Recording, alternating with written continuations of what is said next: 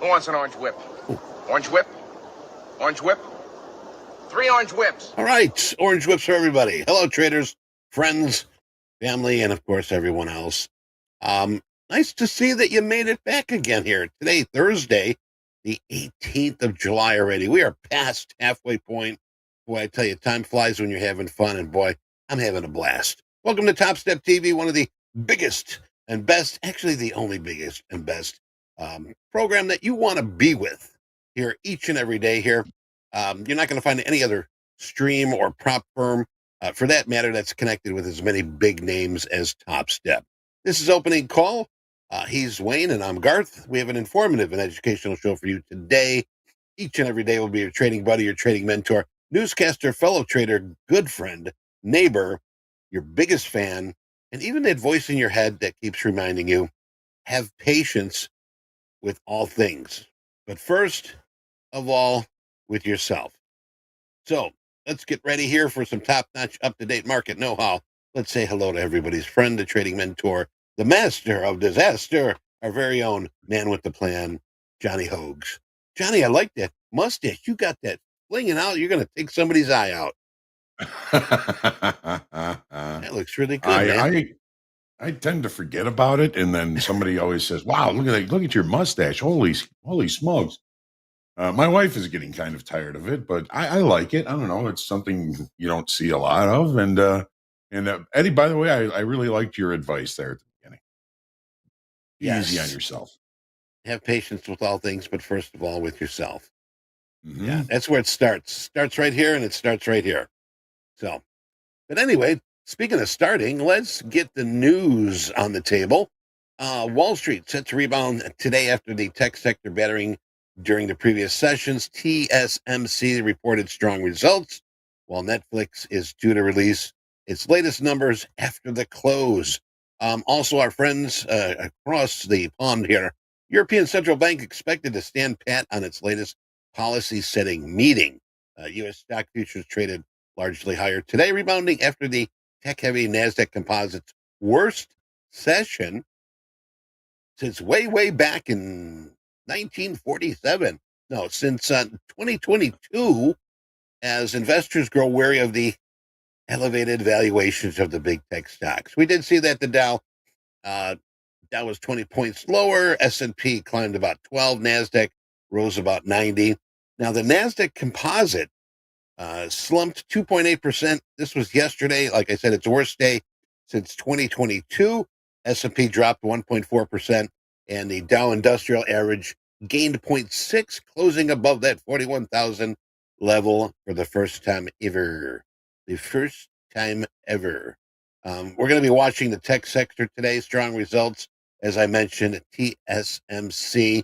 Now, TSMC, that's the Taiwan Semiconductor Manufacturing, facing some choppy waters ahead, but there's no doubt that the Taiwanese chip maker is thriving at the moment. If you're wondering who are these people, it's the world's main producer in advanced chips, and you're going to find them in everything: smartphones, AI applications, and clientele, Apple, Nvidia. So they are the world's largest chip maker, posting a hefty, this is hefty. Boy, I thought I was hefty. 36% rise in the second quarter net profits. Boy, are they got money coming out their ears. Today, they'll be riding the surge in demand for semiconductors used in AI applications. Also, Netflix, I mentioned that, releasing its latest results after the close today, with the streaming giant having already guided for the lower net subscriber addition in the second quarter than in the first 3 months of the year. LSEG forecasts the company will have an estimated 4.2 million subscribers in the second quarter. Sounds like a lot, though, but actually, that's going to be its lowest addition since the first quarter of 2023. About half of the 9.3 million it added in the first three previous months. Our friends at ECB, I mentioned, holding its latest policy meeting later in the session, widely expected to keep interest rates unchanged. And what they did last time is they lowered the rates, so they're probably going to be sitting on their hands this time around. Johnny, what do you got? Well, As far as economic numbers and talking feds and all of that today, we had at 7:15 a.m. Central Chicago time, the ECB did maintain their rates as they were at 4.25%. So no change there. The jobless claims, or as I like to call them, the jobless clams, came out. The initial Yes. jobless claims was expected at 229,000, came out 243,000. So we're continuing to see rising jobless claims. Philly Fed Manufacturing Index was expected to come out at 2.9. This is a bit of a surprise. Came out at 13.9. So some improvement in manufacturing in the Philadelphia area, if you will. 9 o'clock this morning, we have misleading indicators, as we used to call it on the trading floor. Yep. Goolsby is also scheduled to speak at 9 a.m. Central Chicago time. 9:30, the nat gas numbers come out. 10:30, there is the usual 4 and 8 week bill auctions. At noon, there's a 10-year tips auction. 12:45, another talking Fed, Logan, is due to speak. And as far as those earnings, Eddie was just talking about Taiwan Semiconductor, which beat expectations, as well as Novartis and Abbott Labs, just to name a few. And yes, we are expecting Netflix after the close today. The VIX 14.36 last I checked. Dollar index up just a little bit at 103.82. And the yield on the 10-year still holding below 4.2 level at 4.18% last I checked. That's what we've got. What do you got in crude, Eddie? Crude. Every time we mention that Fed Speaker Logan, I keep thinking of Wolverine, this guy coming up, Hugh Jackson sort of guy. But I'm probably way off. But anyway, dude, where's your crude? Oil, broadly steady today. Taking a look here, tagging some bottoms, 81.02. Now, yesterday that was around the highs that we had. But we're going to we're going to watch crude here today, 81.40 highs. So keeping pretty tight. But Brent futures dipped about 13 cents, 84.95, and WTI was down about 6 cents at 82.79, and both had registered gains yesterday. So crude inventories in the U.S. fell by 4.9 million barrels last week. That was data from the EIA that showed Energy Information Administration that it showed a decline of 30,000 barrel forecast by analysts in a Reuters poll and a drop of 4.4 million barrels in the API. Johnny, when you go, let's say you go to a doctor's appointment, and let's say there's like 3 floors in the building. You take the stairs or you take the elevator? Well, I'd probably take the elevator up and maybe the stairs down. Maybe the stairs down. Yeah. I'm with you on that one.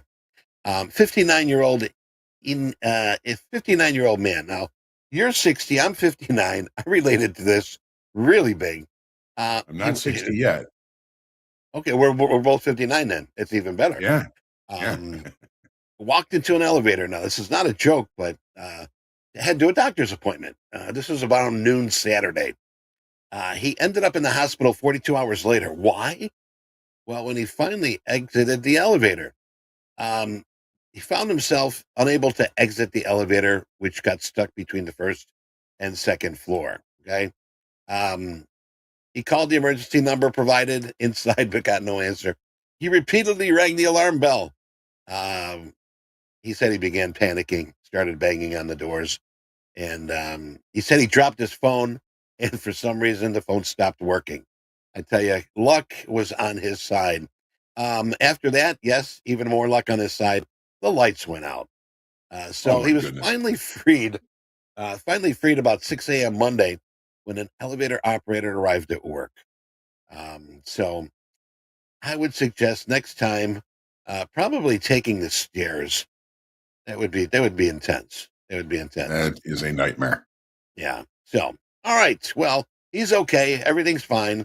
And he's probably got a good lawsuit on his hands. So he'll probably be able to retire before 65. Anyway, let's get to the tip of the week. Yes, tip of the week, take the stairs. No, actually, it is follow your trading plan. Now, how many people actually put in an effort for a trading plan? Trading plan. One of the things I want to talk about here is emotional control.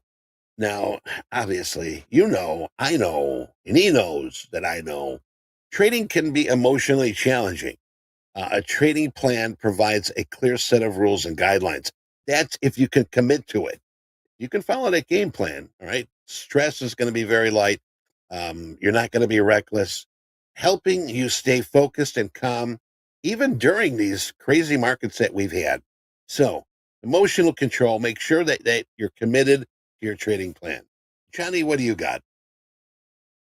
Well, following your trading plan, having a trading plan, all of that. I mean, it's great to have one. If you don't follow the trading plan, how prepared are you really? It reminds me of one of my year old dad's wisdoms. And he always used to tell me, preparation will do a lot to relieve stress and anxiety. If you're prepared, you do a lot better maintaining and responding correctly to those emotions. So certainly, follow your trading plan. It is a fluid document. It is not going to be exactly the same forever. There's different market states. You're going to need a different trading plan for different market states. Right? So important to have it and to trust it. Something I'm still guilty of. There are times when I look at something and it might be right in my trading plan, and I've seemed to think that I know better, and I do something else. And we all make those mistakes. Been doing this for 30 years. I still make those mistakes. Just work on getting a little bit better with it every day. You got it. Way to go, Johnny. All right. Folks, we've got Johnny's charts coming up here right now. But before we get there, let's stay positive today. All right. Do the best we can. Keep respect and honor on our sides. Okay. So let's try to remember that today. And Johnny, what do you got for our contestants today? Uh, Well, as usual, for our contestants, we start with the daily mini S&Ps. We talked yesterday about how the auction process was doing in continuing the move to the upside. You remember, I gave it a grade of C minus, I think. The market was continuing to try and push higher, but just in little itty bitty ways. It was just kind of toe tapping or kind of creeping higher, and that was giving me a little bit of caution. We ended up having a pretty decent pullback day, which the market really needed. Now in the S&Ps, what yesterday did was, I believe, create an area of balance or range that I like to call an upside digestion. We had an upside digestion here. We had an upside digestion here. So the market, when you were talking about taking the stairs, Eddie, the market does take the stairs up and the elevator down, as we witnessed yesterday, correct?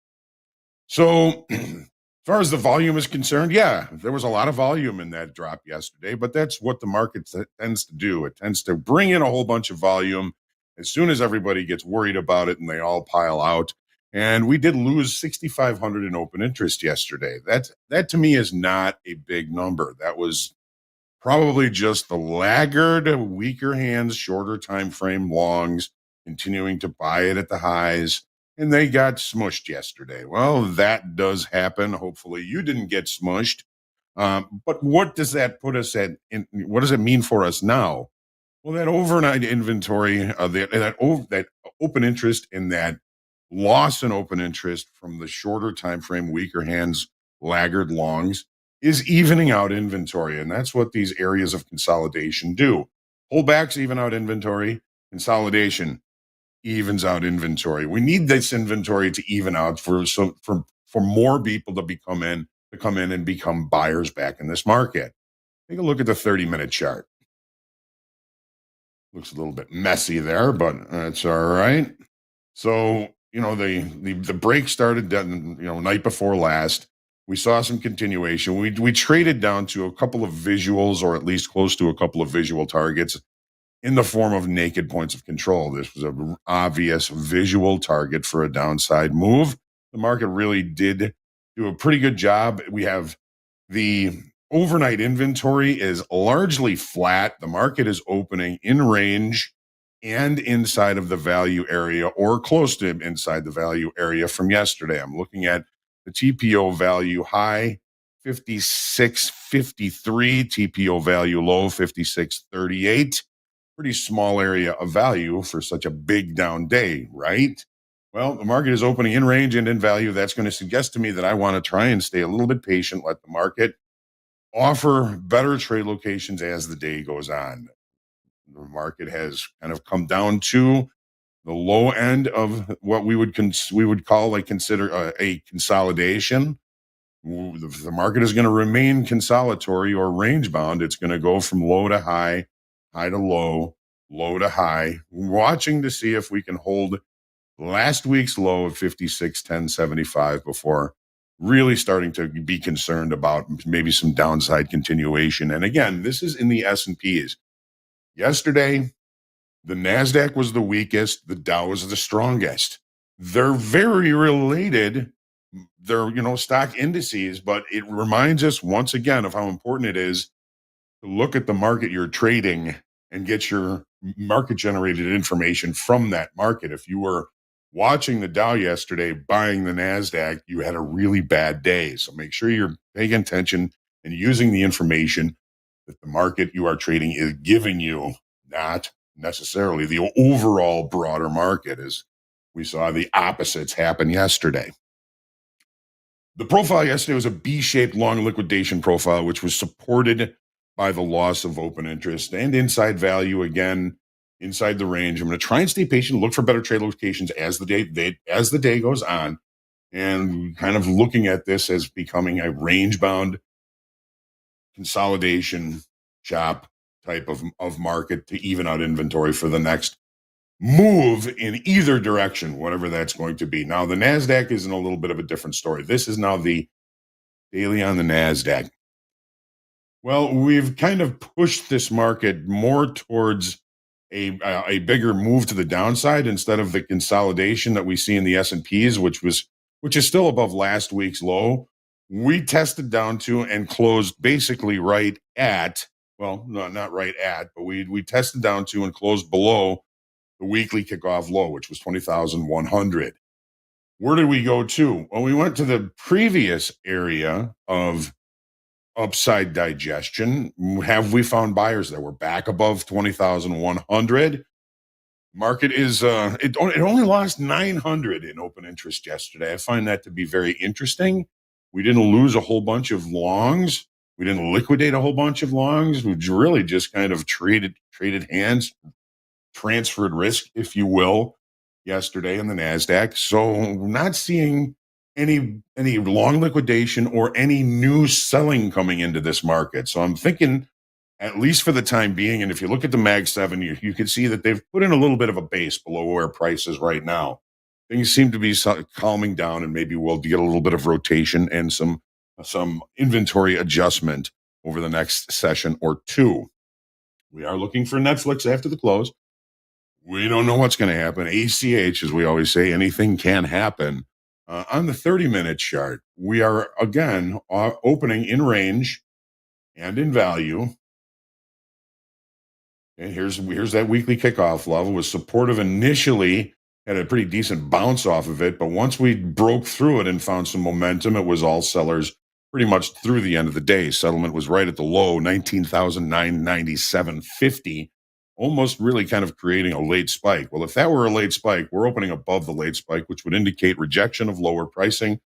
Overnight inventory is getting a little bit to the long side. It looks like we're going to be testing or right around the value area high, which is around 20,127. We're at 156 right now. Maybe a little bit of a change in the early plan here if we do open above value from yesterday. So we're really just kind of also noticing that we're inside the range from yesterday. The profile, again, was a B shape, indicating long liquidation, which was really not supported by the loss in open interest. It wasn't much of a loss. So we're not really looking at a situation where a bunch of longs decided, you know what, the heck with this.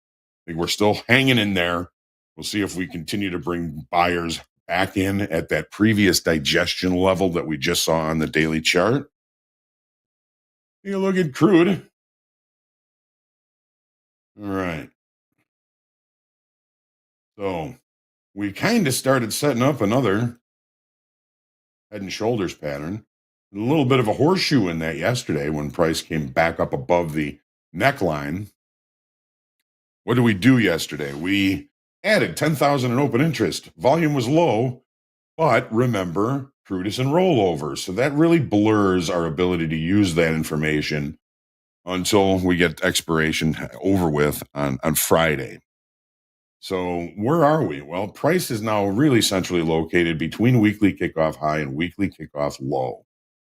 Range bound is really what I'm expecting because of the rollover. And remember, rollover has a tendency to keep price relatively range bound. Relatively range bound. That is a subjective term, of course, because the longer time frame is working on moving their positions from the August contract into the September and future contracts. So they're really focusing on getting a cheap rollover or making money on the rollover and really not working directional activity. So it makes sense to me that price is right in the middle of the weekly kickoff range here. Take a look at the 30-minute chart, overnight inventory. What kind of overnight inventory do we have? We got a little bit short. Okay, we got a little bit long. The London session opened up. We got out of those longs. We ended up a little bit short. Obviously, the market has already closed the settlement gap. Really, we just got a little bit too short here. It's gonna be interesting to see if you know. I mean, we've pretty much already kind of gone value low to value high here. I'm really unsure of what I think of this market. I'm not real sure that I see anything that is really sticking out to me at this time. Well, of course, I'd be watching the overnight high. We just put in our overnight low right before the open. That, of course, would be something I would be looking at. But just in the rollover and in the situation that the market is in, really centrally located inside weekly kickoff levels, I don't see a lot of things that are really sticking out to me as far as decent opportunities in crude oil today. Now, I've been wrong before. I'll be wrong again, but that's just where the context that I'm seeing at this time. All right. Gold. So I was pretty impressed with that breakout rally to the upside that occurs that Tuesday. It was pretty decent volume. We added a whole bunch of open interest. We got a little bit of a pullback. Well, that's okay. That's probably a good thing for a potential continuation. Really, it's kind of showing just the fact that it's trying to consolidate above that 2460 weekly kickoff high. We did attract some sellers up there. We added 15,000 in open interest. So there's a lot of naysayers that have taken the other side of the current market state here. That can be, as we all are aware, we want to try and go with the current market state in the longer time frame. It's basically settled right on 2460 is weekly kickoff high. Settlement was 2459.90. A tick below it is where it settled yesterday. Take a look at something here. Now, there's been some questions as to why settlement in gold is so far away from the last price.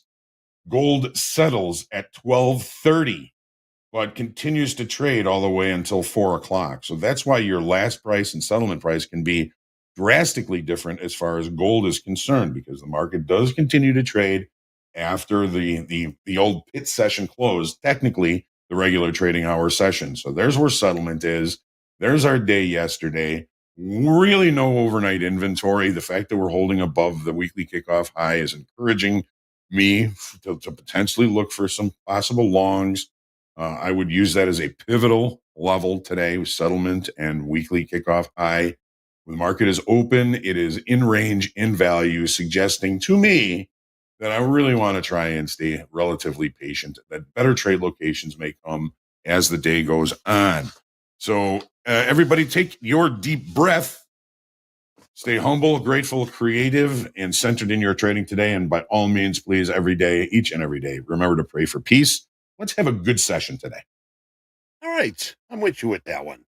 All right, coming up next here, we got Fast Markets, Andre, MP Hogue, Anne Marie. We're going to have Flyer Jim join us for Power Players, Ben and Jack for Shoulder Tap. We got JD and Hogue for group coaching. True's going to be with us. Yes, our good friend with the entourage, Gabe and Andre, will be at that session. And to close out the day, of course, Power Hour with the dynamic duo, Andre Dolby and Max Maserati. So, hey, Johnny, meet you at the coffee machine. Don't go away. We're going to be right back with Fast Markets.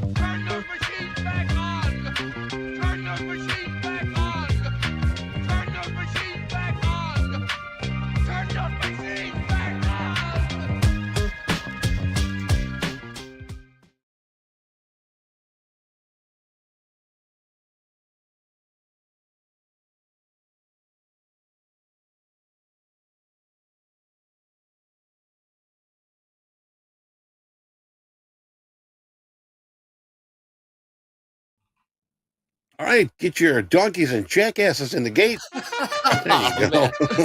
We're open. Let's do this. And we're open, yes. Let me hit that bell. I can only do so much at once. Where's that damn bell? Where's that? There it is. There it is. There it is. All right, everybody. Welcome to TopstepTV. This is Fast Markets. We are open. I got my opening expert with me, right beneath me, John Hogan. What are we looking at in the open? Let's talk NQ. What are we looking at, John, for this opening range? All right. Let me get the profile up here and let's go. Let's see where we're at. Sir. All right. Let's go. Let's just see what happens. See. We're opening in range, bordering the upper end of the value area. The way the profile looks yesterday, I'm looking for the market to come back down to this area of distribution here. That the TPO point of control 20,063, volume point of control 20,043. I'd like to see the market come down, kind of repair this area, and I would be looking for longs down here near the low of value low 20,040, or even TPO low, which is right around 20,007. The opening range is still hasn't been extended. When the market opens like this, I try and be very cautious. I try and be patient because the market is really opening close to or inside value from yesterday. And see, we've got the S&Ps opening in value. Value high is the high from the session today. We've taken out the low of the opening range, but the value area from yesterday in the S&Ps is so small. Yep. It's I can't even get a 2-1 if I were to take the opening range short right now. Okay. So we're tight. We're tight right now. Got a level 063. I'm going to take it anyway. All right, John's going to take it. Nice. There you go. All right, just a one line. All right, what's your price? Short at 56.47 half. My risk is just the other end of the opening range, which is 54 quarter. That's where I'm gonna put my stop. 54. All right, John is short from 56.47. 56.47. All right, well, John, watch that trade, maintain that trade, manage that trade. In the meantime, Eddie, my gold expert, Eddie, we saw a bull run. We saw all-time highs in gold this week. I see gold is selling off. What do you see over there in gold, Eddie? Well, we had that high of 24.77. We got the high of the day here at 78. We did see a higher high. I thought it was going to move a little bit more. It pulled back here. As we can see, we're way down here, very close to the low here at 24.61. And actually, I mean, these levels here, 24.61. I'm looking at yesterday's open for around 73s here is my next top side. As far as the downside goes, I'm going to watch this low. 24.61. We've had some decent volume here. Markets opening up, and we are seeing that the sellers are sort of taking the wheel right now in this market. It seems like buyers came in earlier. I've been watching it, trying to get that market back up again, but I think we've got two biggest sellers here first thing in the morning. Thank you, Andre. Awesome, Eddie. Awesome. Everyone's on fire today, bringing their A game here on Topstep TV. Fast markets in the house. Let's go. Anne-Marie will be joining us. MP will be in the house here in a little bit, but right now, over to John managing this trade. John, you are short one from 56.47. Wondering where your stop is at. We need some more downside momentum. How are we doing over there, John? Well, I mean, we're hanging around. The Nasdaq did a pretty good dive off that opening range, but not seeing it much as far as continuation. We're still in this trade. It's valid until we take out the high of the opening range. So we're just going to hang with this a little bit right now. We are seeing some play here in the Nasdaq with that 20,100 weekly kickoff level, and that's pretty much. It's pretty close to where that VWAP is, and the Nasdaq is holding above VWAP currently. It's kind of a flat VWAP, but that's a little bit concerning for me. But we're still seeing the Nasdaq trying to push to the downside again. Looking for the Nasdaq to get down to that 20,042 level, that volume point of control from yesterday. Awesome stuff. I take seeing it continue to get a little bit of a push to the downside here. I'm seeing that too. Let's get another push down in the Nasdaq. Maybe that'll help my situation here in the S&Ps. But as we were just discussing on the opening call, you've got to take the information that you're getting from the market you're trading. Just because the Nasdaq breaks doesn't mean the S&Ps are going to break. And again, Andre, we saw an excellent example of that yesterday, and how strong the Dow was and how weak the Nasdaq was. Crazy. They're very related, but they went different directions yesterday. Yes, they did. We're starting to see some more sellers come in here in the S&Ps, NASDAQ as well. Speaking of how strong the Dow is, Dow with buyers right out of the gate, currently trading 41,428. High of the day, 41,575 from the overnight. We'll call it. Yep, like John said, buyers in the Dow coming in here. I did see some new lows to put in there in gold. Quick take a look at crude oil last trade, $81.41. About 80-cent range from the overnight low of the day in oil, $81.02, $81.02. High of the day, $82.02. So about $1 range there. Keep an eye on the S&Ps and NASDAQ. All right. Oh, we got it. Wow, look at this one. Crude oil, 90% long on the tilt. Crude oil, 90% long in tilt. That is one of the heavier tilts we've seen in a long-ass time. 90% long in crude oil. Last trade, $81.36, folks. We got a huge day for you guys in store. Eddie, I'm taking a look at the calendar really, really quick. See, we got some things out of the way. We got initial job list we already got taken care of. What else do we have on the calendar coming up today on this Thursday? Coming up in a Jordan, 23 minutes here, U.S. leading indicators month over month for June. In about an hour, natural gas storage, trading that natty gas heads up. 10:30, we got a 4-week bill auction, 8-week bill auction, 12 o'clock high noon. We got our tips, 10-year tips. Fed Logan, yes, Wolverine will be speaking at 12:45 here today. Also, we've got a little later on in the day, U.S. foreign buying bonds and some other TICs. Fed balance sheet later in the evening here. But that's about it, what we've got going on here today, Andre. Back to you. Wolverine, man. You just can't help yourself, Eddie, can you, man? He just cannot help himself over there with that. Very, very smooth, very slick. Life is short. Always have makes fun, me think of Succession, Logan Roy. There you go. You remind me of him, Johnny. You remind me of him. That's what my wife says, too. Absolutely. All right, take a quick look at tilt. Okay, here we go. 82%. Am I seeing this right? 81% short. Jumping around on me. Where's it going on me? 85% short gold. 85% short gold. 90% long crude oil. 85% short gold. We got some heavy tilts here on the board. All right, starting to see some sellers here in NASDAQ. Beneath VWAP, John had VWAP at 20,100. Currently trading 20,093. So we're starting to see some sellers coming in here in NASDAQ. See if that can take the S&Ps down with it. John is short from 56.47. Of course, James, if you see pinned I'm to the sharing top. my charts. I'm sorry. Are you sharing your charts, Eddie? Are you sharing your charts, I was Eddie? just sharing them. I put a sell on. Caught a quick little run here, up 245 right now, and I'm sitting on my hands right now. Beautiful. In gold, right, Eddie? In gold, yeah. We tagged the new bottom here, 24.60.20, and it seems like buyers once again fighting the system, trying to get this market back up, but sellers still a little bit strong here. We'll see how strong they are in the next few minutes. I love it, man. Eddie's the momentum trader in gold. That's his style. He caught the move to the downside. Buyers did step in. Eddie covered, made some profits. Love to see it. Love to see it.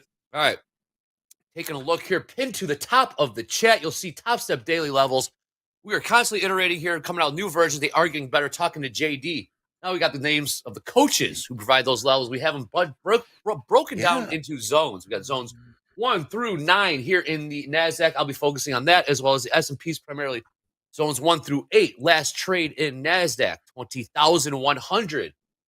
20,100 currently puts us in between the bottom of zone 5. Weekly kickoff low. If you remember that from yesterday, 20,100. Weekly kickoff low. So we're at the lower end of zone 5. See if we can slip into zone 6. Zone 6 starts at 20,045. Just about to get stopped out here. Damn, buyers came in. We took out the high of the opening range. Just came within a tick of my stop. Ooh, come on. NASDAQ still seeing sellers, John. Yeah, it is. The Dow is what's killing me, I think. What do we have as Delta? Delta's positive 12, 1,300 in the S&Ps. We're gonna get hit here. That's the game. Yep. So you said, John, that the trade is no longer valid until we get to the upper end of the opening range. Is that essentially what we're seeing here? Gotcha. Yeah, and then I usually like to put my stop a few ticks outside of the opening range because that's a sucker spot right there. This makes sense, John. All right. I'll still see some buyers. Down 352. Right. Nice risk management there. Very manageable loss. Definitely make that back. We're getting back in here. Yeah, folks, we still have an 89% long tilt in crude oil, 77% short tilt in gold. Gold still seeing some sellers. Some heavy tilts in gold and crude. Everything else is about 50-50 and 67% long in NQ. So we are starting, and 70% long in ES. So we are seeing some heavy tilts, heavy biases here right out of the gate. But again, into the top of the chat, we got Topstep daily levels. Have those open. We will have them open as well. Eddie, watch that 2460 level in the S&Ps. In gold. That's the weekly kickoff low, and it just put in a nice little low there. We're right there right now, about 61's trading here right now. 62's watching that. Thank you, Johnny. Team, baby, team. Yep. We got the best team, man. We got the best team. Our press conference is over. Indeed, it is. More buyers than Dow, man. Dow strong like bull. Strong like bull. Wait. Strong like bull. We got some sellers. Damn it. Let's watch this, John. There's still got some sellers here in NASDAQ. Yeah. Take a look at the Mag 7 here. Yeah, what do we got? What do we see over there? Yeah, well, since the open, it's been all sellers. Apple, Meta, Amazon, Nvidia. The market opened and the sellers just came in. Nvidia beneath 120. Nvidia be trading beneath one. Oh, nope. I got it at $120, $22. $122.22. Back below the weekly kickoff, 20,100 now. Taking out VWAP in the NASDAQ as we speak. Yes, we are. Seller stuff, man. Sellers, this is... We didn't see any volume on the S&Ps up the highs. I got to try another short here. I would agree, man. That you got that. Ding dong. Who's in here? Who we got? There she is. Hello, Anne-Marie. Welcome to Fast Markets. You're jumping aboard. Hey, guys. I just have too many emails. Too many emails? Gotta clean up that inbox. Clean up that inbox, Anne-Marie. Actually, Jack sent it to my Gmail instead of the one that I normally chat with you guys on. So, go ahead. Throw them under the bus. Go ahead. Just right in front of everybody. Right, Jack's fault. I kept your Never secret. enough Jack's emails. fault. It's Jack's fault. Jack's fault. It's mine. No blood, no foul. That's what I say. No blood, no foul. Agree. All right, we're starting to see some sellers here in NASDAQ. Anne-Marie, you're going to be looking at pull levels from you as well. Obviously, you're making your trades. John back in. Hogue is back in. Hogue, what trade are you in? Tell us your position size. Short one E-mini S&P 56.49. 29. Just putting in another toe here. I like it. NASDAQ looks so weak. The Mag 7 looks weak. But again, we got to trade the market we got to look at the market we're trading. But the Dow is just so strong, man. That's just double check. It's just daunting. It really is. It really is. A bit of divergence here. Dow and NASDAQ. NASDAQ seeing sellers, not too far from lows of the day. Dow seeing buyers, not too far from highs of the day. This is the new trade. This is the new markets. The markets have shifted. We have to adapt accordingly. YM, Dow, speaking of Dow, 80% long. We're seeing some heavy tilts this morning. 69% short gold. Crude, 83%. We did see it high as 90% long. All right, well, we do have some check marks around the 43 level. 43, got Hogue 43. Value point of control, that's Hogue. Yeah, so we got a check mark at 43. Volume point of control.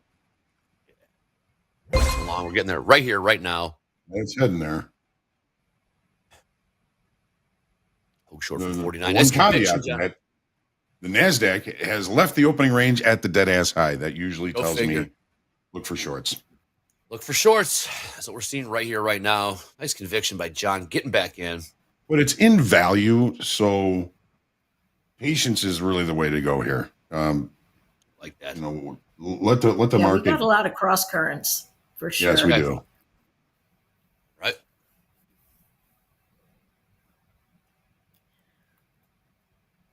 So something I noticed with the tilt yesterday when we were trading, we saw a lot of longs get trapped. Oh, yeah. Watching that tilt. You remember how when we were looking at the tilt, no matter what the percentage was, it was where were they sitting? And they were, sometimes I saw 70 points from where they were sitting in the long. And it was really something to watch. You just knew they were going to puke. Oh, yeah. They were taking heat throughout the entire day. Probably the one setting the market lower was the longs, trying to pick the bottoms. And, like Amber said, they were just puking all over themselves. All right, we got the 20,000 even level in sight. In the NASDAQ, still seeing some sellers in S&Ps. 43 last trade. 56.43 last trade. 44 trade. All right. Where are we here? Short from 9. Nice conviction, John. Yeah, some sellers. Sure. coming Now into the overnight low in the NQ. I see a candlestick from 11 o'clock last night that's got a low of 20,024 in the NAS. So, Yeah, that was that opening bar, 5 o'clock last night. Zone 6. Buyer stepped So in. buyers just popped in off of that. Yes, they did. Maybe a little short covering. Yep, for sure. Taking some profit. Yep. Yeah. 82% long in crude. We just see as high as 90%. Holy smokes. Yep. And we're selling off. Fade the tilt in the crude. Fade the tilt in crude. Fade the tilt in equities, like Anne-Marie said. A lot of long biases yesterday. Notice the price they're long from was underwater. They're taking heat on all those longs. Nice bounce here. This is a nice bounce. I'm not liking it. More conviction. 20,053 last trade. Go ahead, Anne-Marie. Today, I think we got a ton of cross currents possible today, simply because it looks like we just finished a mean reversion that came into support edges. And at the same time, the current looks like it's changing to the short side. So we're going to have, I think we're going to have a real ebb and flow today. So I'm watching the edges of the formation try to hold. If we can get up over 20,075, we'll trade the range. But if we lose this pre-market low, we're headed back down into those uglier levels near 19,965-ish or so. That was the pre-market. Excuse me, that was yesterday's low before the bounce game. Anne-Marie, you're really kind of focusing on being patient and waiting for the extremes to set. Exactly. Just like you said, in value, in range, you just gotta, just chill. Gotta sit tight a little. Mm-hmm. How long does that take, Anne-Marie, for the extremes to get set? How long do you wait, or how long does it need to take for it to be established? That is a great question. It really depends on what the traders are doing. Yep. Okay. Right? So what is the delta currently? Yeah. NASDAQ just minus 1,800 and flat in the S&Ps.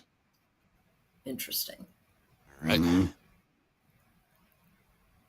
I'm going to see if I can get another little push to the downside here, and I'm just going to trim my losses for the day down here somewheres. Trim your on the overall P&L. So you're short for 49. Yeah. You gotcha. I'm not really a scalper, but I just play one on TV. My man Hogue is back, man. Hogue is back in the house. Good. Life is welcome. Second from the top. Hello. Fresh back he from is. the Snowmass Rodeo. No, he wasn't riding the Broncos or the Bulls. He was just in attendance. Mr. Michael Patak, welcome to Fast Markets MP. We got some levels. We're rocking and rolling right now.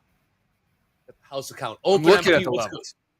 What's good, yeah, Michael? I'm following the levels. The zones have been pretty. John, I know you just got back, but we want your your help iterating towards greatness, I guess, with this of course. levels, daily levels. Yeah. JD, I think you might have updated it. Try to get the ranges of each zone like we had yesterday. But what's held up so far? Just the weekly kickoff. Just covered the short.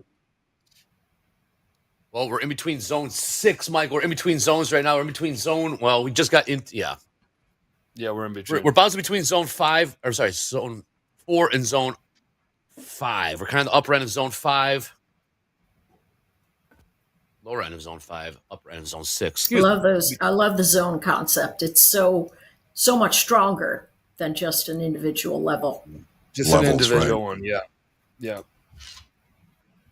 We're in between levels right now, MP.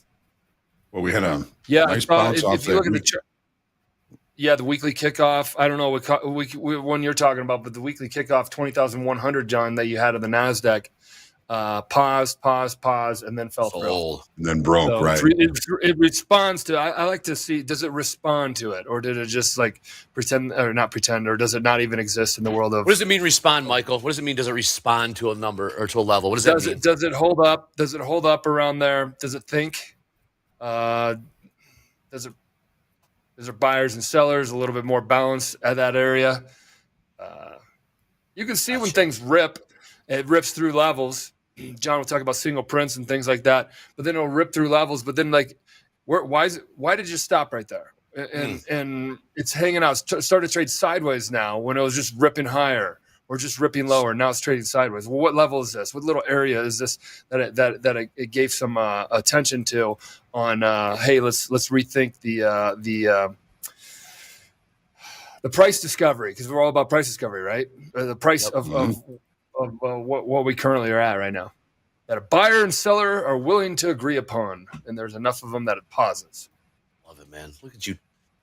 Still has his fastball when it comes to talking markets, talking shop. Anne-Marie, we're still waiting for those edges of the extremes to get put in. New lows here in crude. Remember, we had 90% long out of the gates in crude, and we've done nothing but sell off today.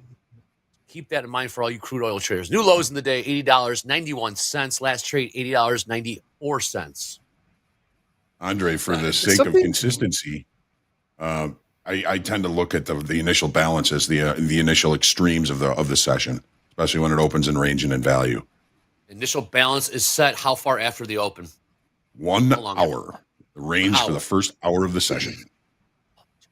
Clicking today. Look at the Topstep daily lows. Oh, really quick. In the upper left-hand corner of the screen, you'll see the hashtag Fast Markets. Hit us up on Twitter. Hit us up at X. Call it what you want at Topstep. Use the hashtag Fast Markets. Send us your trading center stations, your performance dashboard stats, some winning trades, cool swag, Life of a Trader certificates. Anything cool you want to share with us here at Topstep. Cool memes. Meme games have been stepped up a lot lately. MP taking a blowtorch to promo codes yesterday was my favorite meme of the day. Blew him up. Love it. Right, so John, you closed that trade out. Yes. Trade there. Well done, man. Good conviction. You should never have had to stop out.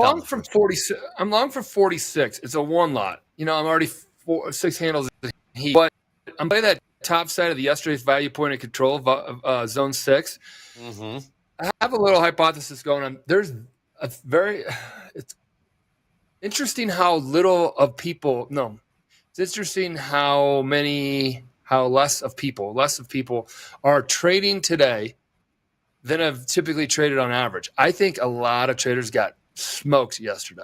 Yes. Because there's very low open trades. I mean, it's still very high when it comes to a data set, but it's very low. And I go to the guys, I go, hey, is everything like getting the data feed and all that? They're like, yeah, it's just the smallest amount of traders we've seen. Yesterday was a huge sell-off. I'm assuming a lot of people got caught in it. That's exactly what Anne-Marie was saying. Saying. Anne-Marie, all the people coming in based on the tilt. Michael, I assume you're looking at tilt is what led you to believe that we're having a light trading day? Yeah. Yep. Yeah. As Anne-Marie said, coming into the open, a lot of these longs, heavy long bias on the tilt. You saw the price, the average long they're always taking heat, constantly puking, pushing it lower. So I think you and Anne-Marie are seeing the same thing right now. It's a psychological thing too. I mean, we've been just close your eyes and buy for weeks. Exactly. It's hard, John. It's hard to switch. 100%. Everybody gets their gears stripped. Yep. 5 minutes remaining. 5 minutes. Boy, this is quick for 25 minutes already. All right, That was a dip your toe in the water in zone 6. But it sucked right into zone 6. If we're going to be understanding these zones. Yep. That's true. 45. 19,997 was settled. 19,997 next level. We have not tested that yet. It's zone 6 for now. There's not a new fire drill. There will not be one announced this entire month. Just a little heads up, guys. Give you a little heads up. A little pruning. Focus back on the markets. I like that. We're done doing promos. That was a fun little stretch we were on. We have tapered it back. It will be much more rare. We're creating bad habits, and that's what we do here at Topstep. We help turn people who trade into better traders with healthier habits. And by doing that, and that hurts, right? I don't think trees are loving it when you have to with the clippers. Yeah, and we give away resets so much that people are taking advantage of that. We're taking things back. It's pruning season, and you find out who the real core serious folks are. And there's Topstep heads. 99% of them are core Topstep heads here. No, I'm not pissed off. I love it. I love trading with you guys. I love trading. He does love trading. Not the conversations, yeah. Well, that was nice. I got stopped out, and look at how quickly it's in the money. No, same thing happened to me. These are 20 I just handle. need to leave the stop wider. Yeah. Yeah, it's 20 handle exaggerations. I mean, feels like so this far. So let's keep an eye on it. Go ahead and refresh the levels page. Oh, nice. Look at this. We got some. Oh, wow. This little update to the daily levels. Like that. I like the little pictures. I see your picture on there, John. Ooh, I like when two pictures line up on a price. Like, for instance, Zone 5 in crude oil, $81.63. Got John's beautiful mug on there with Coach Jack's beautiful mug right there. That's a 2 checkmark, 3 checkmark banger right there. I like that. Okay, cool. Cool. All right, it's growing, it's evolving, it's getting better. Day by day, hell, minute by minute around here. That's how we roll. You're not kidding. A lot of cool shit. Nice Pardon my French. I'm sorry. Yeah. It's trader talk, John. All right, let's get back in there. Boy, new highs in Dow. Dow is just a beast. Dow is a beast. Not new highs, but 10 points off the highs here. 6 points off the highs. High of the day, 41,572. Dolby time. Dow took its Ovaltine and is rocking and rolling right now. Man, MP. NASDAQ is I used to love Ovaltine. Fade MP day? I don't know. Maybe today is a Fade MP day. You'd be up $500 this far. Nick Furtick says the Russell is the new NASDAQ. Oh, boy. Oh, boy. Trade the Russell. Is it? We got people going. We're going to find out how many people or what percentage of people trade that at some point. I don't know. We're not going to get it on the fly right now, but I know number one is NASDAQ. Jack, what's up, Jack? The hey, Jack. United Health Group is quickly becoming the NVIDIA of the Dow. At a price of $574, it is now worth 9.1% of the Dow 30. It was up 3.5% yesterday. Where goes United Healthcare Group? Goes the world. Wow. Wow. Oh, Jack. Cannot contain the sarcasm. It's just oozing out. New highs. New highs in the Dow. These are new all-time highs. All new all-time highs, folks. History being made here on Topstep TV. United Healthcare is now the new NVIDIA. Never thought I'd hear those words. Yep. Thank you. Always a market somewhere to be traded. All right, taking a look at Tilt. Kind of evened out. Let's see, 80% long in YM. Keep in mind, like, buyers jumped right in there in the S&Ps. Got about 1 point pop here in this 5-minute candle. Yeah, Dan Trader Topstep quiz is paused. It's suspended for the time being. We're going to have some tech issues behind the scenes. It'll be back. We won't have a date in sight, but, we will bring it back. For the time being, we're taking a little bit of a pause. Thanks for being so understanding. As Gabe so eloquently delivered that. It's mid-year, guys. July. Tend to make we work in H1s and H2s. First half, summer half. maintenance. A little summer maintenance. Summer maintenance. Adjustments being made inside of Topstep. We do this every year to kind of go about our plan that we set in November. We try to be like a professional run organization that has a strategy and a plan and a leadership team that meets to go over that and challenge it and blah blah blah. Well, we challenge it every H1, H2. So we're like, okay, is this the direction we want to be headed? What do we have on our roadmap? What strategically can we do to do this and that and this? And how does this all align to our mission of helping create better traders with healthier habits? So we do all that. So we had that meeting. Now you're going to see things start to go. Right. We do better than try and have a professional in our organization. Yeah, we nail it. We nail it. You know, Ian, I don't know if you know when Shoulder Tap gets on, all those trophies in the back, and I'm not bragging just to say this, but yeah, I am. I'm bragging for the team of Topstep. We won Best Place to Work in Chicago. I know. 5 I've years seen in a that row. so Like many top times. 5. Yeah. Yeah. Yeah. And You this is guys up were against big always in the companies. Fast 500. Yeah, Inc. 500. They were in that one for a good handful. You also, We got our on a leading personal note. I'm sorry. number go ahead, coming Eddie. in here. U.S. leading index change 0.2%. They were negative 2.2. They were looking at a negative 0.3 here. Goolsby is speaking right now, so I'm going to be watching the wire here and see what we got from him. Oh yeah, thanks, John. Thanks, Thanks, Eddie. Hey, Goolsby is speaking. What's up, MP? JD, while you're in the office, old Fire Drill here, username handle Fire Drill, says, we don't believe you. And I got it. I need you to take a picture of every trophy we have in there. Oh, that? We call it the trophy room. Once are lying about it. We have 15 things. And you're like, why you keep bragging? Because our team in the last, 10 years? We really started crushing it in 2014 as far as professionalizing. It was kind of like starting off with just like handful of guys. I mean, like Hogue, Eddie, and some other ones that still aren't that were like early day ones that moved on. Yeah, we weren't professional then. Name names, Michael. No. Name names. Never name names. So glad we got a better leadership team than we have ever had. All right. New highs in the Dow, 41,610 last trade. New all-time highs, up and away. We are closer to 42,000 in the Dow than we are 41,000. My goodness. Well, it looks like gold buyers woke up here. Markets running north here. Nice little run here in gold. Right off that weekly kickoff level. The 60s, yeah. Yes, sir. Anne Marie said we keep a close eye on the tilt when we see a sell-off like this. So then again, we got David Green and Peter Tuck coming and say this is healthy. And I think I saw John saying that as well. Dakota as well in the chat. This is healthy, much needed, I should say, sell-off in the NQ, perhaps for another run to the upside. You look at the daily chart. This is just a blip on the radar. But like John said, it stripped our gears when it was just, close your eyes and buy for the last 2 weeks. And we're starting to see a sell-off, so you have to kind of recalibrate. That's exactly what we're doing here on the fly. Sounds good, Jack.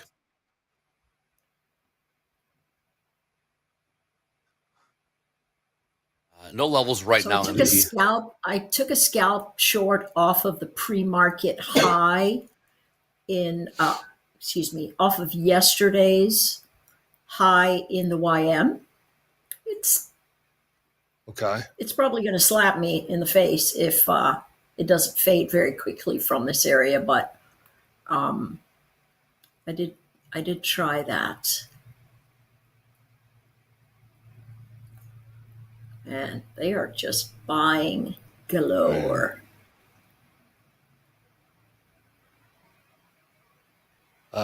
Craig, yeah, that is probably our biggest bug right now is the billing issue. Where it'll bill, but then like they don't talk to each other, the payment processing folks in our system very well. And then you either won't see your account or but it always gets fixed. It's like a delay. So yeah, it's so annoying for you guys. And I'm so on the team to make sure we get that. It is a bigger lift to rewrite some of the billing stuff. So that is being done right now in like rapid form, like incentivized kind of like to get it done within 30 days. But don't quote me on the 30 days, and it could be done way sooner. It could be done. I'm not in the code world. Okay, 80% long. How much that 20,100 level? 20,100 level in the that is zone. Yeah, where it kind of broke yesterday. Yeah, you got a check mark there, MP. Weekly kickoff. Yeah, I'm gonna be a little patient. We got the 2100s or 20,100s. 100. You got heavy longs. Still like a light amount of folks trading compared to normal. When that is, you're gonna what when there's less traders trading. Whippier. It's gonna be whippier. The wicks are gonna be longer, whippier, right? Like you just saw, you took heat on a good trade and coming up to these 100s. We New got, highs. Just put in. we got Goolsby here. A couple comments for right now, What's he saying? saying that hey, we had multiple months of better inflation data. He's also adding that the labor market has been cooling to better balance, and inflation fight is not done, but he feels a lot better. That's nice to know. Thanks, Austin. New highs, S&Ps. New highs, S&Ps on the day. We've got All right, I got five. Nick for I got Tick saying 5 he in. likes shorts here. I think 5 that's a check in at mark. 93, 5 in at 99, and then we'll go 5 in at 05. Yup. And then we got all those. And 05s. We got 05s? Yeah. 5. So, hey, what's the average short? What's the average price, MP? Evens. 21. Hey, that's our level. Short 15 from 20,100.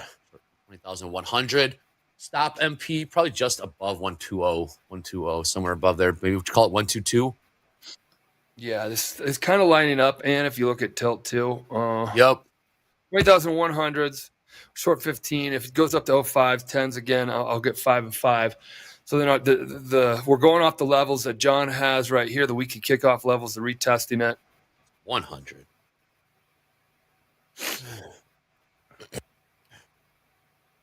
Let's go full screen to MPs. Let's go full screen. Thank you. Thank you. Johnny. Chanting. It's our All morning right, where are we chanting wrong? event. Where are we wrong on this? You might want to shave. Where are we wrong? Where are we wrong? We have time to talk. Where are we MP lost wrong your charts. on Lost your charts, MP. Sorry. again? Okay. Where Shave, are we though. wrong? You can always shave some. Is the big question. Give me a Right? sec. You mean on the short? Yeah. Short. Well, on a stop. The short, I need to put a stop in there. Well, All kinds of here's buyers the TPO. floating around Yeah, MP. The 110. response of VWAP, dude. I mean, Current TPO value high is 114. Yep. Okay. Seeing sellers there on the delta too. We could be in a digestion mode because everybody's got some kind of shock event going from the moves, right? Because they've been so big and so different that, I think we could see a shave fair five. bit of digestion. Just like John was saying in the pre-market, we 20 really points. could see a Nice. fair bit of cross current. MP, tell us what's our current position. Current position short 10. We covered 5 on a 20 On handle. a 20 in the money. point break there. Nice. We got 80s. Nice tag. New highs. So short 10. If it does go up to 14s, Andre, where Hoga's saying it's $2,400 loser on a 10 lot, and we have 1,000 realized. So not a bad as far as positioning into here to be able to Sellers catch. keep coming in. Sellers keep coming in at the 100s. Delta update. Negative 680. Negative So we went from 740. 0 to negative 600. Yeah. It's building now. It's a negative 800 now. Tilt 69%. 69% long. If I wanted to throw a concern out there in a data set that I'm seeing, even though it's not really, Let's get through it's 78. Jay Cook wants to push through 78. That's what I'm looking at too. Oh, Like a all check. right. covered 80. We covered 5 on 80 down there. Still have 10 on. I do think it's weird that the tilt is still really biased Long. to 70% right? or more to the long side. Yeah. Which, I mean. But they're it in is- profit. The longs are in profit. Yeah, the longs are in profit. Yeah, A they're 78 is 79s. there. Yeah, Yeah. 78, 71. Back at 02. So I actually am sitting on the opposite side of that trade. Okay. Because I bought that bottom edge on the pre-market low congestion, Got but it. I still see if it cannot get up over 110, I'm going to be on the wrong side of the trade. Okay. How many do we scratch there? I put 5 more back on at the 05. I got Yeah. 05. So I 5 think more. that's fantastic. This trading. guy. No, I think it's absolutely fantastic. Right on the levels, right in those regions. It's just doing everything that you want it to. There's guys. And then you're gonna put. Yeah. Love it. Dave. All right. So what's our average price, MP? We're short 15. Average price. 3s. 3s improved our price, adding to a winner. That's nice. Short 15 from 103. Short 15 from 103. It's hanging out up here, Ian. A little nervous. Nick for a tick is saying that you're wrong above 10. You're wrong above 110. Okay. That's my thought also. That's exactly my thought also. I think Nick and I look at the price action pretty much the same way. And right now you're looking sweet. Come on, S&P. You got to follow. S&P's seen some sellers a little bit. I mean, Deb, he's good, man. He's good. I promise. He's good. I'm We got to get everybody at Topstep to call and say they want to liquidate their 401 to help this S&P. Who do I call? Esau. Where's Esau? Get Esau on the phone. Toll free number. I just sold my $10 million worth of NVIDIA. I gotta puke my Chewy. I gotta puke my Chewy position. Yeah, I gotta yeah, Chewy. I gotta puke my GameStop.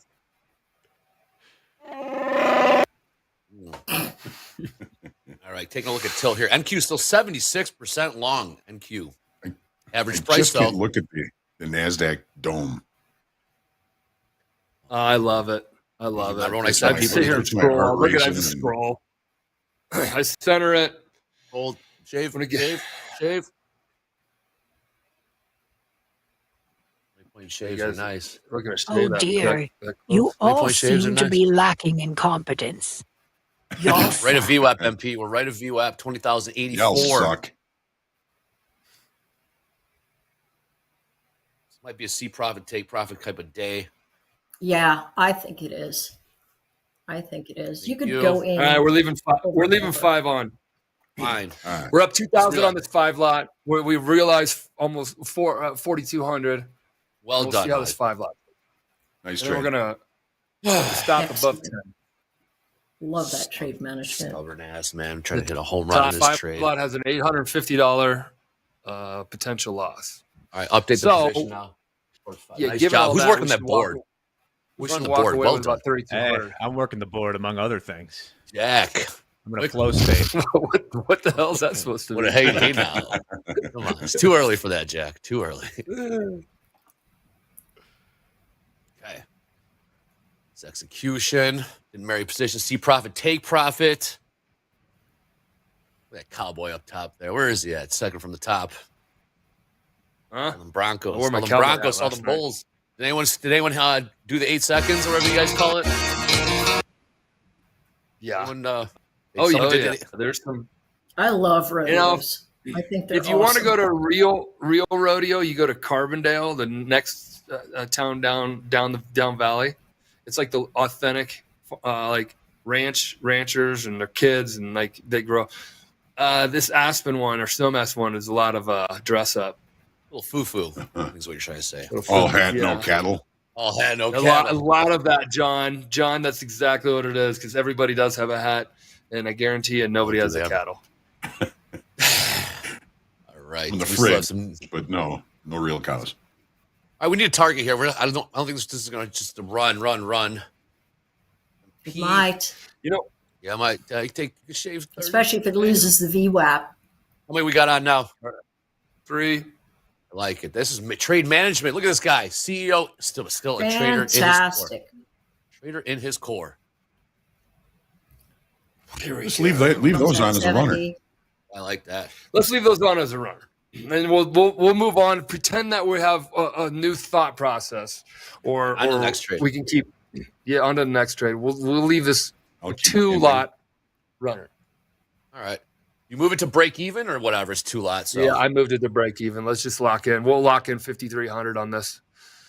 There's 1,300 unrealized right now. So if you did get out, it's about whatever, seven. News incoming. Jack. Yeah, that's says, me. What? This is the among other things, MP. It's nothing. I am fully upright man back here. Anyway, let's start by talking about the Fed. Lots of talk about the next two meetings, the July and September. If you are looking for a July rate cut, you might have the trade of the century on your hand, because right now it's about 95% implied probability that it is staying the same, with 4.7% left for the renegades who want to cut in July. If we flip ahead to September, there's a 93.5 of a quarter and 4.6 of a 0.5% cut. I find these interesting because there's a lot of certainty in the market, it seems, about what's going to happen the two times. You know, they're hitting that parlay of no cut. Uh-huh.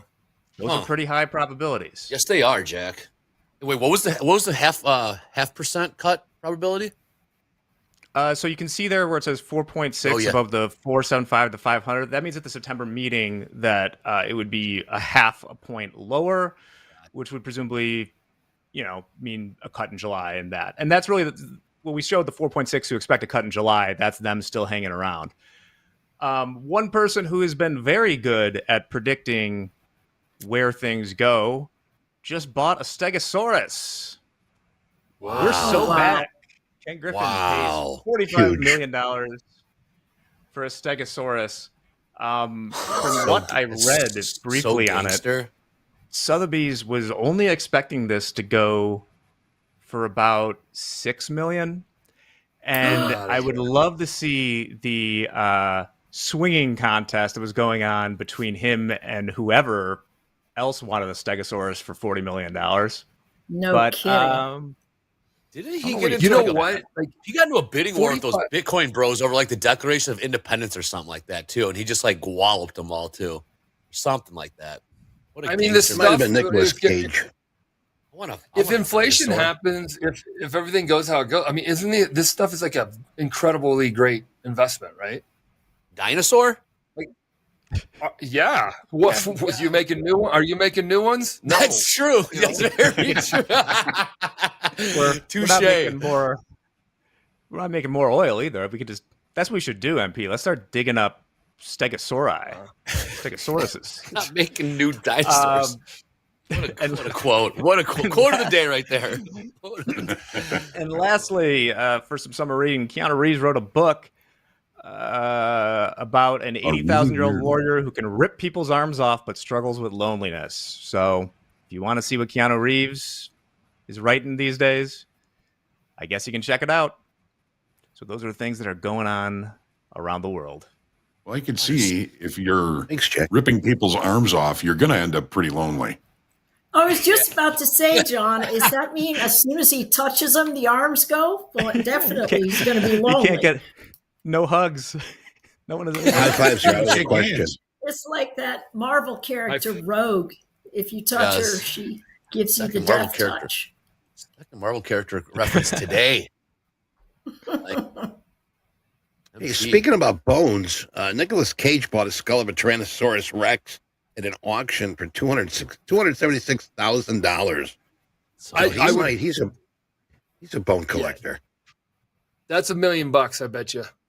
Like eventually, that's 4x, 5x your money. It depends. If we're all worrying about where we're going to hide our well, we've been doing that since the dawn of time, though, right? Yeah, that's true. That's true. We still short MP? Islands. Yes. No. What was that? That was I had 3 on. Remember when I said I had two runners? And then go to his all the way up to 9. Go to his screen so we can all see. Yeah. I did right here. Right there. 66 is trade. Quit getting. I said I had 2 on, but I had 40. Yeah, you're getting loose. I know. I thought I only had 2 on. I thought I only had 2 on when I said that, but it was 3. So now we'll leave the 2-lot runner on. Yeah, that looks really good. Should lock yourself out of the account with the 2 lot on. Is that possible? I'm watching his screen. I'm watching his screen now. We got eyes. We got eyes on him. Cancels all orders, and it flattens if you lock yourself out. We got eyes on him. If it comes into the zone 6, 100s, man. The 100s. Then the under the 20,000s. I mean, I'm not new lows on the day. Maybe people are so long on tilt. Everybody and their sister type of thing that I always say. Bear is back. Yeah. Got new low. Bear. What was tilt, Michael? What was tilt on the NQ there? Everything was 75s, 80s, all up there. Yep. Get in the 45s would be interesting. Now they're all losing. Yes. They're all losing, and now they're all out of the money. Oh, yeah. 67 average price. Okay. That's what Anne-Marie was talking about yesterday, from yesterday. Mm-hmm. Really quick question. Where would our cover want to be, or is it a market on? I mean, I don't know. No. I think we want to lock in 10. Yeah. We're at 8 right now if we lock it in. Let's take a look at some levels. Take a look at levels. We are now out of the 45s are right. 45. Here. The 45s right here. Yeah. So we're out of zone right 5, on. entering zone 6. 45s. Yeah, I think 45 would be a nice cover if possible. All I keep hearing is if we only had a runner. John likes it to the downside. Yeah. I mean, fine. If We you can need do to it. stop. We can do that. Leave a 1 on. I mean, if you Just leave a 1 on and see what happens. Yeah, I don't mean, like as the long as runner it attitude. doesn't- I've never, Ian, I guess from you too. Like when you say I want to put a runner on, mine ends up always hitting my stop. Even when I I'm never like do that. deep in the mud. No. I never do it. I mean, sometimes I wish I had, but Sometimes I wish I had. I just don't. Hindsight Capital does it all the time, and we can't compete with those guys. They're very, very strong competition. It seems Very to be when you should have, you don't, and when you shouldn't, you do. When you go with the runner. To fix that problem would be Yes, that's why fantastic. our good friends at Hindsight Capital always remind us of what we should have done. What we should have done, Well, yes. All right. Well, markets are kind of digesting right now, like Anne-Marie said. I think it's look around. All right, highs. Andre, what if you started a consulting firm and that was your service? Tell people what they should have done. Isn't that what consultants do? I think isn't that what consultants do? Sort of. They look at the clock and tell you what time it is, and they charge you $500 I work at an hour. McKinsey. I tell people what they should have done. Yeah, that's That what is rich. consultants- What a gig! What a gig! Shout out to my consulting friends. You guys have those. You guys make those jokes. I just listen. It is kind of funny. What a gig! All right, let's throw it to JD. We got some stats here. We got some payout numbers. We got some streaks. JD, if you're ready to go, let's do this. We are short 2 in the house account, but let's see what we're looking at here in streaks. JD, what do we got? Let's get it done. Let's Yep. also not forget that we own Coin Flip Capital, where we let the fates decide. So we'll make some content for that one too. All right. That one's going to be a Let's fast follow. That's going to be a fast follower after. They're working on those ones. And then we have Y'all Suck, which few folks in here, I see it gets filtered out. So sorry if you're playing the game of Y'all Suck, and it's our little tongue-in-cheek. Y'all suck. Yeah. All of you are So that's simply coming quite as well. terrible. All right, let's get to those hot streaks. Here we go. We lost one trader from the list yesterday, VJ, if you remember. Yep. VJ was on a 29-day hot streak, hit the daily loss limit yesterday, but 29 days is still a good run. That's awesome. Yeah, well, Nice job, So VJ. good Yep. pick. All right, starting at the top, Dustin. Dustin broke his 4-day streak of making a single dollar a day. He made $13 yesterday Okay. to extend his streak to 36 days. 13X. Leveling up for Dustin. 13X, I like All right, for sure. Just a reminder, the XFA record is 41 days, and the XFA to live record is 42 days. Yep. All right, Matthew. Matthew made $236 trading the NASDAQ yesterday, now sitting on 30 days. Parmeshwar, 27 days trading the MNQ. Wendy Wendy is on a nice run, 24 days, worth more than $5,000 trading the NASDAQ. And our newcomer today, Fan, averaging about $210 a day on his 19-day hot streak. All right. Live funded P&Ls from yesterday. Love this. Wow. Right Is at this the top, trader? Chung. We're going to see this guy's name Yeah. a couple more times today. One hell of a day trading yesterday. 41 grand on his 41 grand on his fourth day in the live funded account. Oh, there's more of that. He's also trading. He was also copy trading in 5 XFAs. I'll share those numbers with you, and when we go over the leaderboard in just a little bit. But man, Chung went ham on the markets yesterday. What a day for Chung! Love it. Making hay while the sun shines. He could buy a condo. He could buy a 3-bedroom condo in a downtown area somewhere in the States here. I mean, yeah, a nice downtown area. It'd be life-changing money. The day he made yesterday? Yeah. Life-changing money. With cash. With cash. I was given a couple notes from the risk team, though. When we go over those numbers later, keep in mind he's only been in these accounts for a couple of days. He's still not eligible for payouts, but man, he took some big money out of the markets. Yeah. I get people every now and then being like, hey, $200 is too much to have as a winning day. And I'm like, what planet are you trying to trade on? Because this planet here that we have is like $200 that's not a difficult day. It's a couple ticks, man. Yeah. Yeah. A couple tickies. It's 10 ticks. It's 10 handles.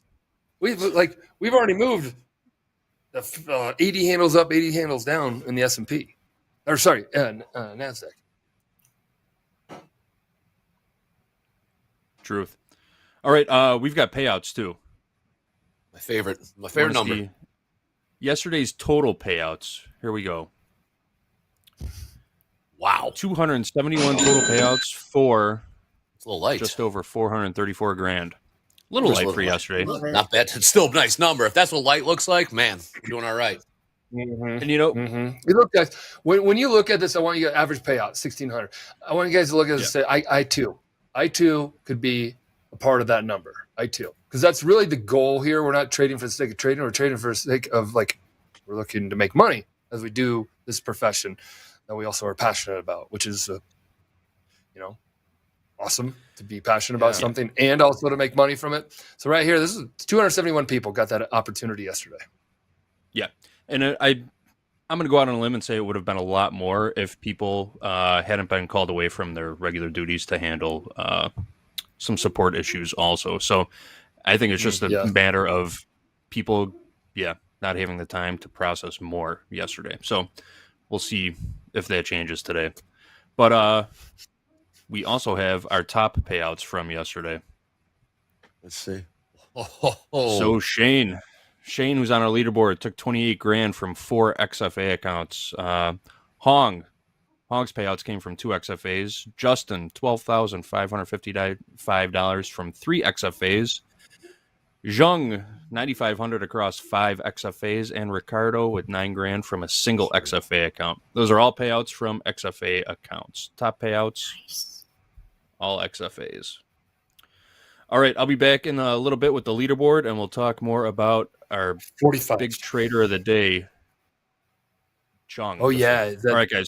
Really? Okay, cool. You're crushing it again today. Hopefully in the live account. Eddie, I think what do we got coming out here in a minute? Over the live. What do we got? Coming up at 9:30 here, we do have our natural gas here in about 30 seconds. 27 billion cubic feet is expected. Previous 65. So if you're trading nat gas, check, make sure if you got a position on or if you want a position off. It's better to be safe than sorry. Get on it. The runner needs to have an exit. What is the exit? What did you do? You can play the zones of 19,950.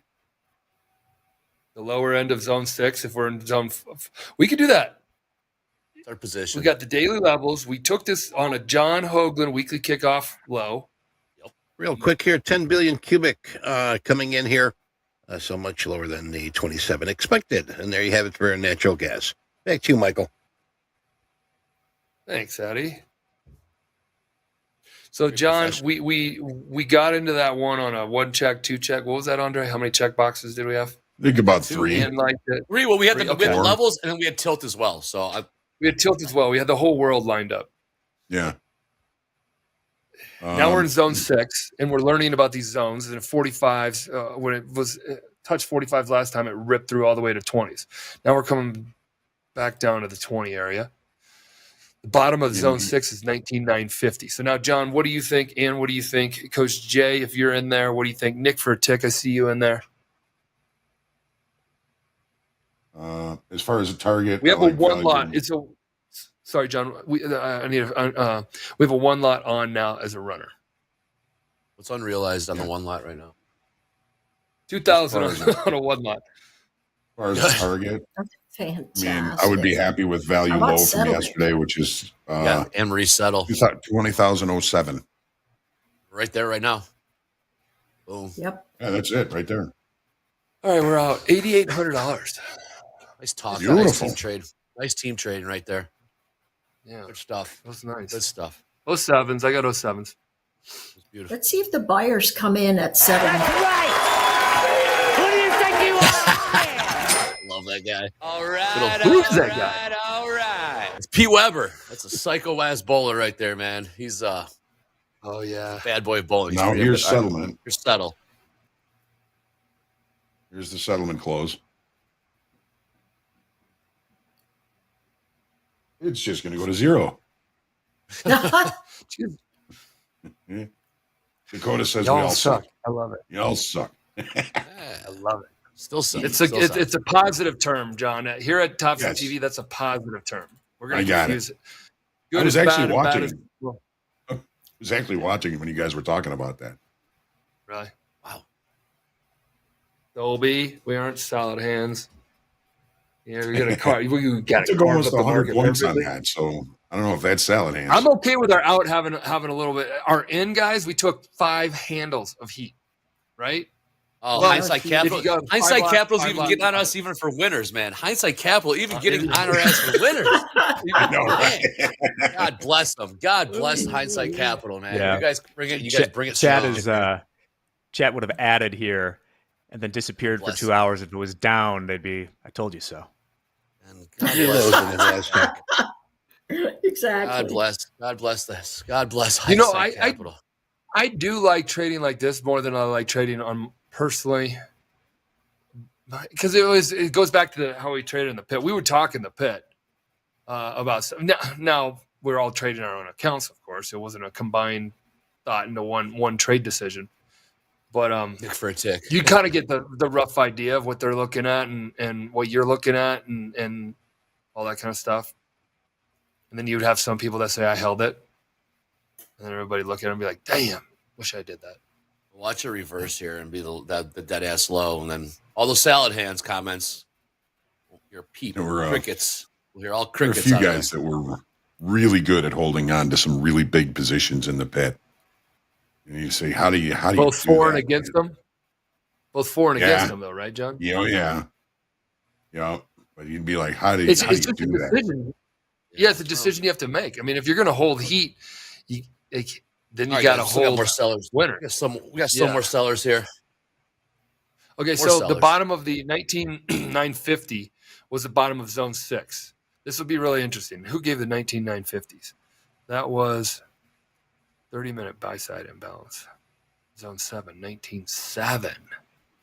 Still selling here. Okay, we Still just selling. hit yesterday's low. What do you feel about the 19,950s? It's the low of zone 6. It's Coach Jay's number.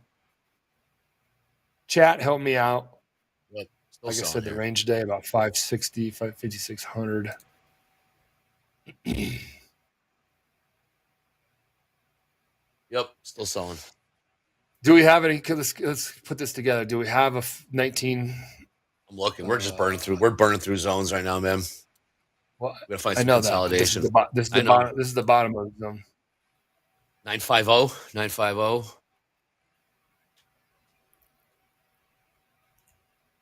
30-minute buy side imbalance from Coach J. Not left. What was that? What was that? My personal. All right. Boom, boom, boom. I'm looking at your screen. I'm looking. I mean, we're right at It's the in level free that fall right now. yeah, we're right at the level where on the 2nd of July, that this is right where the big rally started on that.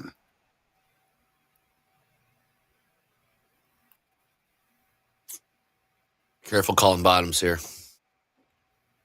Yep. Yeah. No. But we cooked Very through this. much so. All right. Still made money on that one, even though I got stopped out. You got out. $181. I was down like Nice. 350. Look But at him. it's exaggerating through moves, so the 50s is still interesting. Coach J's 50s. Yeah. What's your P&L, Michael? My personal is down $191 or $91.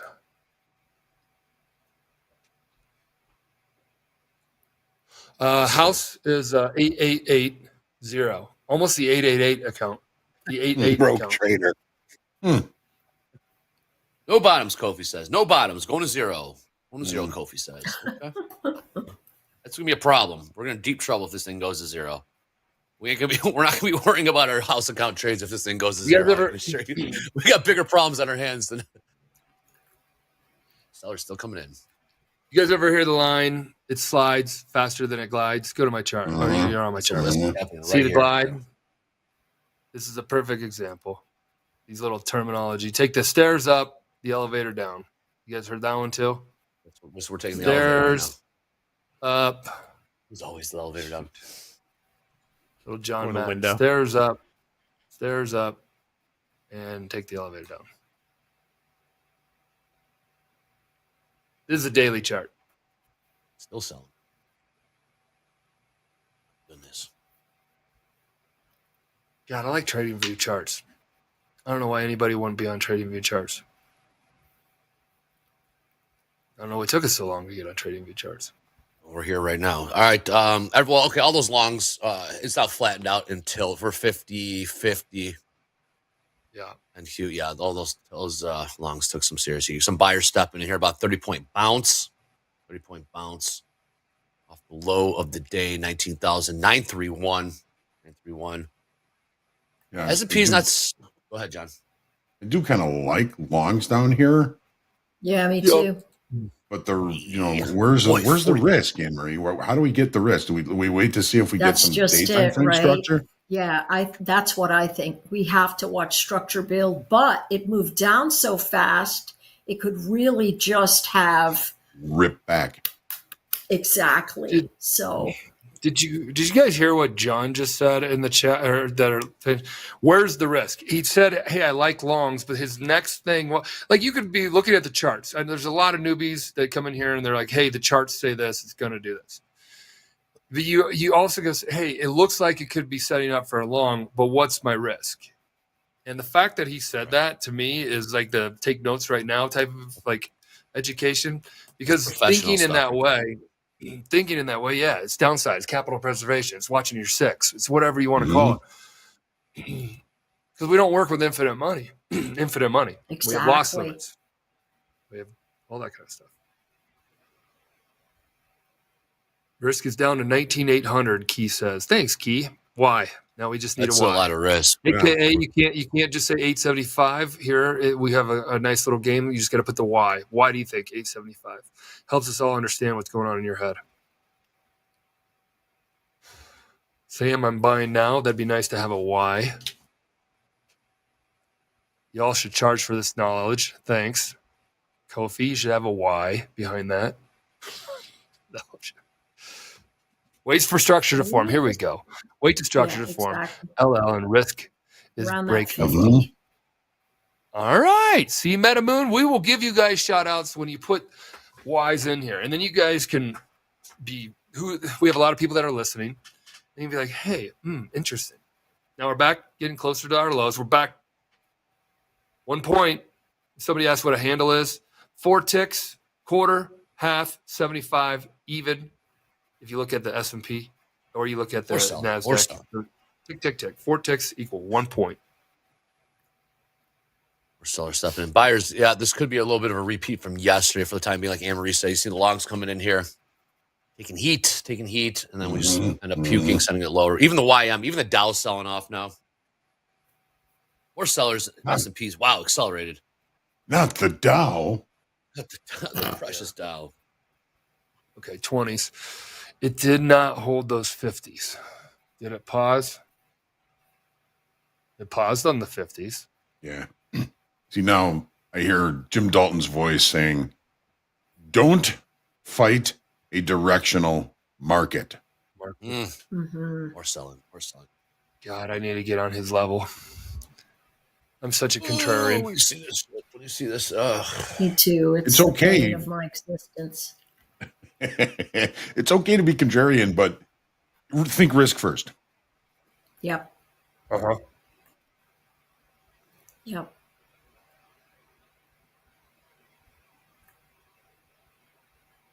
Okay, so we have a falling knife. Don't try to catch a falling knife. We'll use little cliches here too. We're on our lows. Lows in the NASDAQ, 19,907. 19,907. Remember we were just playing it, guys, and the 20. Yep. So if we look to the left into June 26th, 27th, 28th, 29th, and July 1st and 2nd, right here we've got 1, 2, 3, 4, 5 days of wicks where they broke the line, but then buyers came in and saved the day. So if you're short and you're continuing to short, this would be the place to say, all right, I need to start really covering if you're staring this down. Look at how the shorts on the NAS are in the green to about almost 40 points. All right, we just blew through 6. We got a ways to go to get to zone 7. Zone 7. We got a well, ways this to go. would be really interesting then. This is the don't fight the trend. Now I love where our P&L is on the house account. And we were talking about runners and letting it run. Now you can look back and be like, should have let it run. I leave that right. I'm good on the hindsight capital. Yeah, shoulda, woulda, couldas don't work in trading. Or don't. They don't put money in your pocket. I know that. Shoulda, woulda, couldas. Wow. Yep. I mean, just watch, man. I do think the house crude new low. New lows. The trade played out how we wanted it to. Anything that happens after that is a new opportunity. Agree. Oh, that's wisdom right there. It's sometimes hard to recalibrate with that, knowing that, right? You go, okay, because we'll we'll fall back into some sort of whatever, but that really is true. New opportunity. Mm-hmm. Buyer, new lows, crude. Yep. This is when the FOMO kicks in. You see these big moves, and you're like, how do I get in? How do I get in? Yeah, like John said, we're on to the next opportunity.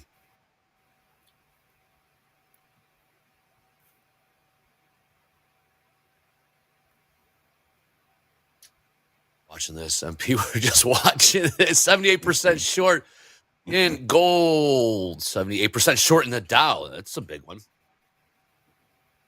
Where's SSS? SSS, where you been? I want your levels. Want your levels. 890s. Yeah, Rooster, I see that. We just filled in a naked point of control in the S&Ps. How come that's not? Is that not on the? Should it be on the levels? Naked point of control in the S&P, John, or is that? It's from days and days ago. Would it still be? I mean, it still could be valid, though, right? It could be. Yeah, but we get a lot of them. Sometimes they can get really crowded and noisy. Yeah. Okay.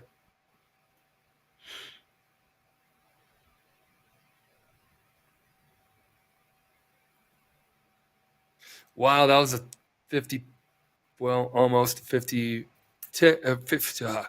points, which is also 50 handles off the lows. Almost. 40 something. Yeah, it's gonna be I'll 50. always try to scalp a trade down there when there are all kinds of wicks floating around. I'll normally just use a one lot because, you never know if it's going to hold, but it looks absolutely terrible. I mean, every single thing is selling off.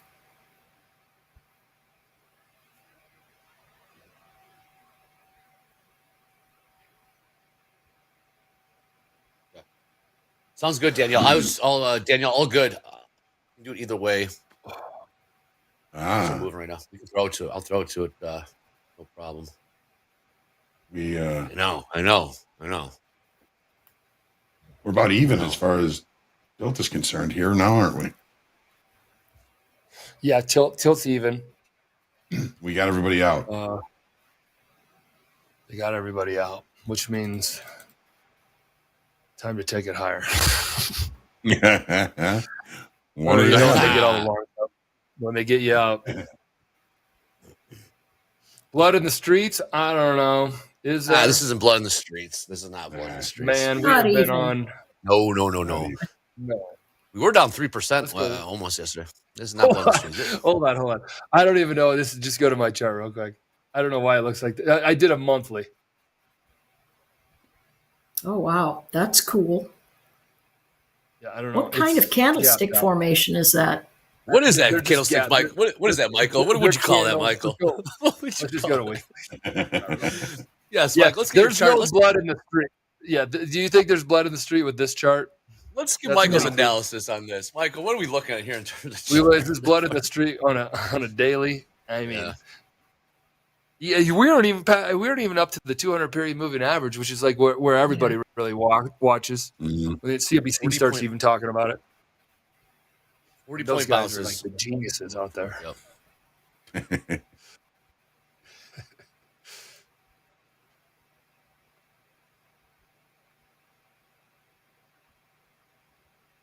Bounces. Thank you, Jay. The bounce has been about 40 points, MP, to sell the rips. About 40 points. 40-point bounces and then sell reps. Interesting. Yeah. See, guys, that's information. That's super helpful. Thanks, Jay. Like, I don't have to calculate that right now, and I can sit here and trade, and I already got my other information that we're all talking about. And this is me talking about my personal stuff. This is not a house. He would provide that to the house. But that helps me. I know that. Man, these markets are rocking and rolling. We got some super exciting news to break here, coming at you guys in about 12 minutes or so. Maybe some of you guys have noticed it within Topstep X. Chat's usually pretty keen, pretty hip to what we're doing around here, but we've got an announcement, got a demo. Pretty pumped to share. Oh, yeah. Markets are moving. And about 12 minutes, we got something cooking for y'all. Y'all suck. Because y'all suck. Oh, is that what it is? Some Biden Gonzo rumors? I mean, it's more than a rumor. Huh? What rumor? It's a rumor. Go! Hey, I think the chat's on a little something in there. Guys, did you see it? It is badass. I love it. If you don't like the Performance Center now, then you'll love us. Then I don't know. Some people look. I love our chat, man. Our chat's the best. There's some people are hip. They're to the what's best. going on around here. They're the best. You know, they're clicking, man. I love. They're clicking around. They're snooping around. Seeing what's behind this door. What's around this corner. Find some Easter eggs. Nice little bounce here. About 40-point bounce in the Nasdaq. That's the bounce. 40 points. That is 40-point bounce right there. Nice call, John. I got in a little early. There's a 50-point bounce. All good, Gabe. We got time.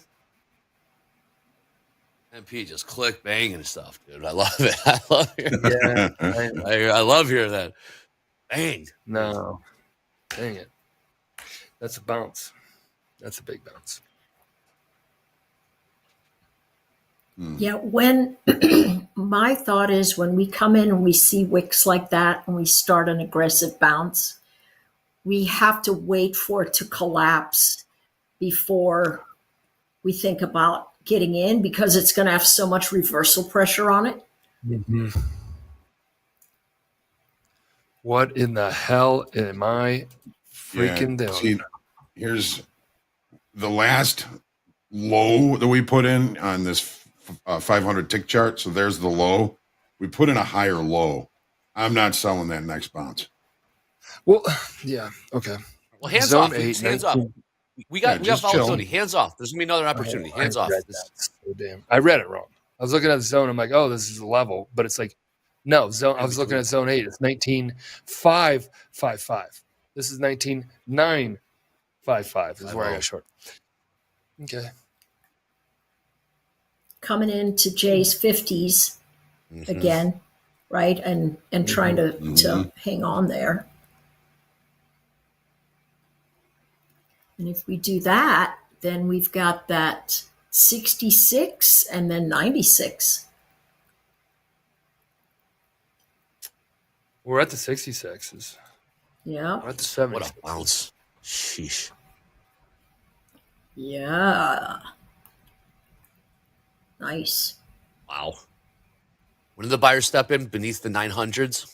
Yeah. That was the level. Yeah. Okay. Yeah, right around that zone. Let's see if we get to the. Okay, we got to past the 66. Now we're going to the 96. Value area low. Wow. Where's SSS? You've been SSS. Like, what a power. What a reversal. Yeah. Wow. These markets are wild. So much for summer doldrums. So I've been saying. Yeah, this has been such an exciting summer of price action. So far, so good. I don't want to jinx it, but so far, so good. Don't jinx it. I'm not trying to. We are trading. We are moving. If you've got the ability to let it run against you, it's been incredible. It really has been incredible. But as a combine trader and an XFA trader, I think it's been really, really tough. Just speaking personally from me, because the stretches have been just crazy. They're vicious. Yep, they really are. They have been. And if I haven't been eagle-eyed, I've just been sucking because of that. Yeah. The risk profile that the market is presenting. So, what I should have done is just stuck to micros, but Jim. I'm having so much fun in the personal accounts for myself because I could stomach the swings, and I try to replicate it in here. And being completely transparent, it's wrecked me. It's been a couple of days looking at the glass antifreeze over there. No, Anne-Marie, can you not? Can you not, Anne-Marie? We got to get Carl to do a meme for me on the days that I suck for me holding the glass of antifreeze. Because that's just my, because you totally get disappointed in yourself, because what you're supposed to be seeing and what's supposed to be happening, but you're not focusing in on the most important thing, which is, dialing back the risk. Ooh, look at us. This happens anytime. This is one of my favorite setups right here. What are we looking at? Whenever we start blowing through things, and let me open this. Let me put this one wide. How do I do that? Let me just go to one chart. Let me show you what happened in the NQ. This, honest to goodness, when I see this, I will trade small in the beginning, but as soon as it starts to hold, I'll start jamming levels in. And let me show you what it looks like. So pretty. Love it. It looks like this. Overall, upward trending formation. It's just finished making a brand new high. This is a daily chart, right? See all my levels floating around in here. Right here, I have literally 1, 2, 3, 4, 5, 6, 7, 8, 9, 10, 11, 12 days where I came into a zone right around, I'm going to shut this one off, right around this edge, right around where the wicks are. And no matter what happened, the end result, except for one day here, the end result was that buyers came in. And so I will start stalking around these wicks, and I'll lay one in, and then I'll lay another in, and then I'll just take it as soon as it starts coming off the edge, because I know if it's come down forcefully like this, it's going to do the same thing here. And so the target is really the close of the prior day. And that's when I would be flat. Because this one gave me a wick and then it came down. So it's really only one. And now I'm only seeing 1, 2, 3, 4 candlesticks of motion. And so now I go, all right, they're going to start to fight again at that low. But this, absolutely love it, especially when the price action's upward and we've just made a new high and we're coming back. This is classic mean reversion to me. It is. Wow. Well, the mean got me. What did you got cut short? 3,800, dude. Just like that. I mean, shout out to all the diamond hands that are still short right now and didn't take profit. Shout out. Hindsight Capital. Ouch. That one hurt. Receipts around this mother now. Okay, so when you're down this deep, turn this into value. When you're down this deep, what do you do? Don't blow it up. Don't make it worse. You can get 3,800 back today. I can get 3,800 back. It's 6, 7 G's. 6, 7 G's. Now we're talking days. Can't really go maybe for a week. How many people got ripped on that rip your face off rally of 100 ticks right there? 100 points. Over. At Hindsight Capital. They found the bottom there. They hit the reverse button. They hit the reverse button. Oh, reverse challenge. Yeah, that's diamond hands. Well, shout out to all the diamond hands still short. Carving it up. I mean, reverse challenge is really about carving the market up because you're getting every turn. Made my money back. Okay, that's good. Blew my account before that. Okay, that's understandable. Right, Lock Nick, it for a down, tick. bro. Turn the other cheek. All accounts blown. Locked out. Buy the dip. Buy the dip. How'd you know the dip to buy? Because we went through if you bought 950s, that was a dip. That got smoked. Exactly. Yeah. Exactly. You bought 925s. You got rolled there. I think it just comes back to what John just said a little bit ago. You know, it's a new opportunity. Whether it turned out the way you wanted it to, when you're out of the trade, you look for new opportunities. That's right. It's sort of like the golfer's memory. Oh. You just got to forget that last stroke. Next. You absolutely have got to forget the last stroke. And if you can't, then pull back, let the cortisol, do some jumping jacks, whatever, push-ups, whatever a guy does. And then once that cortisol's gone, you can come back and go, all right, let's recalibrate. What's actually happening here? And I think it really was a reflexive bounce because it fell out of bed. It cut through every single level, one right after the other. It did not come back. It did not sit down and go, all right, let's digest here. It just went crashing lower and lower. And that is from fast moves come failed moves. And I have learned that the hard way.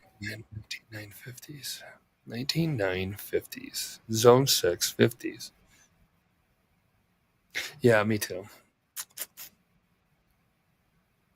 So price came all the way back to the bottom of the initial balance in both the NASDAQ and in the S&Ps. That's where the sellers came back in. John, you read that open, man. Say that one more time. Sellers came. So here's the NASDAQ profile. The initial balance is the first hour, represented by this blue line here. The IB low, Michael, was 20,019. Price came back up to it, almost to the tick. I can double check that, but it came back to it, and that's when the sellers kind of based here for a minute, and then they started to come back in.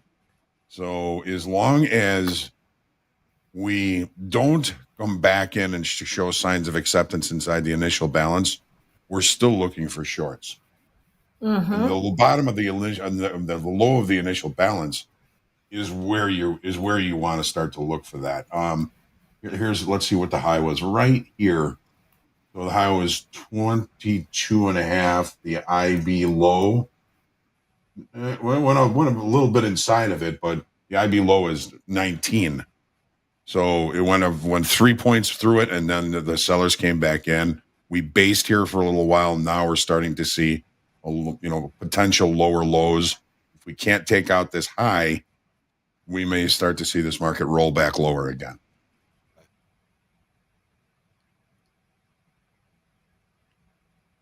All right. Well, the time has arrived. MP, the time has arrived for the big announcement. Man, MP. Oh, that was vicious. Well, I mean, These markets it's definitely something you need to use, especially on a day like. Well, hold on now. Hold on now. Don't jump the gun just yet. I don't know what you're talking about. Well, I think some people in the chat have seen journaling is now live in the TopStep X Performance dashboard within your calendar. Nice. Make a journal entry on a specific trading day or drill down and make a note on a specific trade like we just had there. There's definitely some journal entry worthy trades we have just made. And my man Gabe's about to take you through a little demo, a tutorial, how this works. Well, it seems like some of you guys have already stumbled upon it, but my man Gabe, show the people what it looks like to journal in the Performance Center dashboard. Let's do it. Love that voice. I'll share my charts real quick. Go. Get my browser. All right, so inside of TopStep X, if you guys are not familiar already with the performance dashboard, it is this little trend line with the 3 stars on top, third button down from our logo. Click on that guy, and at the bottom, as you start to scroll down, you'll notice the calendar. There's 2 places where you can find journaling. So let me simplify this. The first one will be the calendar. What I like is the fact you click on a single day, and then you'll see this day journal right here. So there's nothing obviously noted for this single day at this time, but you can go ahead and click Add Journal, and you can start typing away anything that you feel valuable to note. Kidding me? Primarily, one of the biggest tips that I got or that we've gotten from Hogue is in an environment that is as emotional as trading is, your journal is the window to understanding how your emotions change your decision-making process. So there's one area that you could primarily focus on, as MP was probably about to segue into, is being able to reflect and note a lot of what you're experiencing in that specific day of trading. So I have a couple examples that I've already put in my calendar. So you'll notice this little yellow, note icon in the top right-hand corner of each single day. And you'll notice that I've left some notes for myself. So let's take a look at this day from the 16th. I just kept it simple, scalped a bit over my lunch today, locked out 665, managed to keep my average loss around 150 by sizing consistently and keeping my stops tight, but I took too many trades. As you notice, I took 32 trades that day. That was a heck of a lot of trades. Go ahead, MP. No, go ahead. Go ahead. You're on a roll. Perfect. Looking at the next day following, took 4 trades, a lot fewer, but let's take a look at my notes from that day. Looks like this was the night that I stayed up late for TopstepTV's first London Open session with Deanna. I decided to trade because I rarely trade overnight sessions, but I was tired, finding myself wanting to trade for the sake of trading, got attached to a long bias on some scalps, and the market kept pushing lower. Personal daily loss line. But however you guys see this to fit your trading plan, because this really goes hand in hand with, within your trading plan, you should be journaling naturally in your process and your plan. So this is just one of the main sections where you can find that journaling feature. Now remember, this is just for single days. So if you scroll down and you want to note or journal for one particular trade, this is where you're going to find your full trade breakdown of all the trades you've taken over that period of time. That is determined up at the very top in the date range. So just remember, whatever date range you have set, that's what you're going to see, not only the statistical breakdown, but below this trade log will be for that time range that you have. But you can also find the single trade note capabilities in the days if that's easier for you to locate trades throughout your week. So a couple places you can find it, but same thing. That's awesome. I will say one really great tool that I use, because what I'd like to start incorporating in my notes is you can hyperlink some links to yourself. So in addition to just basic text, like a Word document, bullet points, numeric, you can link through this little paperclip. And so a program that I use that's free is called Lightshot. It's just a little screenshotting tool. But when I hit the print screen button on my computer and I highlight a range or an area, let's say you're trying to take a screenshot of your chart, you can either save it to your computer or you can upload it to the cloud and produce a link. And so if you do that, you can just go ahead and paste that link or whatever link you guys want to put in there. TradingView, I believe, does the same thing. But you have a lot of different functionality that you can incorporate, but you can hyperlink things that are important to you. So maybe you went and saw a really great video from Robert that helped you in your understanding of the platform. Or maybe you went to catch just somebody else, a podcast that really spoke to you about what you're experiencing. Link that podcast so you can go back and reference that. But just so many great pieces of value that you can get from journaling, understanding where you're at in your process. Damn, Shizzle be nizzle. I love this addition to the performance stats. Damn, Gabe, you nailed that one. Gabe, you nailed that one, Gabe. man. Did you rehearse that, Gabe? That's Gabe, awesome. did you rehearse that? Be honest. I did you not. rehearse That it? was me spitballing the crap out of that, dude. Yeah. Well done, Gabe. That was smooth, Well done. man. You had that nailed. Absolutely. I like Very the nice. hyperlinks. that. But I hope you guys enjoy. Back to you guys, but just go check out the journal when you have some time today. I think you'll really enjoy having the ability to jot some things down. And I'm sure you guys on air can share your experience about what you feel would be important to note in your own trading. Yeah. Oh, That's yeah, great. Gabe. Yeah, guys, this journaling is, I have my journals that are in my safe. This is back when I really got serious about trading, because when you first start, I don't know how serious you are. And I have them in my safe. And I journal every day.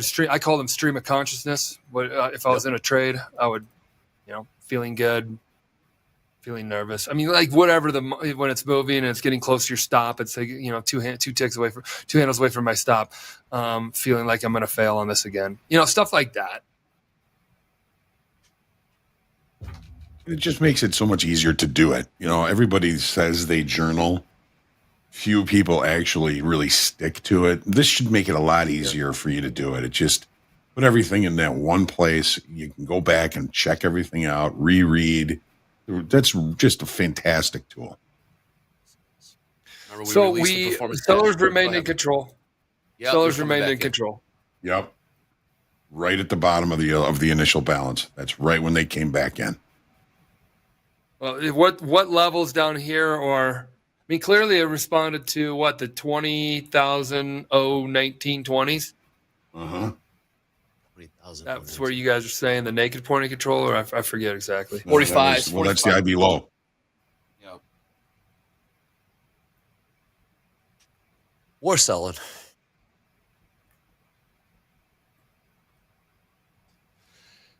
Mikey Joe.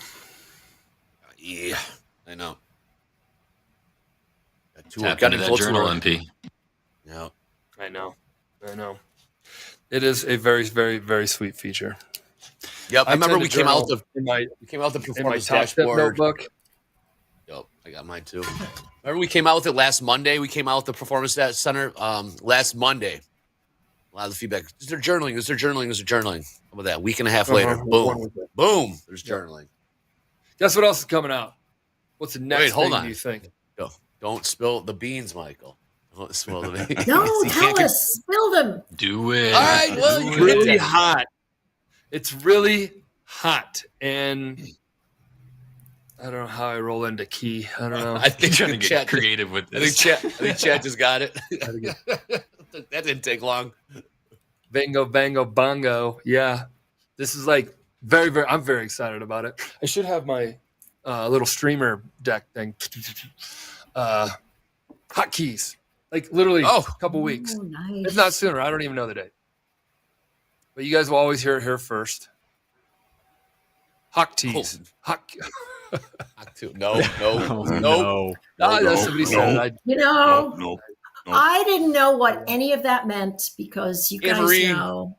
Nope. I went and looked, and I'm so sorry. Moving on. Do not, Anne Marie. Absolutely not. You're no. All right, moving on. New lows here in the S&Ps. Just bounced off 56.22 half. Anne Marie, It took the world by storm. This is the world we live in. It took the world by storm. Thank you for putting up with our nonsense around here, Anne Marie. Thank you so much. Back to trade. You know, if you go to our roadmap, it's in progress, and we do have a due date on that. So you can check that out, your hotkeys, all that good stuff. We'll talk about that in a little bit. Great call, Eddie. You guys can see what we're working on around here. Mm-hmm. Like national security secrets. You guys can see what we're working. Voting. Submit your feedback. Thumbs up, thumbs down. But yes, Eddie, great call. When you're down, you just want to make it all back, and that's like the worst way to look at it. Yeah. Plus, you're so disgusted. You're so disgusted with yourself. You're so disgusted with how you besides the fact of like your own self, but then like you read it wrong, so now you just feel like a failure. And then really, if you cut the day in half, that's like a huge success. But then like if you're so cold and you read it so wrong and you're so deep in the hole, you find your DLL, and that's not okay. Yeah. Yeah, Gabe, when you get those all going, let's share our trophy room. We have an office. That's what we like to call the trophy room. Yep. And for the individual who goes, I doubt it or should prove it, I think you're going to be wildly surprised. Topstep tends to play ball at a professional level the best we can. Leagues. Big leagues. The Yankees. I like that, Michael. We have a trophy room that we like to call the trophy room. Yeah. Gabe's got them What is loaded. hockey? Yeah. You do? Yeah, let's see these Loaded. photos. Let's start rotating through. I got a couple here for you. Here's wow. I'll let MP or somebody else tap into what's being shown. Let me zoom in just so I know which one. The top one. Oh, maybe I can't see. It's Inc. 5000. Yeah, you guys. Let me help out with that a little bit here for you. There you go. Whoa, look at this. Yeah, well, I mean, they're all Inc. 5000. So this is however many. I was going to see like what year started, but these are like each year in a row. We don't really apply to it anymore because we keep winning it. So it's like, let's go for something bigger. Look at you. Listen to you. It takes a while. It takes a while to get. You got to give all your financials. You got to give all your. There's a survey to the organization. It's just like, all right, we've quit stroking ourselves. Let's just keep doing it. But this is like we had a dedicated person that would always like work with these people. Hey, this is the document we need. Blah blah blah. So that was like, I don't know, 17, 18, 19, 20. And then the best cranes, the ones all best place to work for, right on the right, in the acrylic or whatever that thing is. Those are all cranes. Best place to work for, 2016, 17, 18, 20, something like that. You go to the very bottom, the little triangle thing down there. That's what I'm proud of. That's Ernst & Young's Entrepreneur of the Year. I was a finalist. So that was cool. That was back in 2016. That's awesome. You got all the best and brightest. Those are the bottom right, those little glass things. Those are all the best and brightest company to work for. A lot of it was around innovation and just the team we had and the culture we built. All right, new lows. So we'll jump back into that when we get off these lows. Yep, new lows. Mm-hmm. Let's trade. Yep, still selling. 19,865. 865.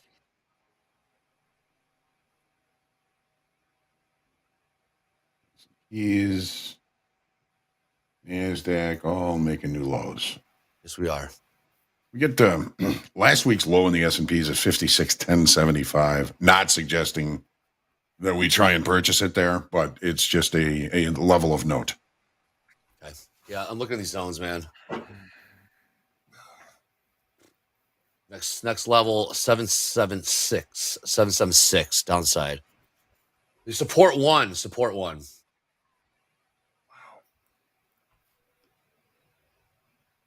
Tricky. Oh, there's gonna be bottom. Dakota likes that. Dakota likes 770s. This is zone I like. All right, we got 2 check marks for 770 long.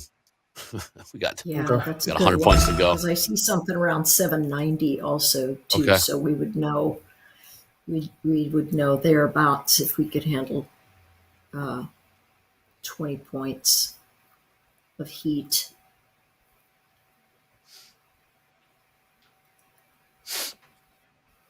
You look at tilt YM, 80% short, 80% short in the YM. John, can we get a Delta update real quick? Is it negative?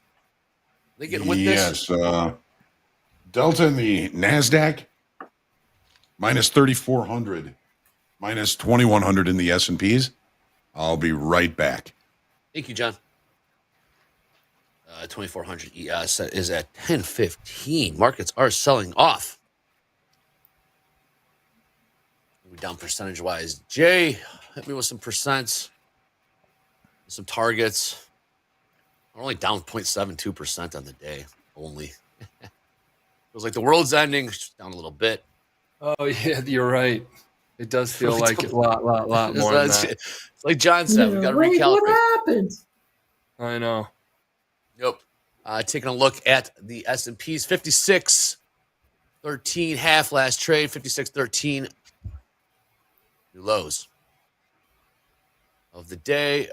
Oils, we're not doing a whole heck of a lot, about a 90-cent range on the day. More selling. Where will this go? Who here has FOMO when you get these days like that? Me. Huge. Forever. I'll be honest. It's huge. Yep. It's like just eats away at you. Yes. You get caught short in the hole. Just see it go lower, like right ground. Where do you get in? How do you get in? Or if it's moving so much and you're down on the day, like yesterday, I stopped myself down $50 or something. I was really smart. I locked myself out.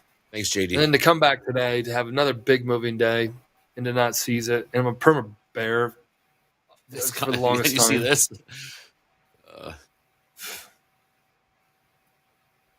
What's John doing? You doing crude. some stretches Crude's over above there? VWAP here. Crude's above VWAP. All right.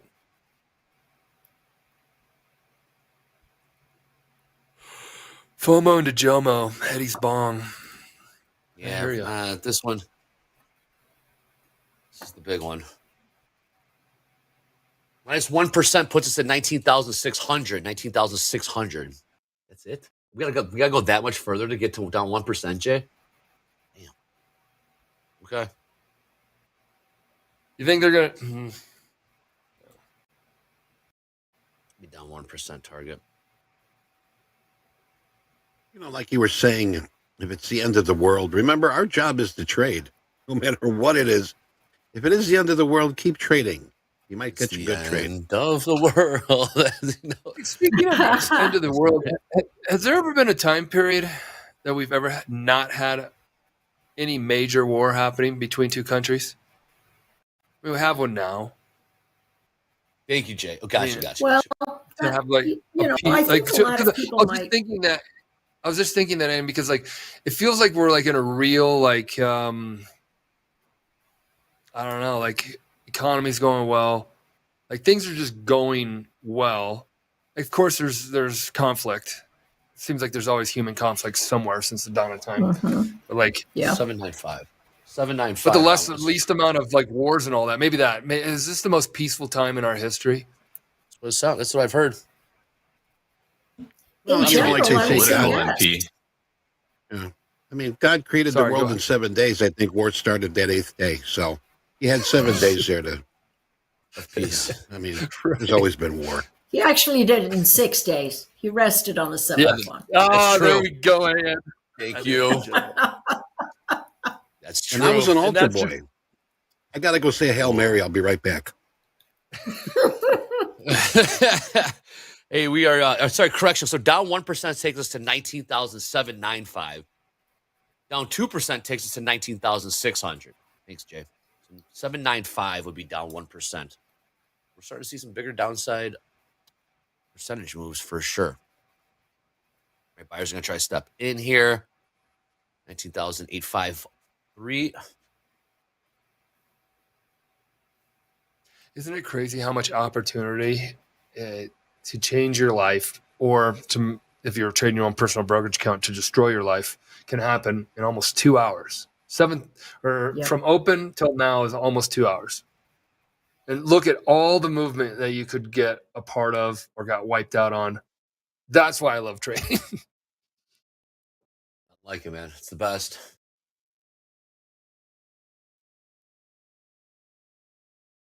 Right. Even the Dow sold off. Everything's selling off. There's rumors that the president might be stepping aside, starting to grow some legs here, MP. It has something to do with it. I mean, I don't know. No, we're just that's it. That's it. That's all the headline is. That's all the headline is. Just that. Yeah. It's We've rumors got growing COVID legs. too. So, but yeah, right now 19,000. So many people have COVID right now. What's going on? I guess it's going around. What the hell's going on? It's the light stuff. I had the good stuff back in 2020 and in November of 2020 or December. When we got it before we got before the vaccine was out. We got the good stuff. Oh, we got the hardcore one, man. Oh yeah, that one. I was out for 6 weeks. Hit. I was out for easily 2 weeks. Easily. I was out. All right, more selling scene coming in here. You have cases in his office. Oh wow. 30s. Okay. Man, my 795. I mean, we got nothing. Maybe take a look at S&P levels here. 5609 last trade. 5609 S&Ps. Just entering zone 6. Man, we've getting deep into these zones, man. Lately, we're getting into 6s and 7s, no problem. Lately. Mm-hmm. Where's a big gap? You can. We're in that gap.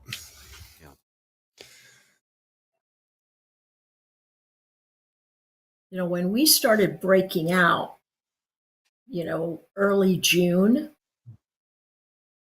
we just ran without a clip, right? Those were when we were making jokes about never shorting the NQ ever again, right? And it the volume there is so thin, I would not be surprised to see us go all the way back. I really wouldn't. Yep. All the way back higher? All the way back to lower. Oh.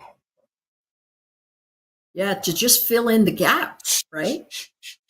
Puma with a hot take in the chat. It goes to 19,000. Puma bringing the heat. Hey, Dow short 89%, catching this move to the downside. Well done.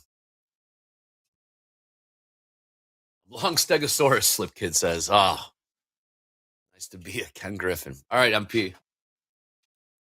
I know, Gabe, but these markets got to chill.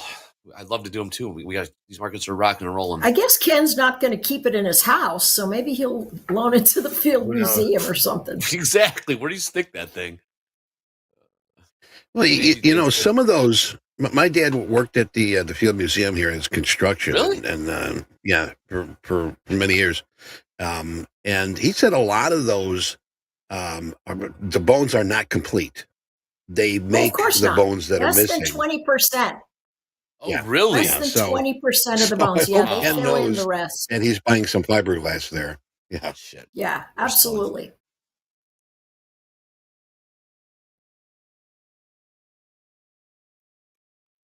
Tilt 90% long. Oh, that's crude. Crude 90% long. We just seen some big tilts today.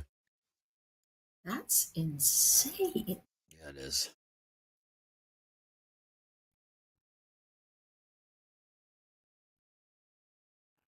I don't know. I'm looking here. We're going into 7 now. We're in between zones in S&Ps. We're between 6, working our way into 7. And S&Ps, we just blew through 6. No, not quite yet. Still in 6. Took out last week's low in the S&Ps. Yeah, we did. We did that yesterday before the open. We were before last week's low in the NASDAQ.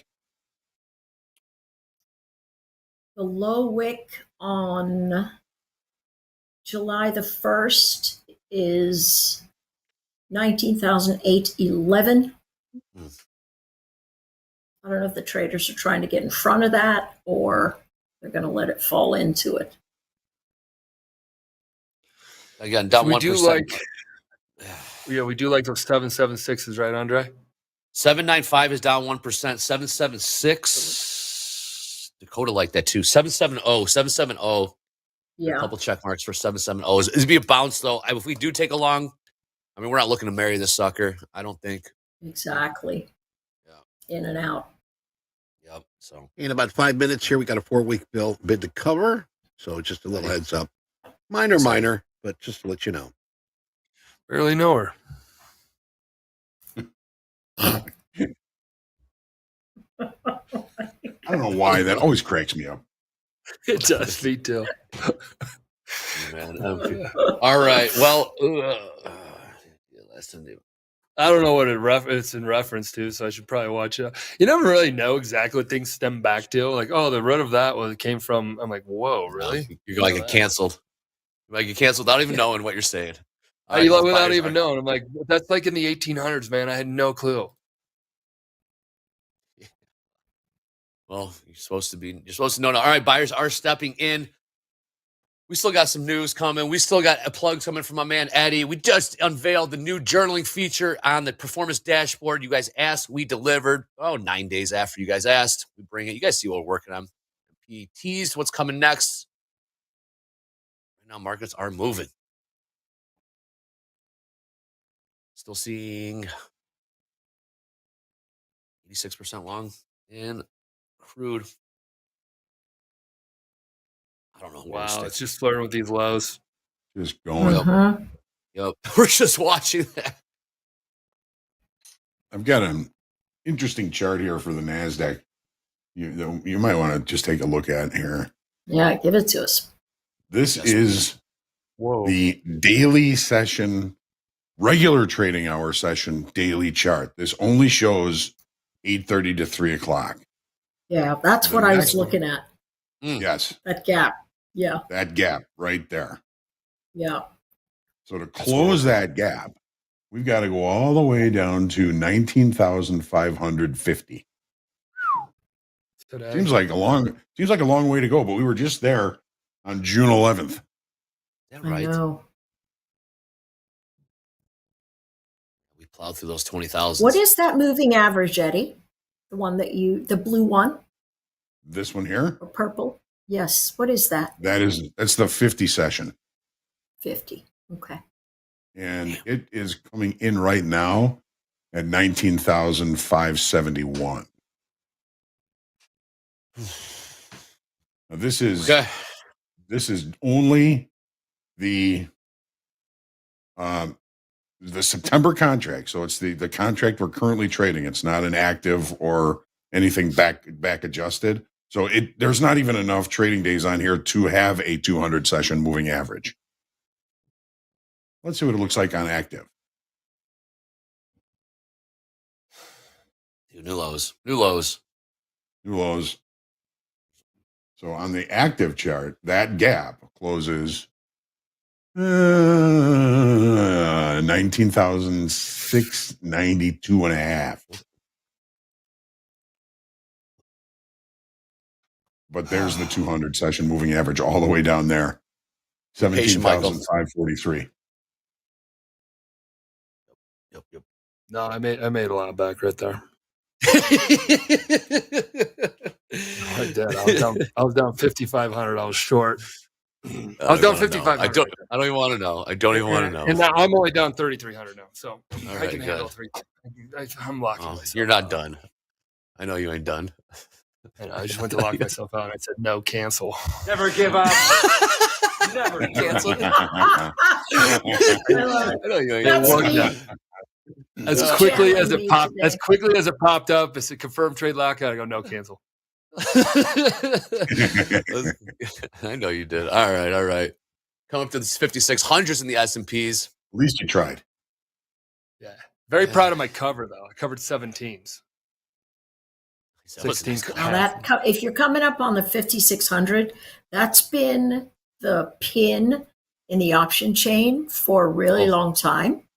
And so that's definitely something to watch right there. See how we behave. I think, and I want to ask the chat this, I think it would be really cool I don't even know if it'd work. You know, you can copy trade.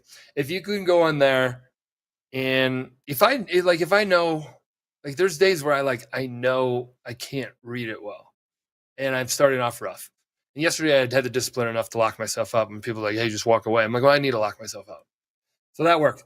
But to fade yourself, and I say this and all, like, not joking, like, there are times where you are so cold that it's just like, can you recognize that I'm so cold, and it's either I lock myself out, or if I want to continue trading, just like whenever I go to buy, just actually sell it. Whenever I go, you know, I don't know. It's kind of a stupid thing to think about, but is it? Can we just go like outside the thought of like normalcy and say, well, we are all creatures of pattern. I don't know. It'd be cool if we could get Coach T to tell us that. Coach T. Right? Coach T was fired If you up did yesterday. the opposite of every one of your trades today, you would have been up. I'm like, well, hold Mhm. on. Dude, Coach I mean, you guys have all heard There's the something story to be said. before. I did that in the pit. I mean, I was standing in the pit, and for 3 straight days, I bought every high and sold every low. Guy standing behind me, I don't even know, poked me in the back and said, man, you have no idea how good you are at this. I'm like, if you're watching, you've watched me buy every high and sell every low. He says, no, it's not the direction. Your timing is great. Do the opposite of whatever you think you should do, and I'll bet you do much better. And so I kind of gave him a shot in the gut and stormed out of the pit. And I thought about it that night, and I'm like, you know what? That son bitch is right. So the next day, Wow. The next day, I'm standing there. The market's rallying. I'm starting to get that feeling like I got to get this thing bought, or I'm going to miss the whole move. I sold it. It was painful, physically painful to do, but it worked. Yep. I want to get to that. If there's something there, like, I don't know if Andre knows that I'm on tilt, or he knows that I'm not having it. He hits it, and everything I do, I look like I'm still getting long. I look like I'm down $3,399 right now, but actually I'm up.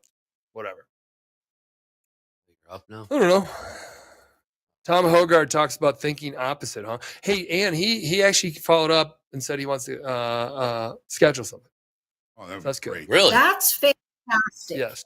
That's He's a hard guy fantastic. to guy to pin down, but now I don't know if he's followed I'll up hit him on up on on time. Telegram. Yeah, I'll hit him up on Telegram and see if he's serious.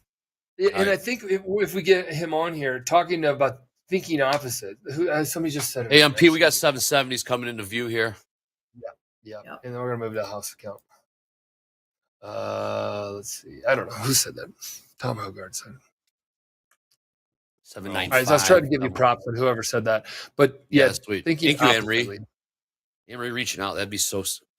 Yeah. Okay, there's 95s. There's what? What are all the levels? Or is it just down to 770? 770.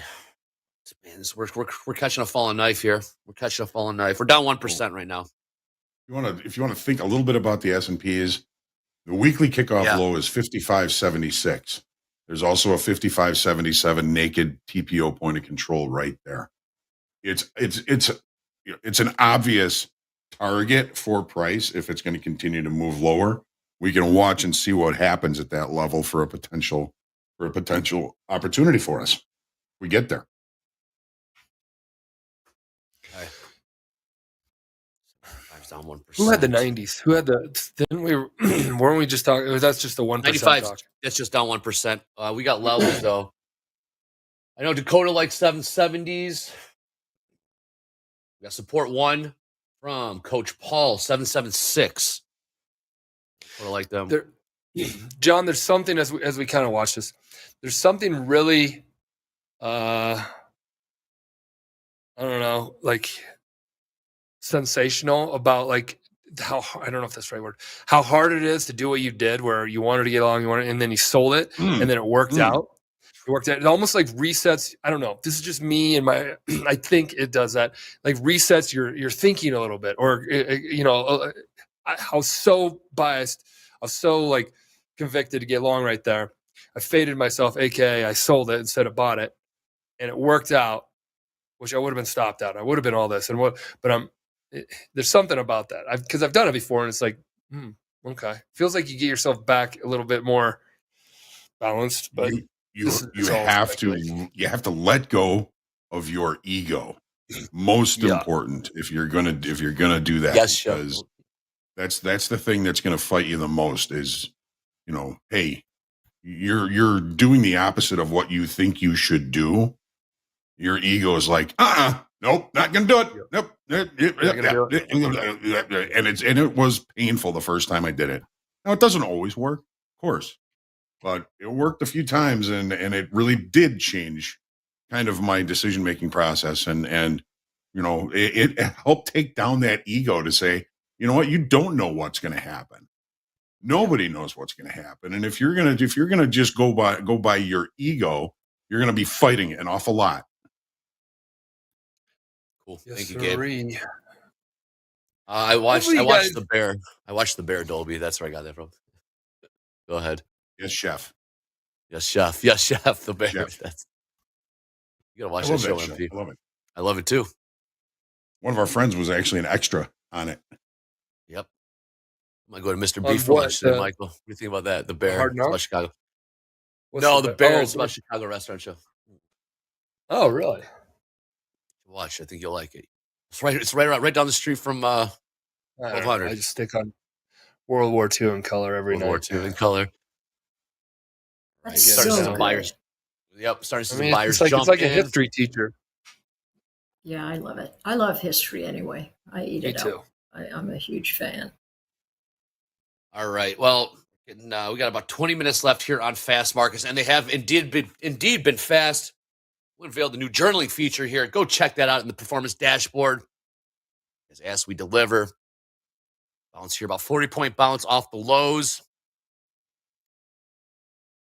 If Dakota's watching, are we setting up a 3-bar reversal in the S&P and the NASDAQ on the 5-minute chart? Yeah, it sure does look like it. Uh-huh. Tell me what that is. 5-minute chart. Open it up all the way if you can, and then share us with what you're talking about. Here's the S&Ps. Price has been moving lower. You got 2 down bars. The next bar, if it closes above the high of this red bar here, that would be a 3-bar reversal. It's dancing with it right now. Dancing, yes, that is a good word. Down 1% bounce. Down 1% bounce, Jay. Because I'm a dancer. my favorite song lyric: "Are we human or are we dancer?" Who is that? Who sings that? I don't know. Who sings that, guys? Are we Killers human? do. I don't know. Jack, we're going to the chat. Okay. Jack's a fan. Jack's a fan. Takes him Hey, 20 Jack, seconds to help Google me. that. Actually, James Harden says specifically it was Brandon Flowers. You're right, James. Well done. All right, Jack, help me out here. We want to do stats right now and then plugs. We're getting short on time here, so help me out, Jack. What are we thinking? Yeah, let's do the plugs first. All right, let's Eddie, do if you're plugs. ready, plug away. Thank you, Jack. Decision. Sorry, sprung that on. And if Eddie's Okay. not ready, No, you JD, didn't. are you there? There's Eddie. I was just answering here in chat, helping somebody out. But yes, Topstep X feature request voting. Oh, hold on a second. I locked myself out today manually. I did not want to risk anything. So That's there you go. It All right. is So what awesome we want to to do? see people lock themselves out, Eddie. I love the fact you did that. That's discipline. Like behind closed doors, Eddie had discipline. I'm done. Done. Well, I had an opportunity this morning when early, so we took that opportunity in Fast Markets. But anyway, Nice. you can contribute your ideas. There's so many ideas, suggestions, comments to add new features and support the idea of others, all without leaving Topstep X. Now, if you take a look here all the way to the left here, there is that question mark, and magically it lights up when you sort of touch it with your cursor. Click on that. Okay, you're going to find this very, very helpful. And we were talking about this before here. This is where you can share your ideas. Now, first thing what you want to do is if you've got an idea, search for it, okay? Because if we've got 10 people with the same idea, it's not going to take as much effect if we all put those 10 ideas on one post, okay? So do that. If not, create a post. right? We got a lot of stuff here. And like we were talking about before, the roadmap, okay? The roadmap, this is going to tell you what we are doing in review. Now, these are some things that we're looking at. Planned. These are things that got the green light. Okay, we're moving forward. In progress. Mhm. These are things we are working on. And you're talking about the hotkeys. Hotkeys are right here, folks. All right. And you can click on that. We got notes, 29 people, 357 people voted that up. So these are the things that we're working on. These are the things we have finished. Okay. And when the things are finished, every once in a while, go to changelog, because what that's going to do, it's going to show you the new stuff that we've added. You can scroll all the way down here. It explains like everything, all the new stuff that we have added day by day. And I tell you right now, we've got a lot of stuff in the pipeline that's going to be added here to our changelog. So do that. Okay. Feedback. Remember, that's where you want to put your votes. We can go back to that here. Let's go. Oh, we got this back here. Yes. Feature voting. Oh, go back here. Oh my goodness. What happened here? Anyway. Oh, Eddie. I'm unstucken Sie. What's going on? I'm stuck. Okay. But anyway, we're going to move on from that. Hello. There we go. Okay. All right. Yes. We'll go back here. All right. So there it is. Presto, changeo. If you cross your fingers, cross your toes, things happen. All right. So that's that. Otherwise, TopstepTV, new programming. Opening call, the London Open with Deanna. Yeah. Now, this has been growing. If you have not got a chance to wake up early and check this out, it's just the numbers are getting bigger each and every day. We had it 3 days so far, and the numbers just keep getting bigger. For our friends across the globe and from across the pond, our very own superstar Deanna is hosting London Open, and this happens every Monday to Thursday at 3:30 Central. Once again, Monday to Thursday at 3:30 Central. So if you got a chance, set that alarm clock, get up a little earlier, and check that early market out. It's going to help you. Also, Coach Dakota has said, you know what? I want to open up Sunday nights. Sunday nights to what? Well, opening Sunday nights now, streaming Slow Markets. Slow Markets now on Sunday nights at 8 p.m. Central Time. Once again, that'll get you ready for the week. So join Coach Dakota every Sunday at 8 p.m. Central Time. And I think that's all the plugs I've got. Back to you, Andre. Good stuff, Eddie. Good stuff. That's great. All right. We got pretty transparent with the roadmap. Somebody in there goes, "You guys really too transparent with the roadmap." Well, I don't know. That team over there can build it faster than the other team out there that wants to copy it can do. I bet, because you see how fast they're pumping stuff out. Hey, shout out to Dolby, man. Yesterday, Dolby saying 19,800. Here we come. 19,800. Shout out to Dolby. Good job. I like that call. Nice. Yeah, I know, MP. We pump stuff out quick turnarounds. Let's see what's I love how we're pretty transparent here, even with like, okay, there's your plug. Instead of just like, like weaving it in and be like, oh, someday if we get like sponsorship, we're like, that's a sponsor, this is a plug, and they're paying us this amount for it. Let's see how much transparency we do. I don't know. It's kind of cool to be a part of. The line between us and you is very thin. Yeah. We let you peek behind the curtain all the time here. But we are still rocking and rolling. We got about 13 minutes left here on Fast Markets. We got Anne-Marie joining us, John Hoagland, MP in the house today. Great call today. I think Anne-Marie did call it 790s. Anne-Marie called it out. Boom. Jay called out 795s, 1%. Bounced off of that. Keep up, folks. We got stuff coming at you in real time. We got the best in the biz here on Fast Markets. Boy, John, I don't even know. Where do we go from here, John? What were we looking at? What was that level in? You're looking at the 70s in the S&Ps? We haven't even been paying attention to S&Ps. S&Ps down too. 55.76 is weekly kickoff low. 76. There's also a naked TPO point of control, 4 ticks above that. So it's an obvious target. We're starting to see some evidence of buyers starting to come in. The 3-bar reversals that we're seeing on the 5-minute charts, we don't know if those are going to hold or not. I'm not ready to jump in long yet. But I would love to see an opportunity down in the S&Ps at 55.76. See what it looks like down there. the weekly kickoff low in the NASDAQ has already been breached. That was that 20,100 level that we got short at earlier. So we're still above that same kind of zone in the S&Ps, which have been presenting as stronger. They're between the NASDAQ and the Dow, I guess. We're just going to have to see how things play out here. All right, MP. House account is up over $8,000. It was $9,000. That was a good trade. That was a good conviction. Hey, see, well executed.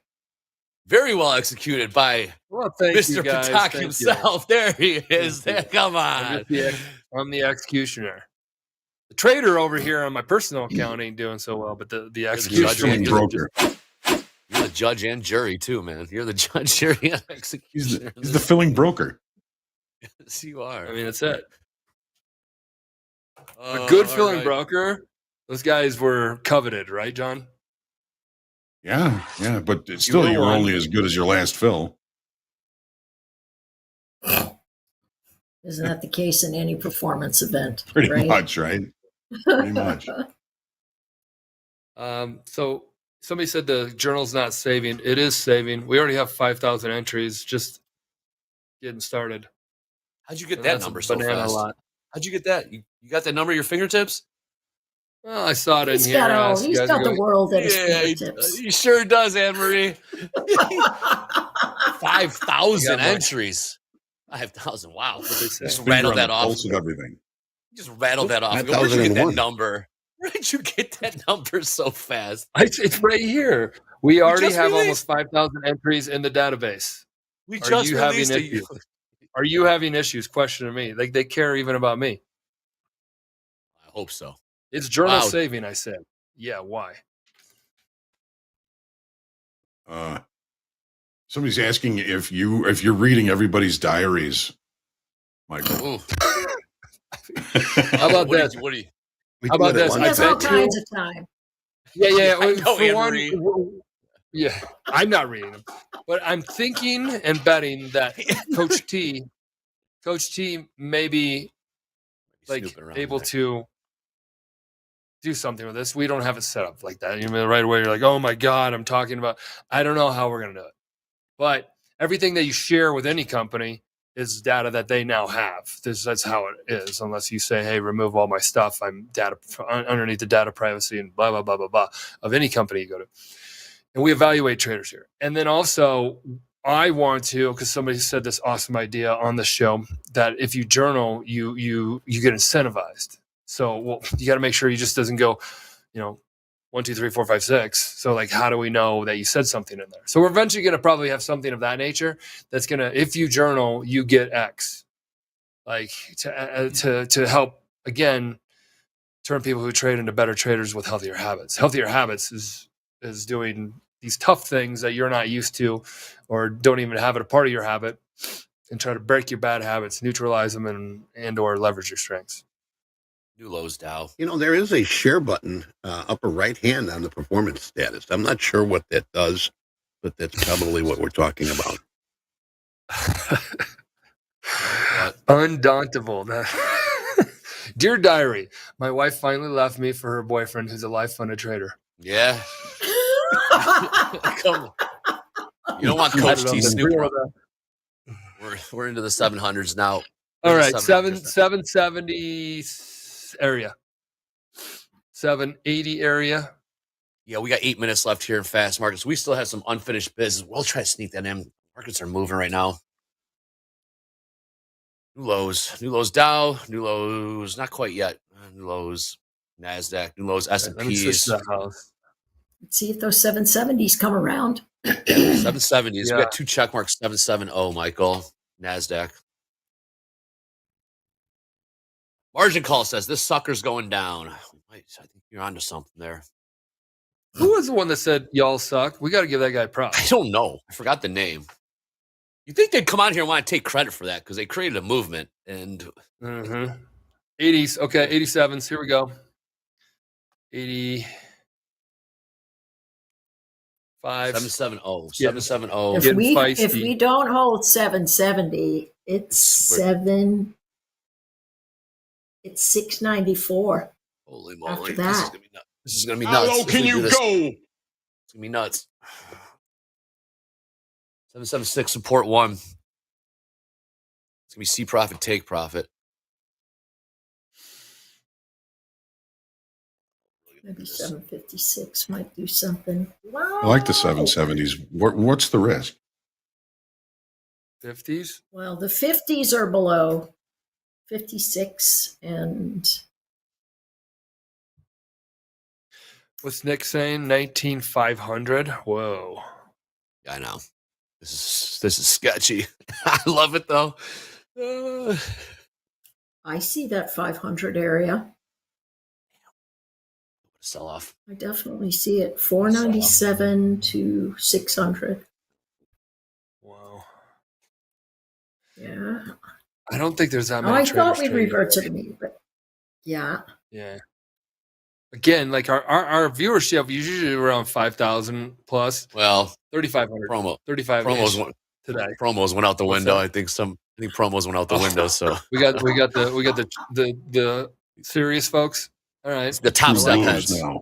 Yeah, we got the True core, the blue. top step heads in the Those house. are the cool ones. I like it. Hey, Jack, help me out. How do we want to do this? We got 6 minutes. We got still stats. We got fast hashtag fast markets. Because it's timely, we've had a crazy day with the markets and the demo and stuff. I'd say we do the stats right now because those are timely, and I would hate to see someone not see their name on the board. Fair enough. JD, are you there? let's thank you, Jack. Appreciate that. JD's here. Let's go. We got some big news today with these stats also. So then definitely let's do this. let's take a look at yesterday's XFA P&Ls. All right. Oh yeah. First up, Kashoon picked up 27 grand trading the NASDAQ. Then our king for a day down there, Chung, trading in a total of 5 XFAs for a grand total, just in the XFAs. I'm sorry, I said grand total, but XFA total of $126,450 yesterday. You tack on, baby. not done yet. Not done with Chung yet. Tack on the $41,408 he made in the live funded account. He had a total profit of $167,858 yesterday. I am 99% sure that is a top step record. That's a record. Say that one. That's a record. Say that one more time. My $167,858 in profit across one live account and 5 XFAs yesterday. Damn. Let's go on that. Got some news from the man. Risk team a little while ago, though. He did hit the DLL in all 6 of his accounts today. So we won't see. Were you long? You still got up- short still up yesterday. there. Now you're okay. You I got long feel today. too. The rest of the list, there's some more big stuff going on this list. We got Eric, 22 grand trading the NASDAQ. Drayton was also trading in 5 XFAs, profited a total of $98,250 yesterday. We won't see Drayton on the leaderboard, but he did jump from 123rd place up to 11th place. Let's go. Finally, Wasim, close to 16 grand trading the NASDAQ. Huge numbers coming out of the XFAs yesterday. Man, oh man. All right, I'm going to burn through the bottom half of our leaderboard right now. Picks goes up, profits go up. Go ahead, JD. Yep. Shane, 23 grand, $23,000 drawdown across 5 XFAs, dropped from 2nd down to 6th. Kingway made 12 grand, trading in 4 XFAs, skipped up to 7th place. Young made about $5,500, but dropped a spot. He was in 7th place yesterday. Sadara dropped about 6 grand across 3 XFAs, dropped from 5th down to 9th. And Nick for a tick. Nick made about 4 grand yesterday and got bumped down a notch again. That's the 2nd day in a row that Nick for a tick made money and dropped a spot on the leaderboard. That's a bummer, but he's still there. Nick has a lot of payouts, by the way, for the people asking in chat. Tons and tons of payouts. He has asked us not to share that number, so we won't. But yeah. Yes. His tax accountant is yelling at him saying, "Do not share." Don't talk about it. Nobody All talked right. about it on the floor. Here's the big 5. You ready? You never talked about. Yeah. We got a drum roll? John, one thing I can promise you, even in this market, is that I never ask my clients to judge me on my winners. I ask them to judge me on my losers because I have so few.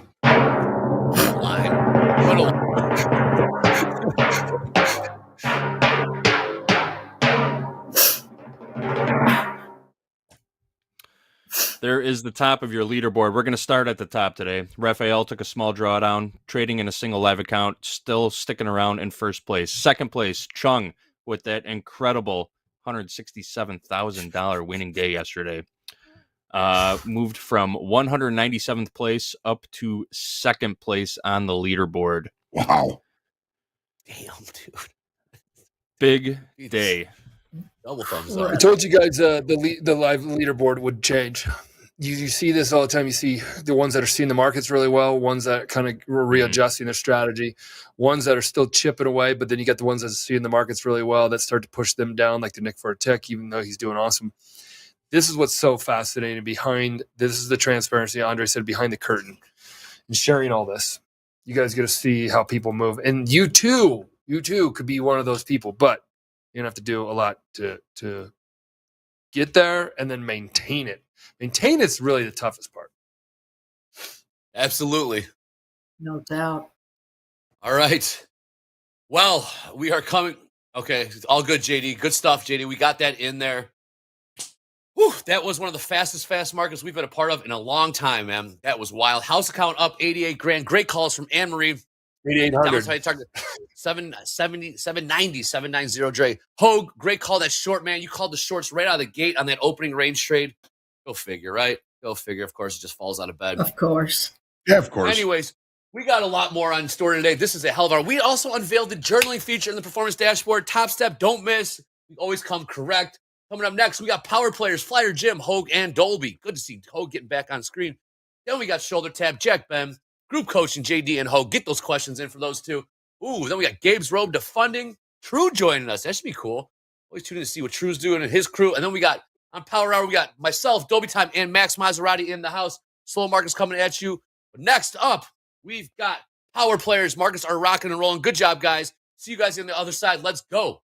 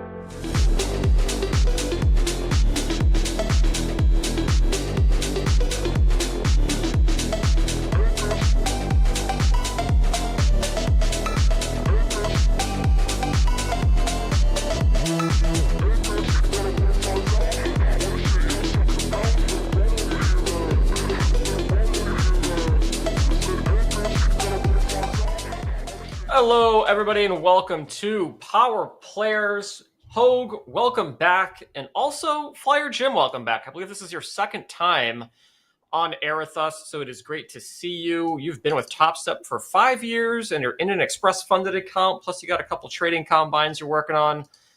Flyer Jim, welcome to Power Players. You are a Power Player once again. How are the markets treating you, or how are you treating the markets, I guess?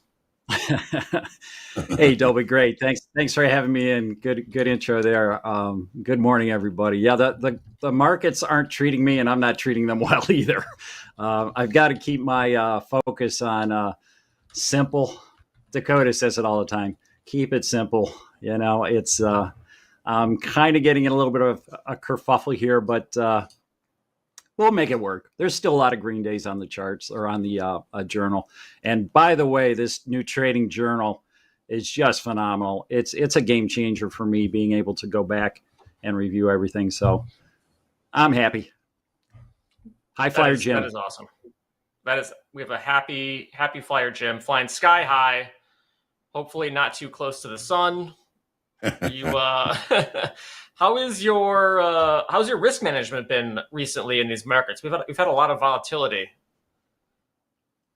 You know, my first XFA I had a couple months back. I was doing a lot of minis, and I was just like 3 days out. I mean, I'm saying, what the heck are you doing here? So now I've really gone down to micros, and I've been in my XFA for a long time now. So my risk management has gotten tremendously better. Micros help a lot. It's nice to be able to get in with 5 micros, be able to step out if needed, versus, you know, 1 mini, and I'm lost if I made a mistake or something went the wrong way. So it's really been a game changer doing that. That is awesome. I think, you know, especially for the XFA, it's so important to just focus on maintaining the account so you can get that extra screen time in what I would consider a higher pressure account. You know what I mean? Because like the trading combine is kind of like, you know, sim, whatever, but then you pay, you get to XFA, and like Hogue has those little balance bar, like the balance bar picture, and the XFA is kind of like the middle one. So getting that screen time in the XFA is super important. So I love that you're switching down to micros so you can just get more experience in a higher pressure account. I think that's a great idea. Yep. I had used the micros in the past, but the commissions, that was without Topstep and such, the commissions were high. And it was like, why am I spending so much money? But this has been with Topstep X. It's been a game changer. It's really, really been good. That is great. And then do you have any thoughts on the markets right now? We've got some charts for you. I think I'm trying to narrow my focus down. I've been all over with 4 or 5 different markets, but I'm trying to narrow it down to just a couple. MES and ES. I keep ES side by side just so I can watch and see what's going on. And I think I've got a crude trade going on right now. Okay. Yeah. So I've got a crude trade. You know, I'm looking to go long on that. I've changed my risk reward kind of thing to. I'm trying to go like a 1 to 4 risk to reward, and that seems to be working out pretty well. That's a very, very lofty goal there, 4 to 1 reward over risk for a long period of time. You're going to make a lot of money. Well, I realize I'm not going to have that many winning trades. Coach Dakota has sort of kind of taught me that. You know, I'm pretty sure where I'm going with that trade. You know, limit the risk and try to see if we can get the most out of it. And micros makes it easy, really. It helps me practice what I really want to do and maybe get back into the minis down the road once I get a little bit more comfortable with what I'm looking at with the charts. Right. And so you're in a trade right now. What's your entry and what's going on over there? The people want to know. Again, that was a micro. I was in at 81.58. I was looking at a big gap upwards from a couple days ago. And my stop loss is 81 and take profits about 83.06. So that's where I'm at right now. I don't know if I'm sharing that screen right now, but yep, it is up there. Cool. Okay. So that's a big time trade. and I've got it on the 3-minute. So we'll see what happens. But we had that big spike down, and I'm hoping we can clear that up and move up a little bit. So we'll see. Very nice. I don't get too emotionally attached anymore to these things. I mean, I'd like to be able to, you watch fast markets and you see everyone going, yes, or power hour, but it's like, I've got to tone it down. That's why I've gotten out of NASDAQ, because it's just been a little bit too much for me. So watching the dome on that. Have you tried the Lord and Savior of the indices, the YM? That's a pretty fun market. You got me there. Yeah, the past week I've been playing a little bit with that, and actually it's been okay. Maybe for my generation, it's a good market to trade. In that late boomer generation, so it's a fun market. Healthcare, Hey, I don't know. I don't even know what's in it. I just think it trades really well. And at $5 a tick, it moves kind of slow. So for a slower E-mini market, I think it's a lot of fun to trade. There is some love in the chat for YM, but there's still a lot of NQ fans out there. Right. Yes, United Healthcare people, they're one of the big players, I guess, in the YM. So. Yes. Yep. Amazon Jim, you mentioned the journal. Is journaling something that you do on a regular basis? I do. This is just one of my notebooks. This way. I've got pages and pages that I refer to, and I've got my old journals from when I had my own accounts from years back, and I've been going through some of those, and it's amazing. I used to be a quick scalp in for 4 points, 5 contracts, on the minis. When did mini start? 1997. So I think I was trading those like in the mid 2000s or something, and I still have some of those notes that I pull out every once in a while. It's like, how did I make money doing this? And now I can look and see I just scalp. Today I'm trying to get out of that because it just doesn't seem to be quite working. I like to follow Rips and see how he does, but I just don't have that twitch feature, I guess, that instinct to be able to trade quick and get in and get out and recognize things. So I'm trying to go on a more long-term intraday kind of thing, try to get a good trade and make it last. Now, don't look at my journal and see that's kind of contrary to what I'm saying right now, because I looked at my journal the other day and I had like 78 trades in it. It was like, that doesn't sound right, Jim. That doesn't sound right if you're trying to hold your trades. I think the journal shows number of contracts, not necessarily number of trades. No, not trades. So, okay. Right. So I might have had like 5 contracts, micros in it. It's only one trade, but 10 times of that. Now you got, all those trades on record. So. Yeah. How long does that journal go back? You said to the 80s? I've got some stuff from like 2004 when I used to call my broker. But most recently would be like 2018, 2019. So I moved about a year and a half ago. So everything is still, like I mentioned, I'm in a remodel for my home. Just tore apart my kitchen. So I got a lot going on. But I'm starting to pull back on some of those, trying to find those records and see what I did. Maybe I can learn something from it and see what I used to do. But this is different. And the markets are different. They do change. Yes, they are. I think one thing, change is always going to occur. So you got to be ready to go with the flow. And there's more instruments that I can trade that couldn't do in the past because of margins required. It was just big time stuff in the past. I didn't have that kind of cash. So now Topstep has been a godsend. It's just wonderful.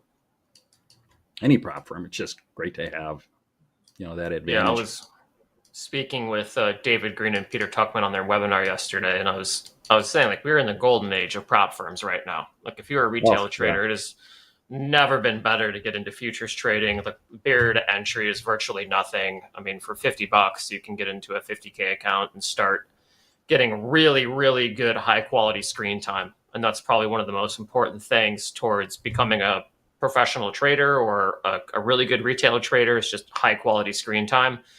And man, can you get it now for cheap. It's just so much easier now. So it's Or great practice time is.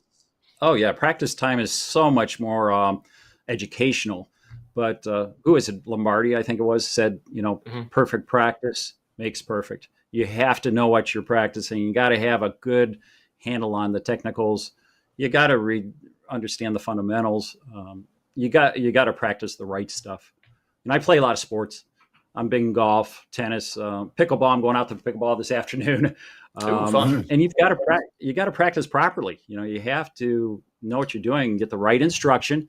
And Topstep has been great for the instruction end of it. I mean, the coaches here have so much knowledge. I'm just blown away. My trading has improved 2,000% in the past 2 years. It's just phenomenal.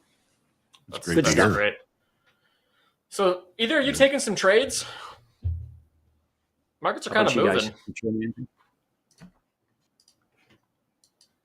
Last time I was on with Andre, we brought a lot of volatility and it was moving, but I've been talking too much. Let's see what's on the market.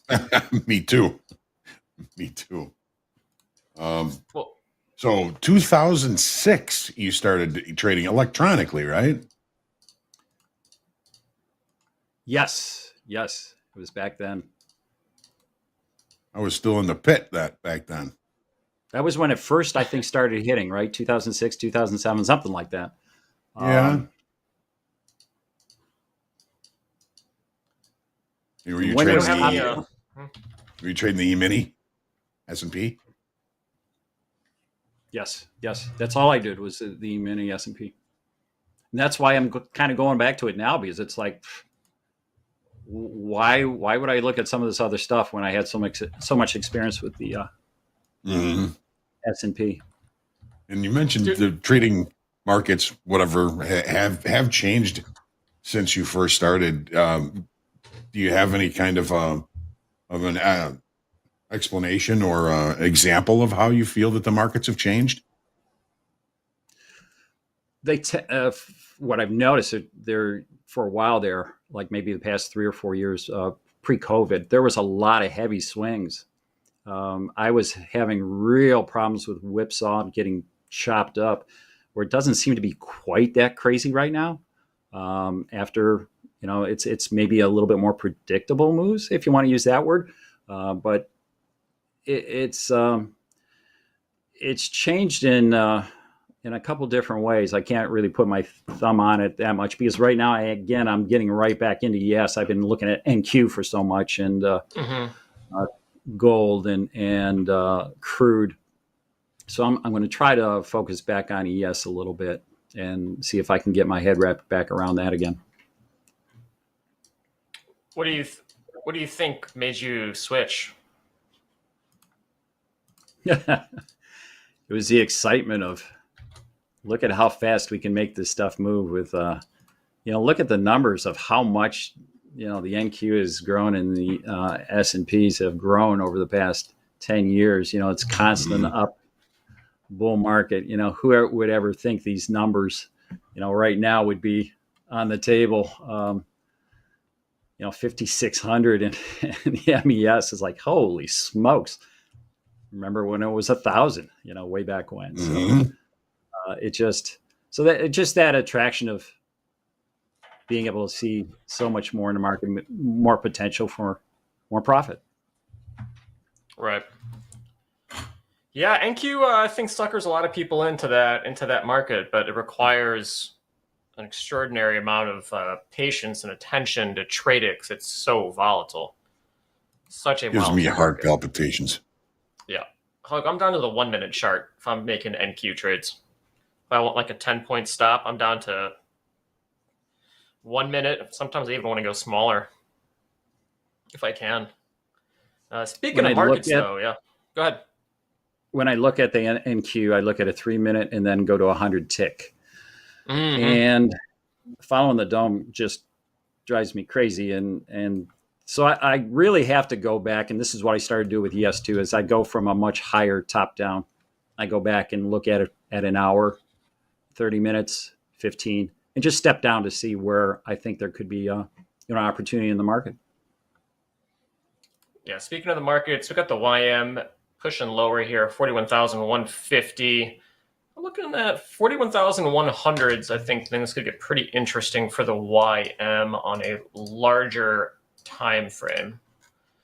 We do have kind of like on the daily, we have July 17th and July 17th. No, 16th. No, this is the same day. It's the overnight session. We kind of double bottom on the 4 hour. So I think we might be able to run stops down there, 41,100-ish. Let's see if that ends up happening. If we do end up getting below 41,000, oh man, we could go down to 40,600. That would be quite a fall. Hug, what's been your opinions of some of these indices? And you're kind of coming back from vacation into kind of a poop show, aren't you? Yeah, a little bit. But I think overall it's a good thing eventually for the markets to have a little bit of a pullback or correction or consolidation. I mean, the NASDAQ has been more than just a pullback or a consolidation. There's been actually some pretty good downside movement that is potentially market state changing, but the S&Ps have been really more range bound. If you take a look at the daily chart here, where are we? All right, well, we took out last week's high. Now we just took out last week's low. So really a little bit more range bound. We're getting a little bit spicy to the downside, but looking at the NASDAQ and based off the weekly kickoff levels, the NASDAQ has had much more of a pullback than a consolidation or what I like to call a upside digestion. So we've taken out the weekly kickoff low. We're seeing some continuation down here. This swing low is going to be somewhat important. And then we've got this gap down here. I think that's pretty much where the gap is. This is probably what's the just price level there, because of the rollover. So I like to look at it in the actual month that we're looking at. So if you want to see that gap, here it is on another platform, and this is regular trading hour session only. Okay, so this is the September contract. Mm-hmm. This gap right here, which is regular trading hours only, is a weakness in structure, and the weaknesses in structure are usually targeted when price heads that direction. So to close that gap, I mean, we've got to get down to 19,550, 19,550 to close that gap. Now, if we get down below that, I think then this whole consolidation area, which is what I'm calling it, breaks to the downside. I don't necessarily see that happening, but hey, ACH, anything can happen. Anything can happen. So, yep. Love that hope. I'm just watching the S&Ps, and we're starting to kind of see a little bit potentially of some basing here on the 30-minute chart. Let's go with the 5-minute. So we're seeing a little bit of basing here. Weekly kickoff low is 55.76, which is right below a naked TPO point of control at 55.77. Looking at this is getting a little bit cheap, at least in the S&Ps. The NASDAQ is getting whacked, and we know that the Dow has been the star. And so the S&Ps are stuck in the middle. S&Ps are like that piece of rice between two chopsticks. It doesn't really know what to do. Hogue, would you want to see it hit the weekly low before you really did much? Well, I would, because that helps me limit risk, right? Yeah, that's exactly what I was thinking. But if it doesn't, there's also information in that. If it can't get there, I mean, and it's a visual target because of that naked TPO point of control down there, Jim. Yep. But if it doesn't, what doesn't happen sometimes is equally as important as what does. So we're starting to see a little bit of basing here. We can hold these lows. Nice gap. Yep. So I do know we will see. We had a nice trade on the house account today, so that was really my focus than doing anything here. So just kind of looking for the next opportunity, and that's what we do. That is what we do: is we trade, we get out, we look for the next opportunity. Jim, I've got you're talking about S&Ps trading at 1,000. I have I have a bulletin, CME bulletin from Friday, July the 20th, 1984. I don't know if you're really going to be able to see this. Oh, no kidding. Look at that. Look at the price. Oh, my gosh.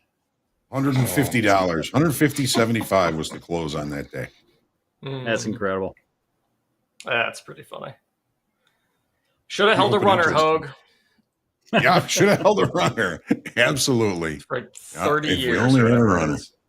I thought you'd like to see that. That's pretty good. That's pretty good.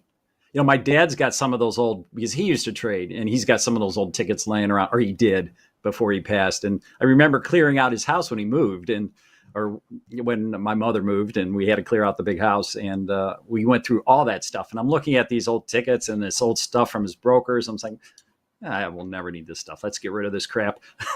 But now it'd be nice to look at it and say, oh, look at this. Some history in the making. Yeah. My Hey, Dolby, I was looking at I'm sorry, John, go ahead. I was just going to say, my dad was on the floor of the Board of Trade for 40 years, and I found a lot of his old badges, a lot of his old notes and charts and stuff. Pretty cool to look through. Yep, nice to have. Mr. Dolby, I was going to ask you about the YM. What's your thoughts on it? I notice it seems to be contrary to what like a lot of the NQ and ES movements are. What's your thoughts on the YM? Is it because of the nature of its fundamental, members stocks? I think it's just people rolling risk from tech into stuff that's more solid. That's what I've heard. Like healthcare, just older companies that are more established. So I think it might be just a flight to safety of some sort, because maybe tech is a little bit, overbought. I think so. It's kind of David Green's been saying the RSI and the daily is like pushing 80s or getting close to it, which is extraordinarily high. Honestly, I think that's all it really is. Also, it might be foreign investment. Maybe people are just dumping into the Dow. I'm not much of like a fundamental trader, because I do not care about them, because if it doesn't fit in the box, then it's not in the range, and that's all I care about. Because I just really want to focus on my system as much as possible and as little on everything else. So if it's not a part of my strategy or system, I don't want it in my head taking up space at all. So for me, it's like, is that why we're going up? Sure. But more importantly, it's like, how do we find ways to capture that appreciation while we're trading? So what I'm thinking here, though, structurally, 100%, all technicals. Like we rejected 41,600 on the daily here. Maybe like 4 hour, I would say maybe it's like 41,600's top of the 4 hour range. And then the bottom of that was 41,323-ish. And then we kind of broke down from that today. So I'm really bearish the Dow until we get to down 41,100. That would be kind of like the bottom of the 4 hour range, or maybe even the bottom of the daily range if we can hold above that 41,100 level. But we are in like rarefied air here. Like we can't really look left. There's nothing to look left for. Right. So we just got to look at what we have, and that's the time frames somewhere between the 5 and let's say hourly chart is where we're going to try to find some answers for day trading. I see it broke the initial bounce low pretty strong, correct? And then this morning, that was my one good move. Is I saw everyone else was going really short in NQ and MES, and I grabbed onto the long train on the YM, and that was a nice move. So it's just interesting how contrary it can be at times. Yeah, and mine has kind of been in its own world for a while. I would say for at least like the past like week or two. Not even. I would say like the past month. Like NASDAQ could be totally rallying, and YM could be doing nothing.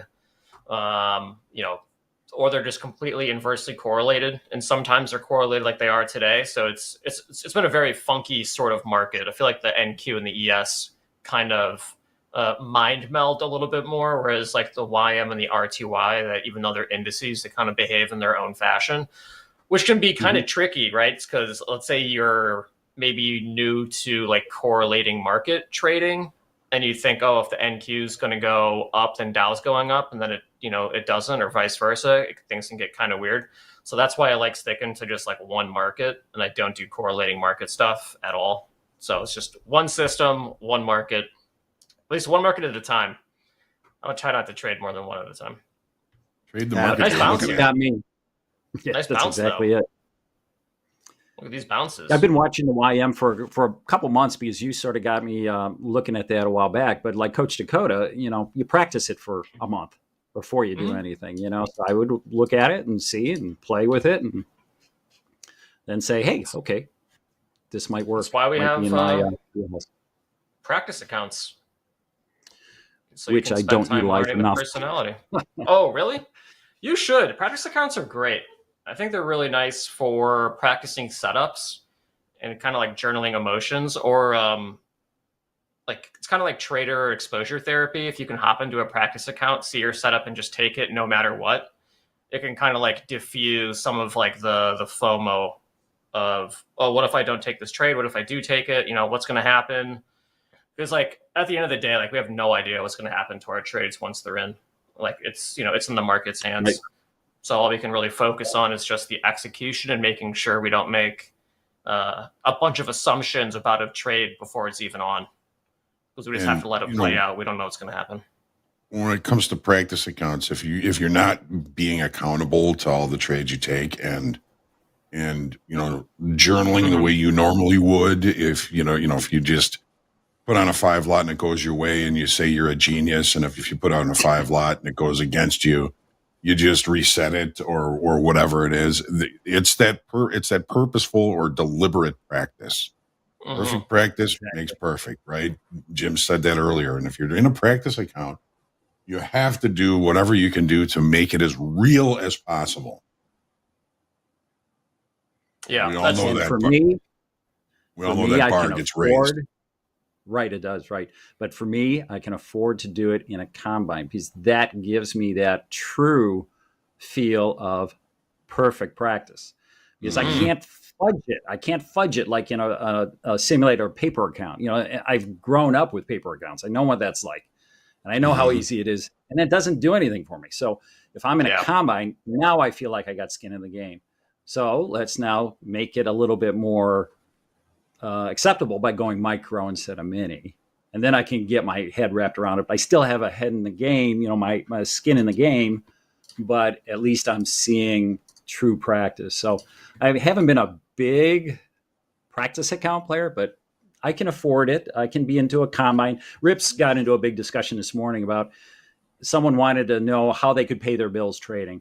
And it's like, if you got to worry about paying your bills, paying the rent by trading, it's a tough profession to do, and you're not going to be able to do it. Most people aren't going to be able to do it. Yeah. So for me, it's an avocation. I don't have to worry about that. So I can spend a few dollars instead of going out to the bars and drinking and playing golf 5 days a week. I don't need to do that. I got a few extra bucks I can put into learning to trade and put into combines and such. So everybody's different, but that's what it was probably 6 years trading, saving money, and building up my savings and my account and all that before I quit the job that I had that made sure that the bills got paid. Yeah. And it was after 6 years of actively trading on the trading floor and tending bar at night. That's what I did. I did trading combines in the morning and then worked at a restaurant at night. It's like there was I think we've all done way it I was all. going Yeah. solo. No way I was ready to go solo, just from trading combines and stuff. And also, it was a way different time back then too. Took way longer to get funded. Payouts were harder to come by. It's not like it is now, where you can kind of be like, well, if I'm like a break-even trader and I catch a nice streak, I can catch some payouts. Like the margin of error back in the day was very, very small. It's because you had to trade like 10, 15 days before you even got funded. And then you were funded account only too, or live funded account. So it could take another 7 to 10 days to get your account set up after you passed.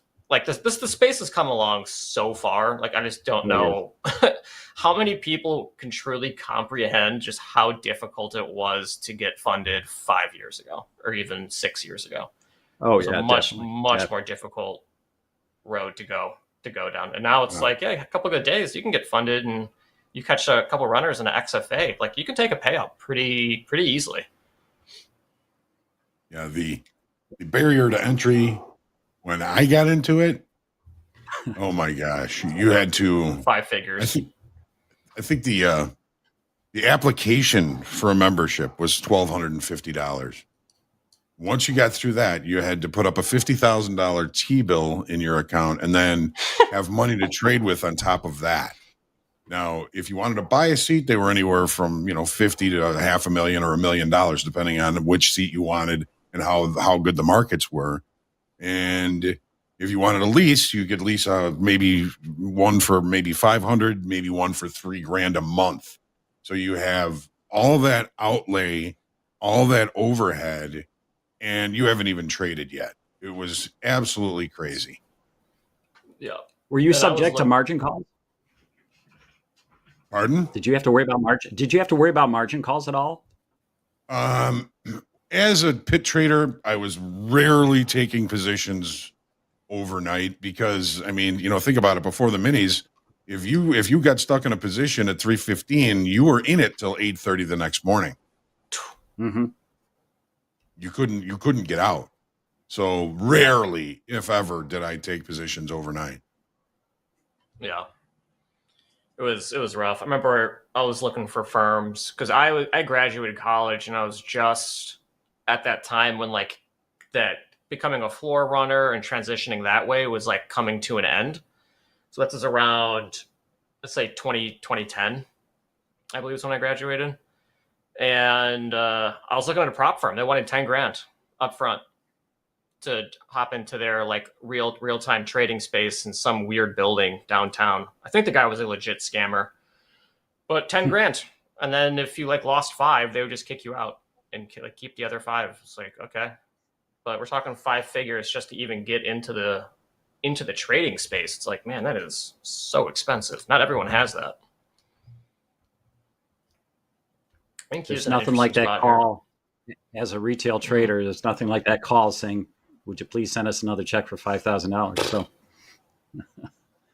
no, it was an expensive person's game. That is for sure. I hated that. Yeah. But hey, we all did it. We all had to. Yep. Yeah, now it's fun. Yeah, I don't know which one it was, chat. They had a spot in the Sears Tower, and it was like a small little room with a bunch of people trying to trade, and they wanted a huge upfront piece of cash to get into their room. It was very suspect. Very suspect. We got the Dow kind of rolling over here. Yeah, rejecting off of 41,200. Desk fees, and you're trading your own money, and if you lose that, you're gone. Yeah, well, let's kick you out. It's like, there's no education happening here. It's just kind of predatory. At least now, I mean, it's so much cheaper. You got so much free education. Like, there's really no reason to, not be good at this. Obviously, there's a discipline aspect that's the most challenging, and you won't find an answer online, most likely. But all the education's there. All the technical stuff is there. All the resources are there. It's just up to the individual and their discipline at this point. Ooh, NQ's kind of perking up a little bit.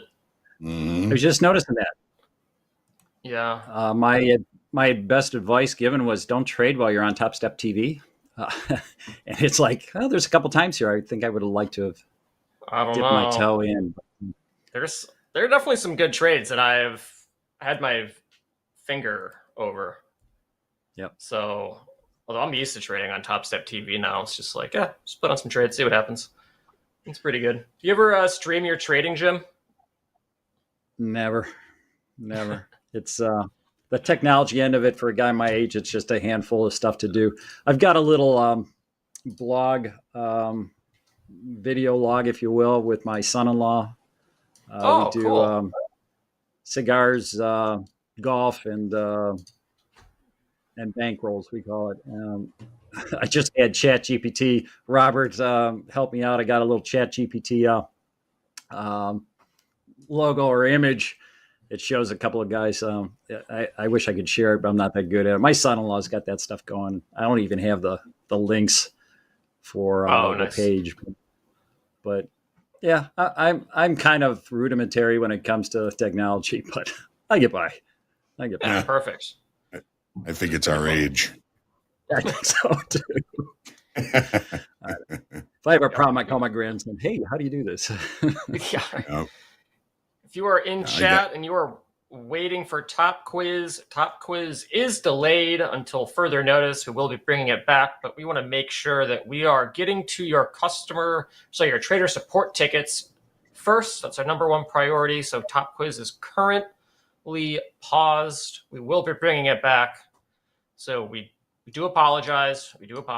But it will be coming back. It is just temporarily paused while we make sure we get through the tickets in the queue, which I know we all want to do. We're all on the same page. We all want to make sure we have as few tickets as possible and that questions are getting answered as quickly as possible. So quiz is currently paused. So this is a full hour segment now. We are going to have Eddie hop in about 5 minutes and ask you a question, Jim. He will ask you actually two questions. One is pick a number. The second is a question associated with that number of the number that you picked. So we'll be doing that in a couple minutes here. NQ breaking to the upside, maybe even the YM as well. Oh, actually, I've been looking. I was just going to say, yeah, I think I'm going to throw a micro on that YM because I like the way it's bouncing up. Even though the Renko shows not, I sometimes like to go with a little bit more instinct on that. So we'll see. My crude right now is kind of languishing. I would like to talk to Deanna. Yeah, I would like to have talked to Deanna last night, but I just can't get up at 4:30 a.m. Eastern. It's just too much. That's pretty early. But I'll stay up and watch Coach Dakota. He's taught me a whole lot. But what have you learned, Jim? Actually, I'm gonna ask you a good question. You've been trading for quite a while here. What are you learning from maybe some of these newer traders like Rips or Dakota about your own trading? You don't have to make every trade that you see. Patience.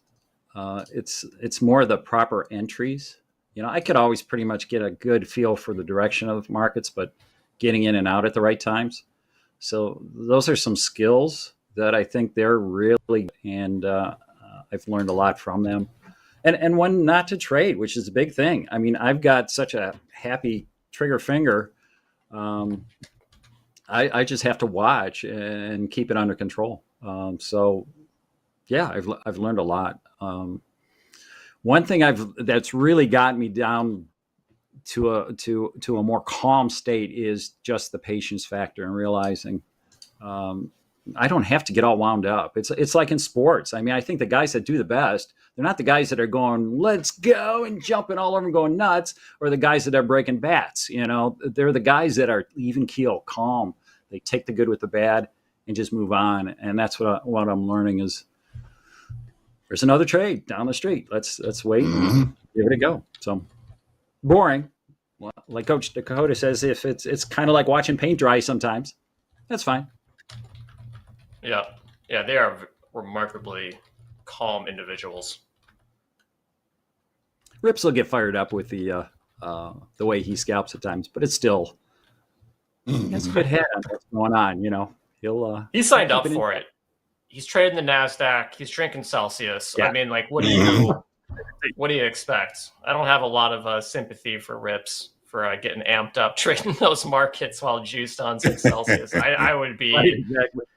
I would be ripping up stuff too. Ripping up the markets, ripping up Celsius cans. He's awesome though. I love Rips. He's such a good trader. Oh yeah. I think he's done a really Go ahead. Yeah, just his thought pattern on trading and psychology is just really, really solid. It's good stuff. Yeah, I think he's done a really good job just showing traders some of the benefits of price action, of bookmap, of how looking at markets, different ways. I've never looked at the markets like that before. So it's really eye-opening to see that, because I would never trade like that in a million years. not in a million. It would take me months and months to deprogram myself and try to trade like he does. So it's one of the benefits, of Topstep TV. You get to see how everyone trades a little bit differently. And it's amazing to learn, even if people are putting on, losing trades. If chat, you want to fade people on air, I still think that's valuable because now you're practicing conviction in your own trading system. And that's that can be a big step for a lot of traders. Yep. I just got filled on that YM long, so we'll see how that goes. Ooh, nice. What's your price? And that was at 41 to 11. Nice. So we'll see what happens. We will see. And in the meantime, Eddie, if you are there, I believe Jim is ready to give you a number and hopefully an answer. My good friend Jim, how you doing, partner? Hey, Eddie, doing great. Great seeing you, man. Okay. Got questions 1 to 21, and we mix them up here. I mix them up every day. So if you do have a choice of number, I've got a question for you. I do. My grandson, his number is 24 for baseball, and I told him I'd pick a number, but we don't have 24, so I'm going to add them up, and we'll go with 6. Number 6. 6. All right. All right. Number 6, if you can have dinner and a night out with any person, living or dead, not related, who would you invite? Too many. Can I have my best foursome? The Beatles. It's a dinner party. Oh, my gosh. Oh, my gosh. I don't know. I'm a religious guy, so I would say, I shouldn't say religious. I'm a spiritual guy, so I would probably say JC, but you can. I don't know. It's fine, man. Yeah, that would be that would be awesome. But in a more practical sense, someone that's around in our world, I don't know. That's a tough call. That's a tough call. I was going to say, if you invited Jesus, you probably have 11 other guys follow along, right? Or is it 12? I don't know. As a pilot, how about Lindbergh or Amelia Earhart? Wright brothers. Steve Yeager. Wright brothers. Yeah. The Wright brothers. Yeah. That'd be a tough one. Yeah, I don't know. That's a killer question because there's just so many. I couldn't pick one. All right, that's okay. But, we'll get you. You got me some other time. You got me, Eddie. This isn't Tom Quiz. No, this isn't Tom. Yeah. This is.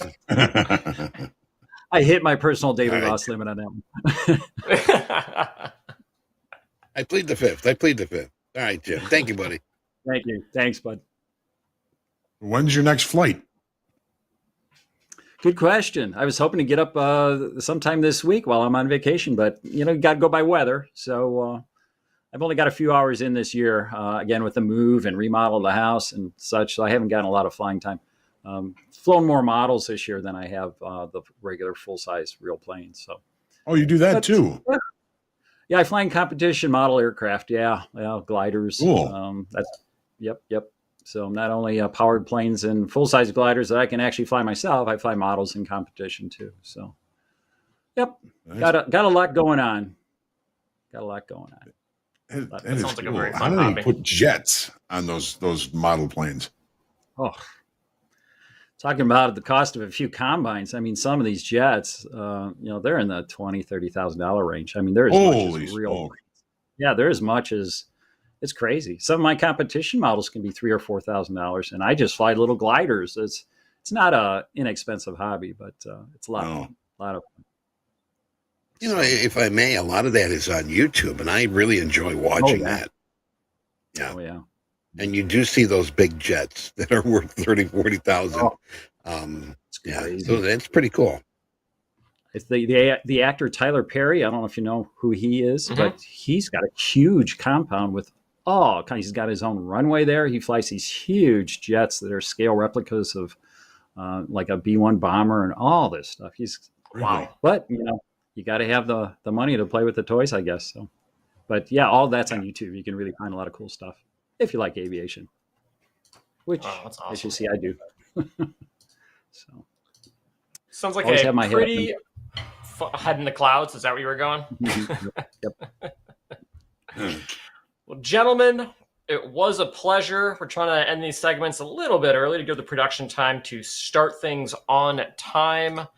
I do believe the next segment here is going to be Shoulder Tap with Jack and Ben, seeing how our live funded traders are performing. It looks like we've seen some really, really big numbers. Really big numbers. So market volatility, as it typically does, tends to benefit a lot of traders and not benefit the other half, right? Zero-sum game in trading. But Hogue, any last words before we go to group coaching? Well, Shoulder Jim, tap. it's been an absolute pleasure meeting you sort of face to face, and you're a fascinating guy. I want to go up in a glider with you one of these days. I do provide a fair amount of ballast, so but it was great to get to know you, and looking forward to talking to you again very, very soon. And let's make that happen. Yes, definitely. Appreciate it. Thanks for the screen time. I'm glad I'm getting out of here before Jack gets to take a look at my trading card. So we'll get going. But thanks for having me on. It was great. Come on. Appreciate we'll it. get you. We'll get your trader card up there one day, Jim. One day. That's the goal. Jim, thank you so much for coming by. You, sir, are a power player. We are going to move on to our next segment here, which is Shoulder Tap with Jack and Ben. Let's see how our funded traders performed. We'll be right back in a couple minutes.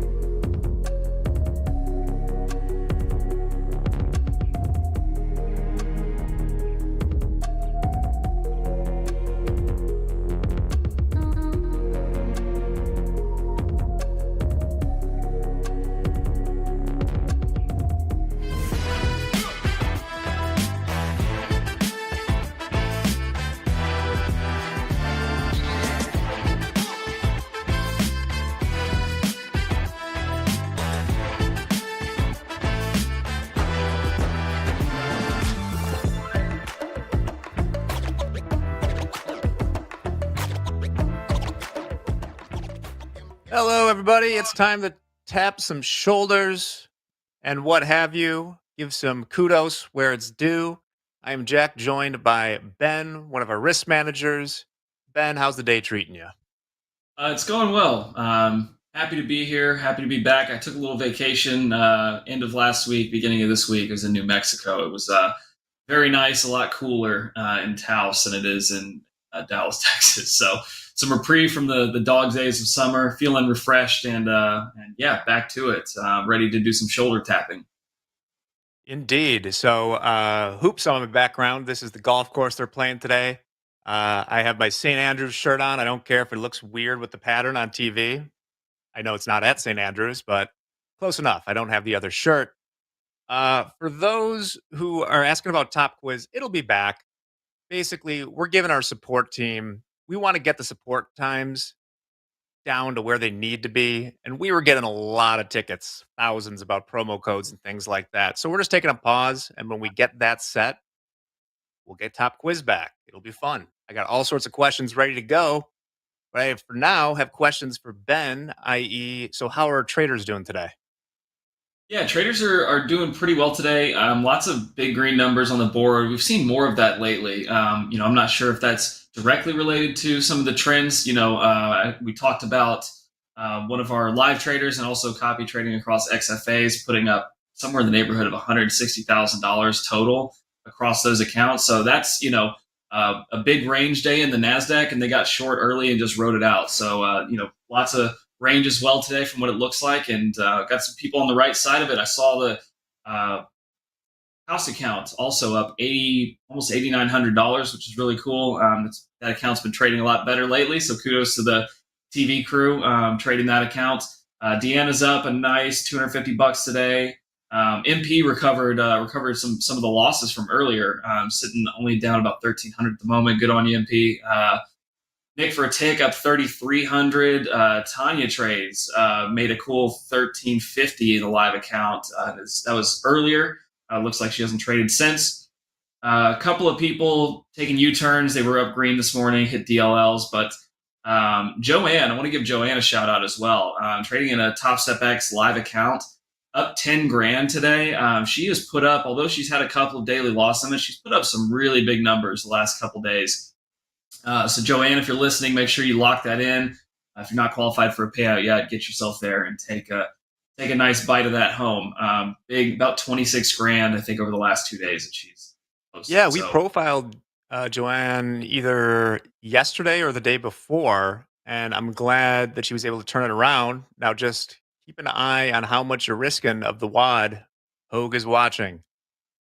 All right. Hogue is watching, yeah. Hogue is always watching. Quick. Yeah. Just two more quick shout outs. Got a lot of good things going on. Brian P also up 6 grand in his live account, and then Raphael S making a resurgence with 10 grand. I think still in an active position. So yeah, lots of good stuff. Of course, there's always red mixed in with the green, but overall pretty good performance out of our live traders today. Great stuff. If you're ready, Jack, we can move into our first trading card. Let's dive. Always watching. Oh shit! It's Hogue. He's even in the background. God coming out of the clouds. All right, who we got up first here, Ben? So first we've got Garrett C, one of our live traders who you'll be able to tell from the card. Actually, just today, Garrett is one of those red traders. He lost his live account, the 150K live account that he's been trading in today.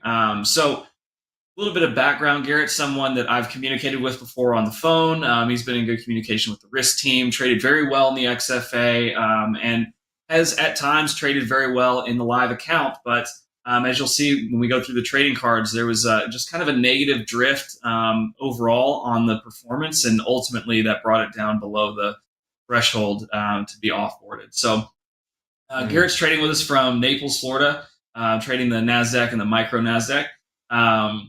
Average daily P&L is negative almost $1,000. And so that's reflective of some of these behaviors that we're digging into now. 31% winning day percentage isn't terrible. 52% winning trades is good, but we don't have a positive reward to risk ratio. So 0.7 to 1 You're not making one for every one that you're risking. If you're not well above that 50% mark, eventually that's going to bleed you out because of losing streaks and commissions overall trading on that kind of volume. Garrett was also taking on average 16 trades a day. Now that's a little bit skewed. And comes to what was ultimately, I think, the demise of the account being over trading. This is a pretty textbook case of over trading, in my opinion. Jack, if you're looking at that trade report, you should be able to see the days where the over trading occurred. You know, the two highest volume days out of the 14 trading days that we saw from Garrett were big green days that turned into red days, either taking the daily loss limit or ending up down on the day. So, you know, that looks to me, there's a couple of other days, actually, for example, one day up $6,000, only taking home 1,200. You know, it looks like greed is overriding some of the trading decision making. Because again, to get into a live account in the first place, you have to be trading well in your XFA. I recall reviewing Garrett's trading a number of times, both in XFA and in live. And all it takes is, you know, letting greed or fear to kind of override those trading decisions, you know, your trading plan and your strategies enough times to, you know, take you out of the game. So it's unfortunate to see, you know, Garrett have that type of occurrence over time. But I think if we do, you know, a real autopsy on the live accounts, you know, look at the trade reports, dissect what happened on particular days. You know, if you were maybe away from your computer, trading from your phone, or, you know, just got some news that, you know, you have to make some additional money now all of a sudden, whatever it may be that occurred that leads to those types of performances where you're up significantly and then down. You got to do an autopsy on that, figure out what happened, and then once you've gained that knowledge, then you can forgive yourself. First and foremost, you've got to forgive yourself before you can get back into the markets and really perform. I firmly believe that. But just reset and ultimately go forward as a wiser and more experienced trader. I think there's a lot of positives that can be taken out of this. I wish that Garrett had been able to take a payout out of the live account as well over that period of time. He did in the XFA. So, you know, it's part of the game. Trading is very difficult. You know, Garrett took some money out of the XFA, was in a position, I think, to take money out of the live account as well. Just, you know, a couple bad days really weren't able to overcome what has been a kind of a negative drift on the account over a period of time. So that's the takeaway, I think, from what I saw. Jack, what do you think about this trading card? I see a lot of kind of what we see over and over again, and maybe it's just because these cards are brought for shoulder taps, is really taking that loss limit, no matter what the size of the account is, and saying, okay, I'm going to lose this, or I'm going to make a lot of money. Somebody, I'm curious in chat, sometimes a comment sort of like piques your interest because you don't exactly know what they're talking about. So it said he's trying to hedge NQ with MNQ. I don't know what that means, but in chat, let me know if that is what I see here. Is what happened was in the last 1, 2, 3, 4, 5 days of the account is so he would have been down around $12,000. He would have had $12,000 in the account at that point, and then proceeded to lose 3,000, lose 3,000, make 1,500, lose 3,000, lose 3,000. Those are huge percentages of your count each time. And I don't believe I see any payouts here. Where I was coded with this is that it's easy to forget, especially when you're down, when something is real money. And I did this too when I was trading for a firm, is that, you know, if you're down $15,000, that $5,000 from 15 to 20 going down goes down easy, right? You'd never do the same thing if you're going from 0 to 5. And because it's on a screen or a computer, you know, like it doesn't feel like you just gave over what you know, $150 bills. Okay? All this to say is if you have, as he did, $6K left in an account, take the payout rather than risk $3,000 to do something the next 2 days. Just take that money, right? I mean, there's no reason to risk half your account and then 100% of your account and miss out on $6,000 because of that. And also, once again, this isn't good advice, but like, if you are going to gamble it, just pick one position and go with it. Gambling, when you have like 44 trades or something like that, you're making the odds worse than gambling at that point if you're trading that way, right? At least if you have That's something always tough to resembling. see. Yeah, It's I mean, always tough to see when you could get 48% odds on the roulette table in the casino, but having a 30% winning trade day is less than even that. So I hear you on that, Jack. You also make a really good point about taking the money when it's there. That's something that the risk team has been focused on. Almost stumbled into as a point of focus over the last week or two. It's just, I think, sets of circumstances have lined up where we've had conversations with live traders who, maybe weren't seeing markets particularly well or were on a long losing streak, feeling demoralized. And rather than, okay, the account balance high was 25,000. Now we're sitting at 8,000 account balance. Rather than, decide, okay, I'm going to do this, this, and this to get myself out of it. Taking the payout, taking the money and closing the account out, taking an $8,000 payout, taking the month off, taking, even if it's just a week, taking some time away and having, closure and peace with that decision to then return. You can always come back. It's not an obligation to go in and trade every day or trade to make back the losses that you had. Taking the money when it's available to you is, I can't stress the importance of that enough.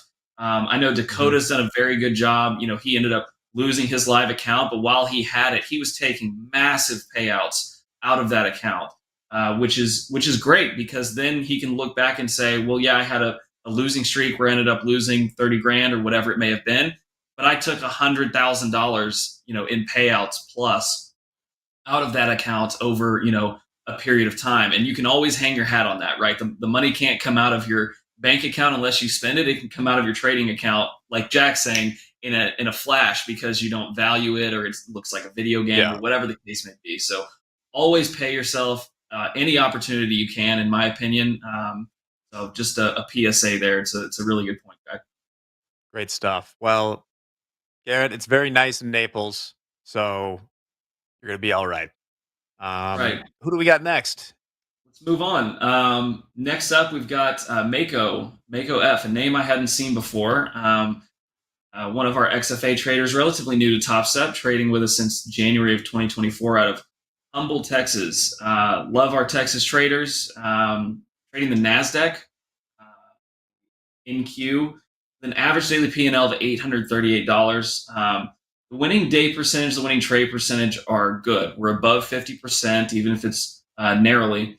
But that reward to risk ratio, making 2.5 for every one you're risking, if you can do that over a 50% win rate or thereabout, we've talked about that before, Jack. The volume of trades here is a little bit light. We've got a decent number of trading days, 18 trading days, but a lot of those days, Mako's making one trade, it's a winner, and we're moving on, which is a behavior that I love, and I want to stress that. But it can skew a little bit that win rate to reward risk ratio.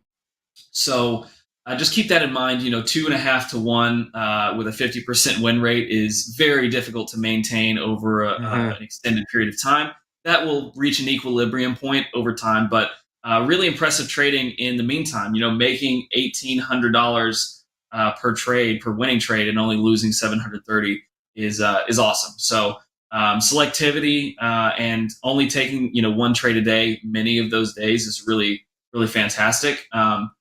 Mako's taken $3,000 in payouts so far from the XFA. Also really enjoy that. We just talked about paying yourself. And there'll be a just over $12,000 balance that'll get transferred into the live account. So I don't have much in the way of things to improve on or things to advise. I would say, stay grounded and poised when you get into live. We've talked about that over and over again on this segment.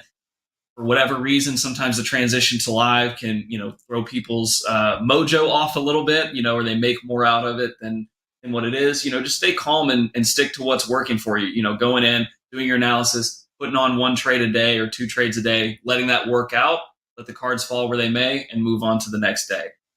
Really excited to see what Mako's capable of doing in the live account. And I didn't see much, anything negative to take away from this. Even the hold times look great, winners to losers. So what do you think about this, Jack? There's not much negative here. This is really, I think you can often tell the disciplined people because just looking at the trade reports, you get an idea of like what their strategy is. On the pretty sizable majority of the days here, Mako is taking 1 trade, 3 lots in the NASDAQ. And with that, 1 trade on most of these days, sometimes 2, sometimes 3, something like that. Okay. He is tightening whatever his loss limit is. He's taking 1 trade. It seems that his loss limit is around $1,000 maybe. Because I don't see any, this is a 150K account, right? That's correct. Yeah. The most, a couple losers, 942, 957, still 1 trade. Then the winners on the other side with those same days with 1 trade. We got a 3,000, 1,000, 2,800. I think that he's picking 1 spot, 3 NASDAQ contracts, having his risk set at like 2 to 3 to 1. And then if it doesn't work, he's out the 1. And if it works, he's up to 3. Is this Hogue? Is Hogue Mako? It's almost like there's a trading plan in place, Jack. It's very consistent behavior. And like you're saying, picking a spot, putting the trade on and letting it work out. They haven't hit the daily loss limit. The worst day they've had is, down $1,800. The loss limit being 3,000, and average losing day being just over $1,000.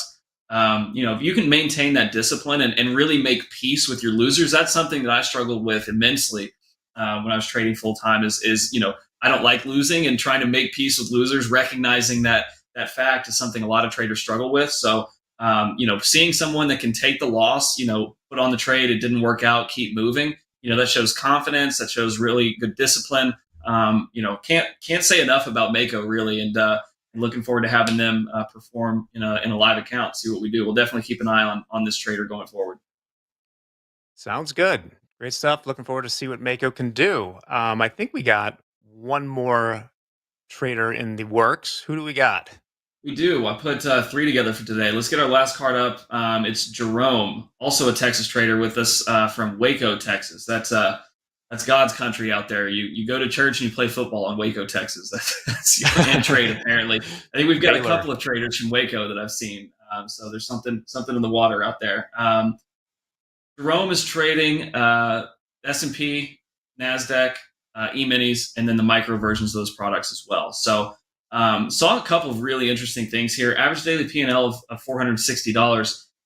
Winning day percentage and winning trade percentage are both kind of right at the same mark, 66%. We've got just a hair north of a 1-to-1 reward to risk ratio. 9 trades per day, little bit on the high side, but when you're showing that kind of percentage performance, we can accept that. We can live with that. Taking a payout on the account, that's great, but some of the more macro level trading behaviors are really interesting. When I was picking apart this trade report, there was a streak of 2, back-to-back daily loss limits in this account. And the immediate 2 days after that 2-day streak, Jerome was trading the micros. So switched over to micros. I believe they still traded 1 mini, the E-mini NASDAQ on one of those days, but really shifted to trading micros. That tells me you're reducing your size, right? You're reducing your amount of risk. You're on a losing streak. You want to get out of that losing streak. And you're doing something structurally in your trading that is going to help you do so without risking too much. So really liked seeing that behavior. One other thing I also liked is didn't trade for almost the entire second half of June. I think only one day was traded in the last 2 weeks of June. So that's fantastic for a variety of reasons. It could have been something as simple as, they were on vacation. But far too often, far too often, I'm going through these trade reports, reviewing our traders and seeing trading every single day. Every single opportunity to trade, there's trading going on. I know that we're day traders, and oftentimes there are opportunities presented multiple days in a row. But to go, I would say 2 months straight of trading every single day could be considered a little bit unhealthy, or at least you're taking some setups that might not be the very, very best. So time off to me is always a positive sign, and Jerome actually took a considerable amount of it. So tells me he probably doesn't need the money, which is another reason, contributing factor to success in trading. There's always that paradox. If you need the money in trading, you're probably not going to make it. And also being able to recognize I'm not seeing the market clearly. I hit my daily loss limit. It's time to move to the micros until I can get back on track, until I can put a winning streak together that's meaningful, and get back into the mix. So that is trading for tomorrow, in my estimation. And that's what we preach over and over again on this show. And we'll continue to. So Jerome is doing that. Jerome is trading profitably over time, 29 trading days completed. Not a small sample size, and so we're loving really everything that we've seen from Jerome. So another account that we're calling up, and it's a 50K, which is the darling of the 3 account sizes in my mind, mainly because of that $1,000 daily loss limit. Losing $1,000 in a trading day is still a considerable amount, but given the position sizing and some of the other factors, you still have a significant amount of upside. Even with the 50K account. So love the 50K traders, love seeing the risk management, taking time away from trading the micros to get back on track. Lots of good stuff. Anything else I might have missed or out to you? Just something that jumps out at me of it's not the reason that I like certain cards or that we talk about people that are doing well, but one thing that I see that's pretty consistent among people that this stat isn't on the card, but if you look at a card you like, in the chat too, it tends to have this, is there's a good mix of P&Ls for the losing days. And what I mean by that, we joke about the club DLL and some people make it work. I get it. We see a lot of cards, we often bring it up, where it's like 3K down 9 times, 50K up, 3K down 8 times, 30K up, something like, to each their own. You're all big boys and girls. You can do it. But on this, there's $1,000 daily loss limit, but sprinkled into that on the losing days are a lot of like a $500 loss. Or even like what's really impressive to me is there was like a $700 loss. And I think that there are a lot of folks, not saying I wouldn't, that once they hit, say, $700 down with $1,000 limit, they're using that last $300. That's right. Right. Yeah. So I don't know. The trading I've seen that like every loser you take should not be your daily loss limit in the vast majority of situations. So if you lose a couple hundred, that's okay. That's a good loss. So Totally yeah, agree. great stuff. That's one of Waco. Out of Waco. That's one of my favorite parts of this job is being able to read between the lines. Looking at patterns of behavior, and just like you're saying, Jack. At one point they were down 700. I would definitely say the majority of the traders in our program are going to continue to trade and use that loss. It takes discipline. It takes a lot of confidence and sense of self to say, this isn't it. I don't need to put on one more losing trade. Today's not my day. I'm out of here. So there's a lot of things to take away. I love this segment. I love being able to share this stuff with our traders, and hopefully, you can take something away from it positive and implement it into your own trading, and get funded, take a payout, and improve your life with some money from trading. So good stuff. And that's all I got for today. Great. Ben, thank you so much for joining. Glad we got to talk about some Texas traders and what have you. Everybody else out there, stick around, because coming up next, we got group coaching with JD and Hogue. And then at 1, the The True Crew is here with Andre and Gabe. Always a pleasure to see them. And then we got Max Maserati, the happiest man in trading. Perhaps the world is on for Power Hour today. Ben, thanks for joining. Yeah, thanks, Jack. All right. We'll be back right after this. Stick around for group coaching.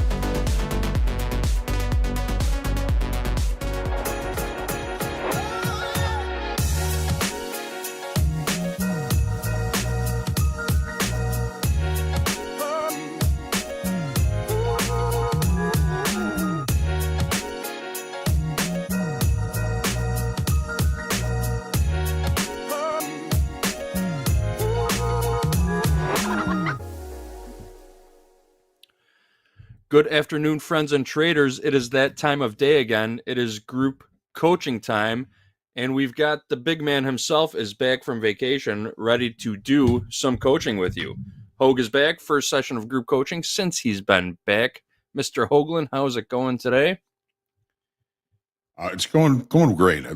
It's always good to get away, and it's always great to get back. You know, when you love what you do, you don't work a day in your life. And we really love what we do here, don't we, JD? Ain't that the truth? That's why we come back every day. No doubt about it. This is fun for us. Most of us have been doing this our entire adult careers. And yeah, we're not stopping now. So, Hogue, we got a nice set of questions. We had the group coaching form pinned to the chat. A bunch of you submitted questions. How you feeling? You read through them. We got a couple good ones that I know you want to cover immediately. So what do you say we just dive right into it? Yeah, let's do it, JD. And I want to tell you and in front of everybody how much I appreciated you doing the opening calls and what a great job you did. And I love you, brother. Oh, right back at you, Hogue. Yeah, it's a pleasure being asked to fill in for you on the opening call. I know it's a very important subject. Our traders appreciate it, and it was my pleasure to jump in there and help out where I could. So thank you. Appreciate it. Right back at you. All right, folks. Let's dive into it. First question comes from Michael W. Michael says, trading can be lucrative. Once consistently profit and making good money, how can you avoid feeling guilty about it? Personally, I feel bad after having $1,000 plus green day while knowing so many people are busting their balls working multiple jobs to put food on the table. How have you or people you know who have similar feelings coped with this sense of guilt? The old imposter syndrome, huh? Making the money and feeling like you don't deserve it. Mm-hmm. Yeah. I know you're passionate about this subject, Hogue. What's your take on it? Well, JD and everybody out there, I think at some point everybody gets this feeling, right? You start to make money. It seems sometimes like it's easy, but it's never easy.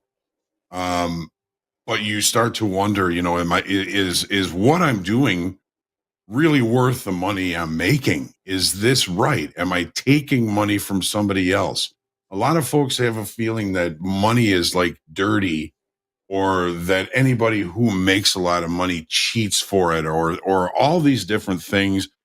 They get into your head, your relationship with money, even into, how your dad or your mom made money, how hard they worked, how hard it is for people to make money, in life overall,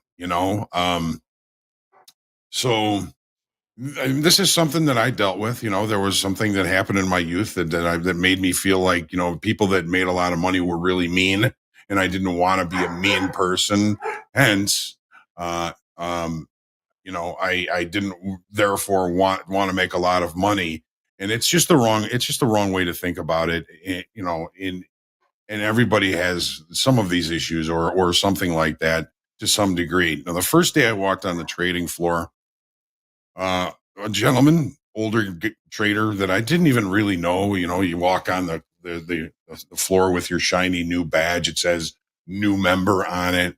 And he walked up to me and said, "Hey, congratulations. I hope nothing but success for you. Just remember, you can earn anything you think you're worth. You can earn anything that you think you work, that you deserve, that you own."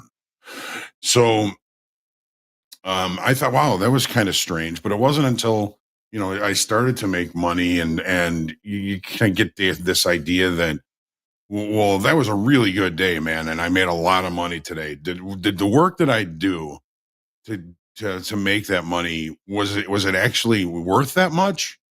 And you just gotta put that out of your head, because you could easily have lost that money as well.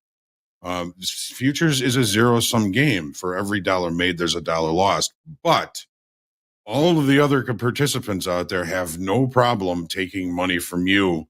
You shouldn't have a problem taking money from them. And then, just kind of as a kind of a wrap up on this question, what you do in the markets is not just about the money. It's about the service that you are providing to the marketplace. Even if you're trading one lot minis or one lot micros, you are providing liquidity. You are making these markets more robust, more tradable, and frankly, more profitable, and hopefully more profitable for yourself. So, Michael, when you have $1,000 green day, just think about, what it could have been like. You could have had $1,000 losing day. All of us deserve the whatever we can take out of these markets. We deserve it because we are putting ourselves at risk. We are assuming the risk from other traders, and for that we have the opportunity to profit, and we should be open and ready to take all the profits we can get from these markets. They're going to take it from you. There's nothing wrong with you taking it from them. And, when it gets down to that very basic idea of what kind of service am I being paid for, if I'm being paid at all for this, it's you are providing liquidity to the marketplace. And that's the reason speculators were even introduced to futures trading. If it was only producers and users, there would be very illiquid markets. The bid and offer would be very far apart. There would be very little trade facilitation, and that's your job. You have the opportunity to profit for assuming risk from other traders. For that risk, you deserve everything you can take out of the marketplace. Everything you can take out of the marketplace. So, Michael, it's a tough world out there. Think of the things that you will be able to do to help others when you are consistent, profitable, and becoming maybe even wealthy from trading. You're going to be able to look behind you and bring the next person up, and then that person can bring the next person up. There are charities that I have monthly payments that monthly payments go right out of my account, my checking account, really. But just because I feel like if I'm successful, then I'm going to help others become successful. I'm going to help others through charities, through through direct help. If there's somebody that needs help, you can do a lot for yourself in trading, of course. But think about the other things that you'll be able to do when you're consistent and profitable and making some good real money. I mean, that is one of the reasons why I think you really have to keep that in your mind is, if I can become successful at this, I can help somebody else become successful at this, and I can help other people in other ways. Don't feel guilty about making $1,000 a day. Feel good about it. Be proud of it, and use that knowledge and use that money to help others. Okay. I hope, Michael, that helps, getting ourselves untangled in our brain about cash and about money and about making money and about risk and about, it takes a lot of people, a lot of time and a lot of hard work to make $1,000, but you can help those people. You can help people get past that. And so you're providing liquidity, you're helping the next person up, and you're improving your life, your family's life. It's all a big kind of upward vortex if things go well and you're that kind of a person who is willing to step and help the next person up and help people. There's like I said, there's money that I donate monthly to a bunch of different charities, and they are benefiting from any ability that I might have to profit. And it's a beautiful thing. Think about all the good things you can do, Michael, with that money. And you deserve it. We all deserve the opportunity to make money and to grow and to get better at trading and improve our lives and everybody else's life around us. Fantastic question, Michael. And I hope that I was articulate and clear enough. I mean, there's so much that we could be talking about. I worked with trading psychologists 3 times in my trading career, 3 different trading psychologists. And this was one that was sticky for me, And it's just a limiting belief. Don't let limiting beliefs get in front of you, Michael, and everybody. You deserve it. You work hard. You risk the money. Take the money. Great question, Michael. JD, I'm sure you probably have some ideas on this as well. For sure. That was an all-star. I'll start with saying that was an all-star answer, though, Hogue. And we're going to clip that. We're going to make it a one-off video for everybody to go back and reference. Just excellent. Yeah. Look for that on our YouTube channel in the next couple days. You're getting a lot of love for that answer in the chat, too. Just the first one I see right now, Blue Ivy says, wow, beautifully said, Hogue. Yeah, we agree. So, well, simply enough, yeah. And I couldn't agree more. If you got the moxie to take on the risk, you absolutely 100% deserve to reap the rewards for taking on that risk. All right, let's move on to the next question. Next up is Gundy. We're going to get into some technicals. We talked about 3-bar reversal earlier today. We were calling out Dakota in the chat. But Gundy wants to know the 3-bar reversal. Is it 2 straight down bars followed by a third bar that closes higher than the first of the 3 bars, or vice versa on the high side? Question is my definition correct, or is the bar close qualifier tied of the middle bar of the 3? Does that make sense to you? Or you could just explain what the 3-bar reversal is. Yeah, I mean, I've got a couple here on my screen. So I've looked it up. Dakota talks about it. I've looked it up. There's no absolute defined method or rules as far as I've been able to see. That there are a lot of people have different rules for it. So if you look at this, we got a down bar, we've got a green bar that closes higher than the first red bar, 3-bar reversal. Here we come again. We've got one red bar, another red bar, and a green bar that doesn't close above the high of the first down bar, but it ends up being a 3-bar reversal. So, you could be looking at this in candlestick patterns as well. You could look at this and say, well, this is a bullish engulfing pattern, but it's also a 3-bar reversal. You could look at this and say, well, this is a bullish piercing pattern, but it's potentially, again, a 3-bar reversal. So, the market kind of comes up to this, but you got 2 down bars and then a green bar that closes above the candle body of the first bar. I think that's probably a good kind of basic rule to look at that. But I think that there's no perfect 3-bar reversal, but that's generally what I'm looking for when I'm looking for those. Great question. Yep, hope that helps you out, Gundy.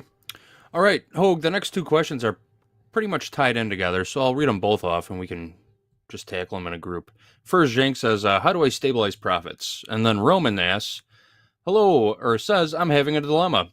I noticed that I can read the market very good and my risk reward is 1 to 2 minimum, but I keep hitting my daily loss limit on a 1K, 50K account. Can you please advise if it's better to have to have a higher account, or what is the benefits to a higher account compared to the 50K? And how do I improve my market entry? Well, they say if you can't trade small, you can't trade big, right?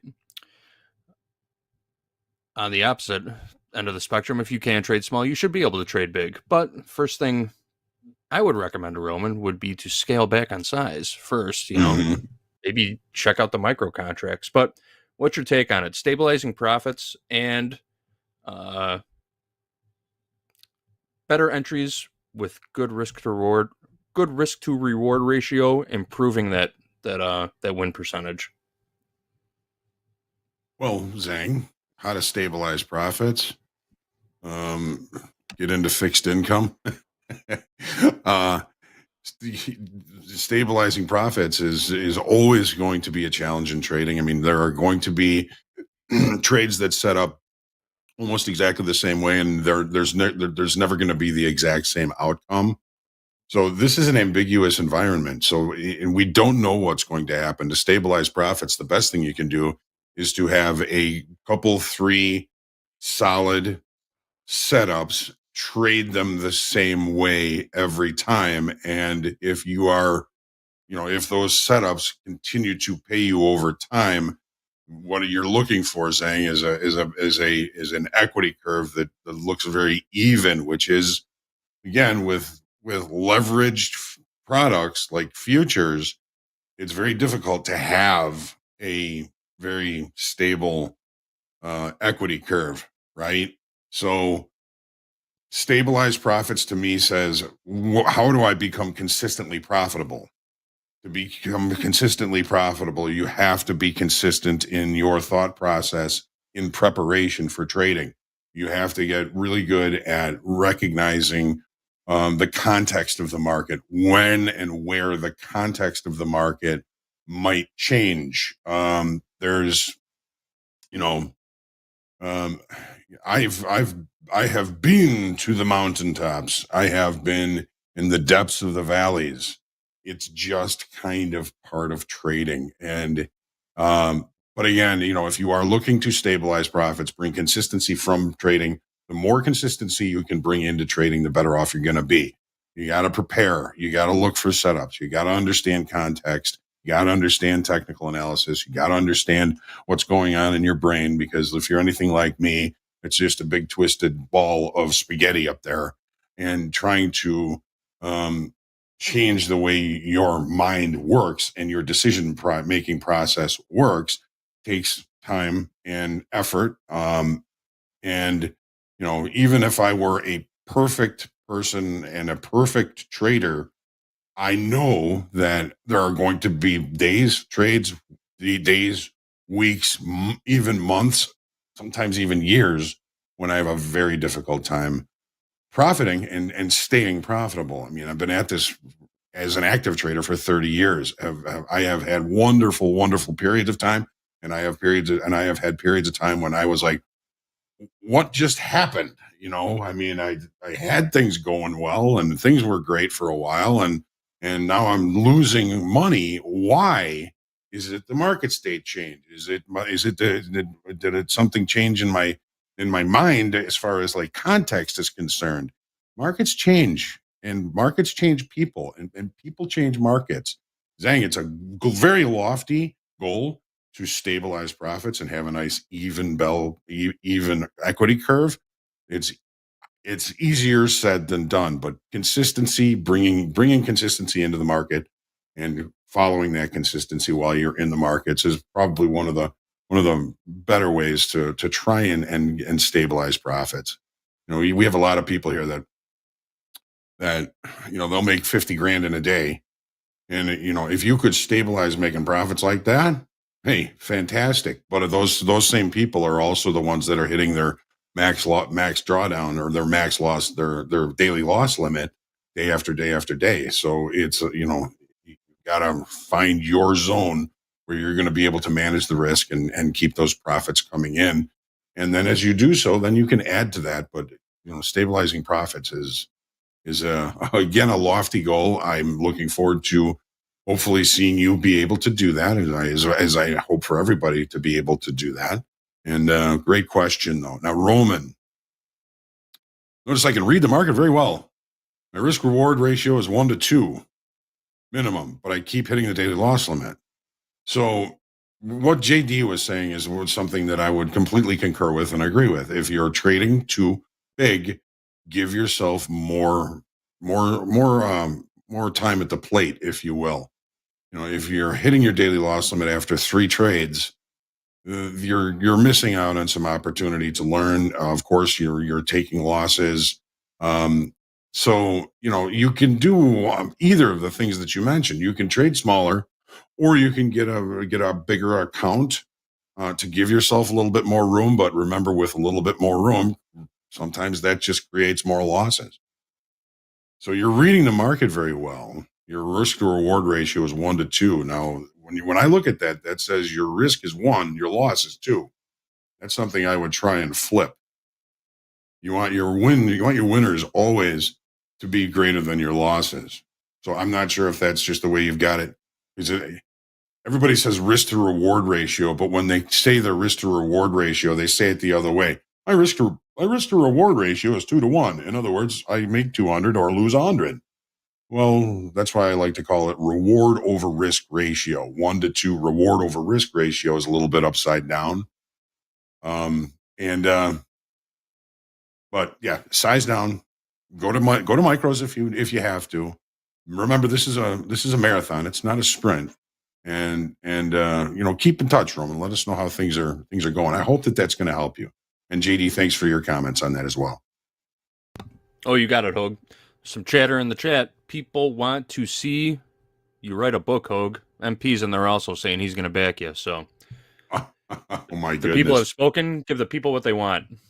Yeah, I've never written a book, so I'm just going to I'm going to carry around a little journal, and as I remember things or think of things, I'm just going to put them all down over the next few months, and then try and organize it into something that makes sense. Hogue, very few people have ever written books. Well, I shouldn't say very. Oh, in the grand scheme of things, fewer people have written books than have written books. So I'm sure we agree with JD, you. there was a guy on the floor who wrote a book, and if I say his name, you're going to know who it is. And when his book came out and he stepped into the pit, somebody across the pit said, "I thought you had to read a book before you get to write a book."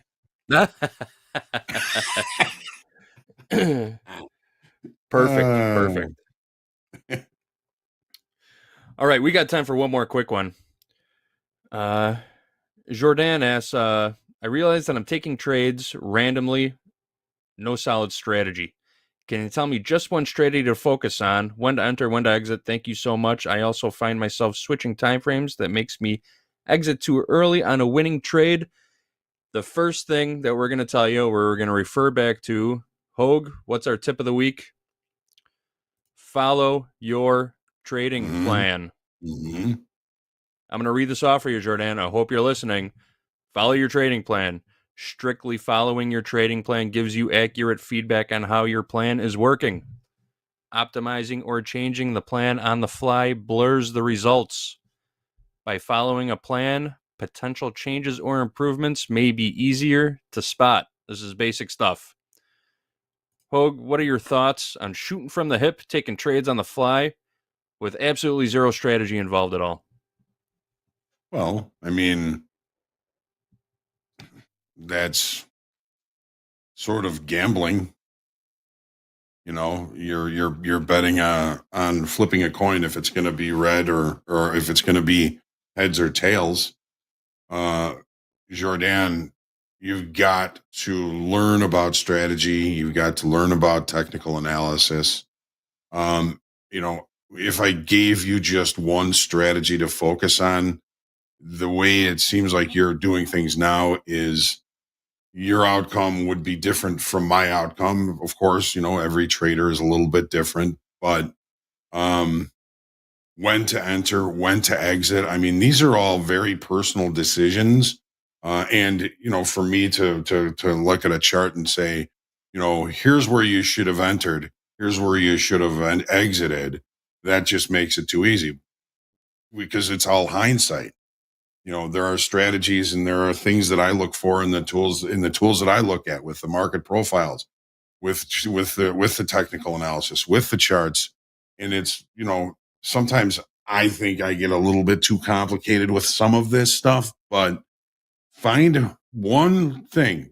Jordan, we just talked about 3-bar reversals. Learn about a 3-bar reversal. Start looking for 3-bar reversals on a 5-minute chart.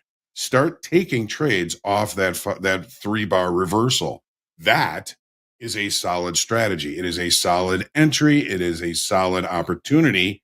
As far as, getting into trades and knowing when to enter and exit, that's something that I think comes in time. Depending on the time frame, depending on the context of the market. If you're range bound, then you're gonna see money take money. But if you get yourself into some sort of nice trend, then when to exit is going to be a little bit more vague and a little bit more difficult to try and hold on to. But switching time frames makes you exit too early on a winning trade.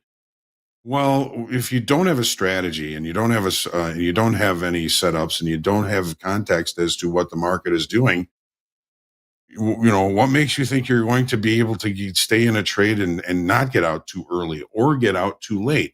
What's too early and what's too late on a winning trade? Was there a profit target? Did it get to the profit target and then continue in that direction? Well, once it gets to that profit target and you go out of that trade, anything that happens after that is a new opportunity. The trade played out the way you wanted it to. If it keeps going, that's new information and that is a new opportunity for you. So it's a great question, Jordan. Stick around. Watch the coaches here on Topstep. Watch Dakota. Watch any of the coaches here because they're really good at keeping things simple, looking for opportunities based on technical information. Start learning from the coaches here. There's some great coaches. Stick around watching Topstep TV. If we put a trade on, we're going to tell you why. And it's a learning process. And Jordan, make sure that you start working on some sort of solid strategy. Work on your trading plan. Trading plan should pretty much have all your setups, all your strategies in it so that you can know it and you can reread it and you can follow it. And then if you follow it and it's paying you, you're onto something good. And we hope that you are able to do that, Jordan. Great questions. And make sure you follow up by using your new trading journal in the Topstep X platform. Journaling is very important also. Hogue, that's it. That's all the time we have for group coaching. Stick around, though. We're going to be back for Gabe's Road to Funding in just a few minutes. Gabe's going to be accompanied by Andre and True. True is in the green room right now. I'm looking at him as we speak. Then we're going to close out the day in Power Hour with Andre Dolby, and the happiest man in futures, Mr. Max Maserati, is coming to join us. With that, Hogue, you got any dad wisdom for us to share before we cut? I do. We were talking about this earlier. Money is easy to make, easy to lose, very difficult to keep. Very difficult to keep. You can see wild success in 1 year and things just dry up the next year. Money is easy to make, easy to lose, very hard to keep. So on that note, thanks for joining us today. JD, as always, thanks for joining me today. And I look forward to, we're going to be back to get together tomorrow for group coaching again, JD. I'm looking very much forward to that. As am I. All right, folks, we're going to take a short break. We will be right back with Gabe's Road to Funding. Stick around.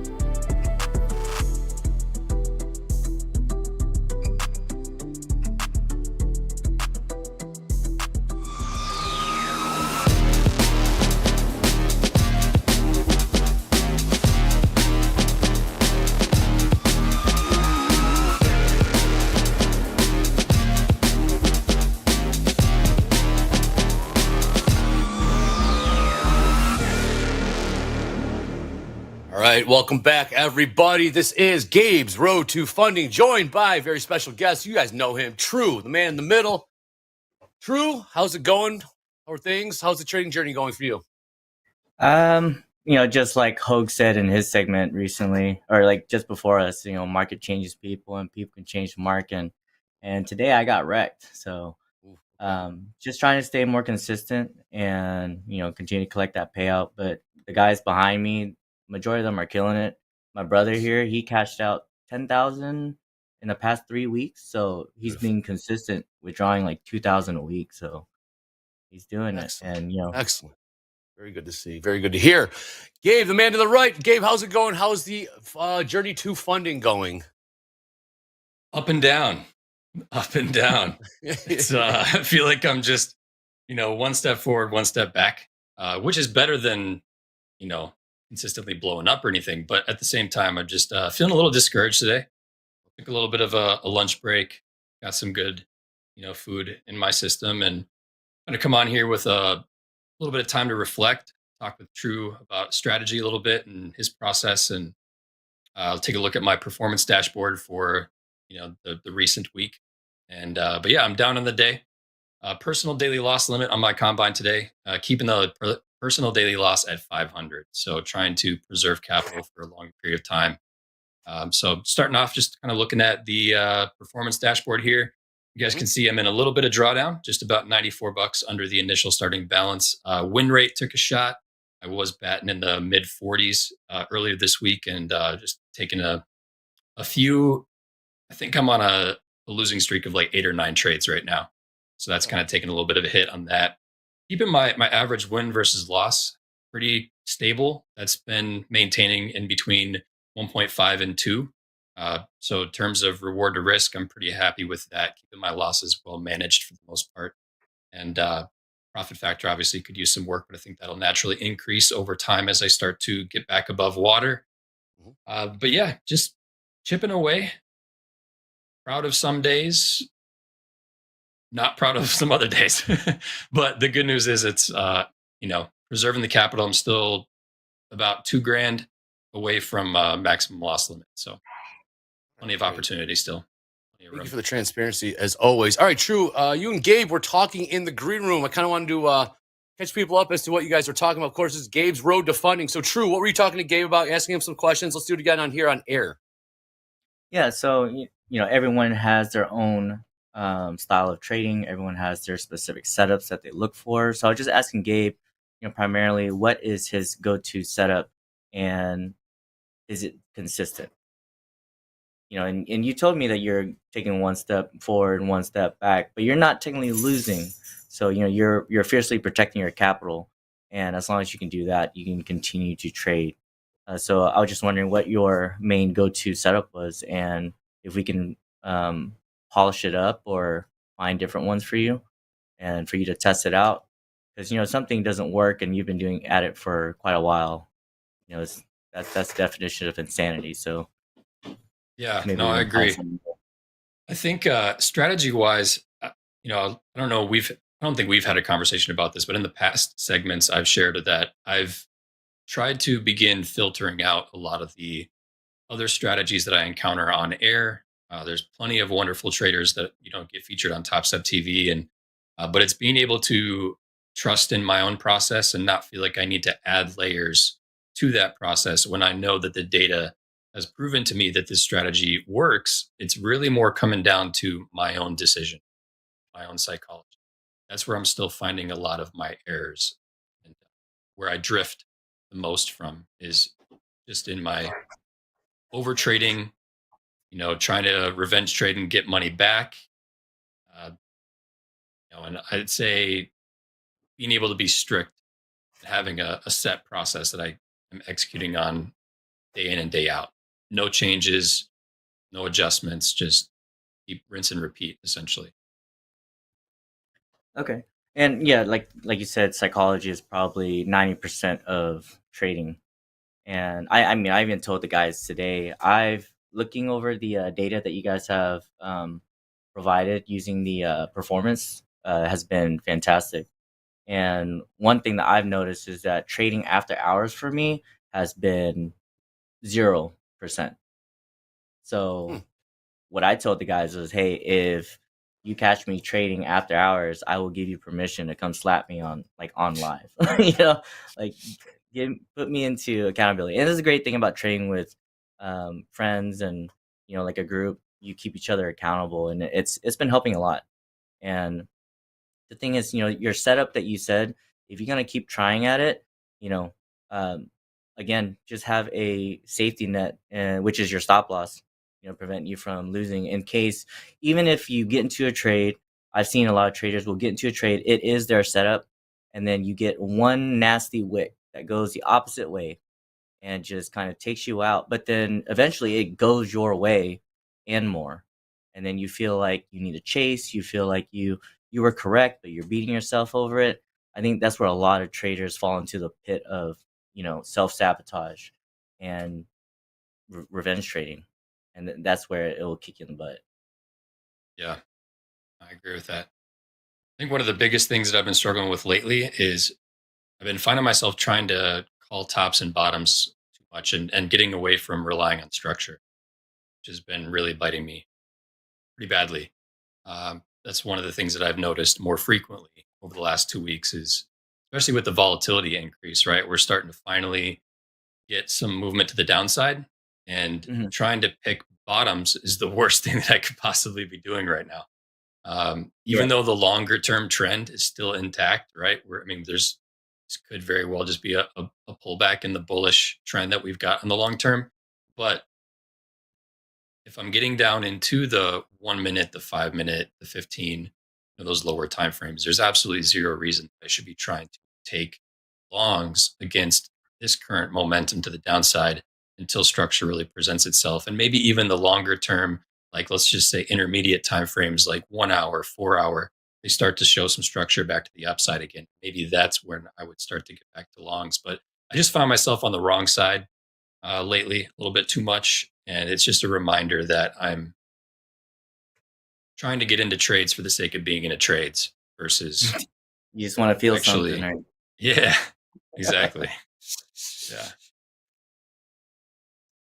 No, I get it. So some of the guys here falls into that same situation where they just want to be in a trade just to feel something, and they're already up too for the day. I hear, oh yeah, I'm up 1,500, and I'm like, just stop. And this is like on their funded account. I'm like, just stop. Right. You made that in a couple of minutes, and that's still more than a lot of people's 9 to 5. So if you're able to do that, go touch grass. Go do something. Yeah, 100%. I mean, I'm in that same boat though. Like I find myself, I think that's where the greed factor really kicks in, right? It's like, oh, I made 1,500.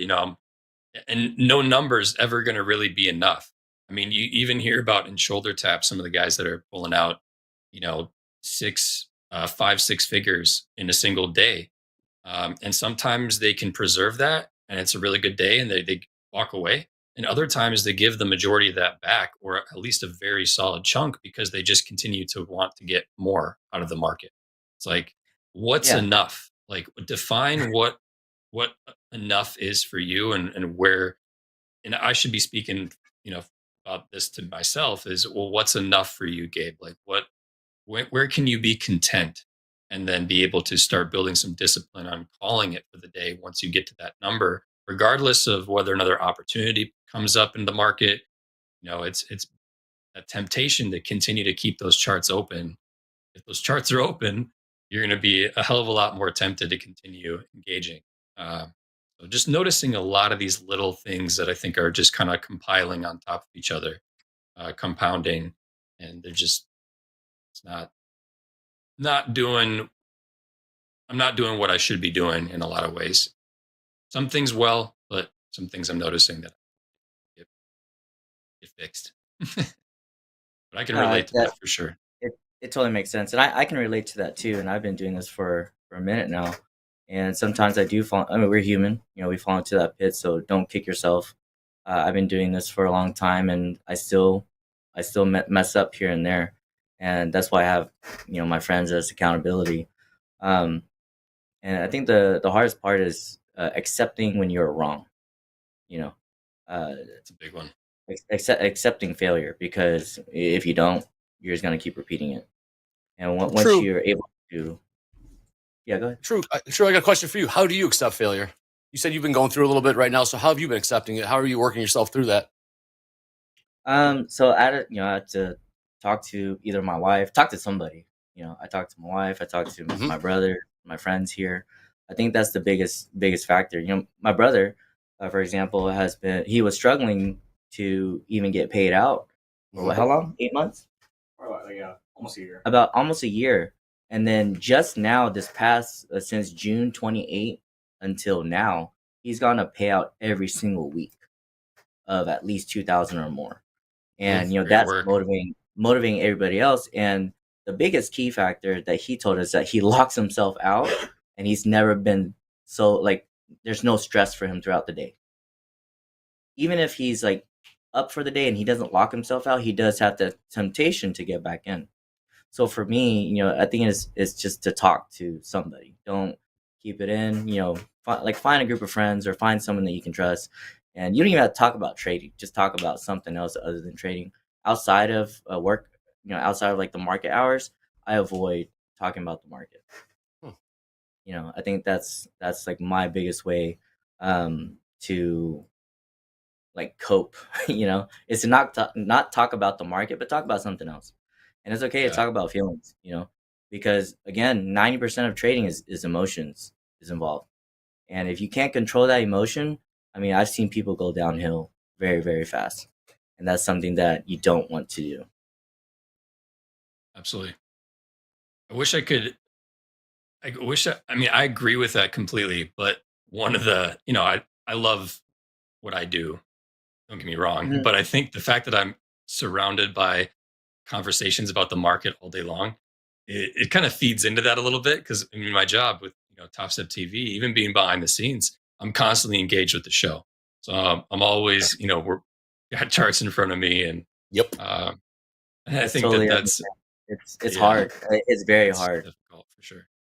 But at the same time, like after everyone hearing this, everyone at the staff, maybe they can just be your push, be that help to like, hey Gabe, let's stop for the day, or let's just look at the market. And if you want to practice your setup, just do it on your practice account. And one of the things I talked to my guys recently, this was like 2 days ago, is that you want to find that setup, right? But what is the definition of a setup? Because everyone has there's thousands to hundreds of thousands of setups. But what is considered, consistency, right? What is considered even a setup? So my definition is that it's a repeatable business practice that takes into account risk management. And over time, it has a high probability.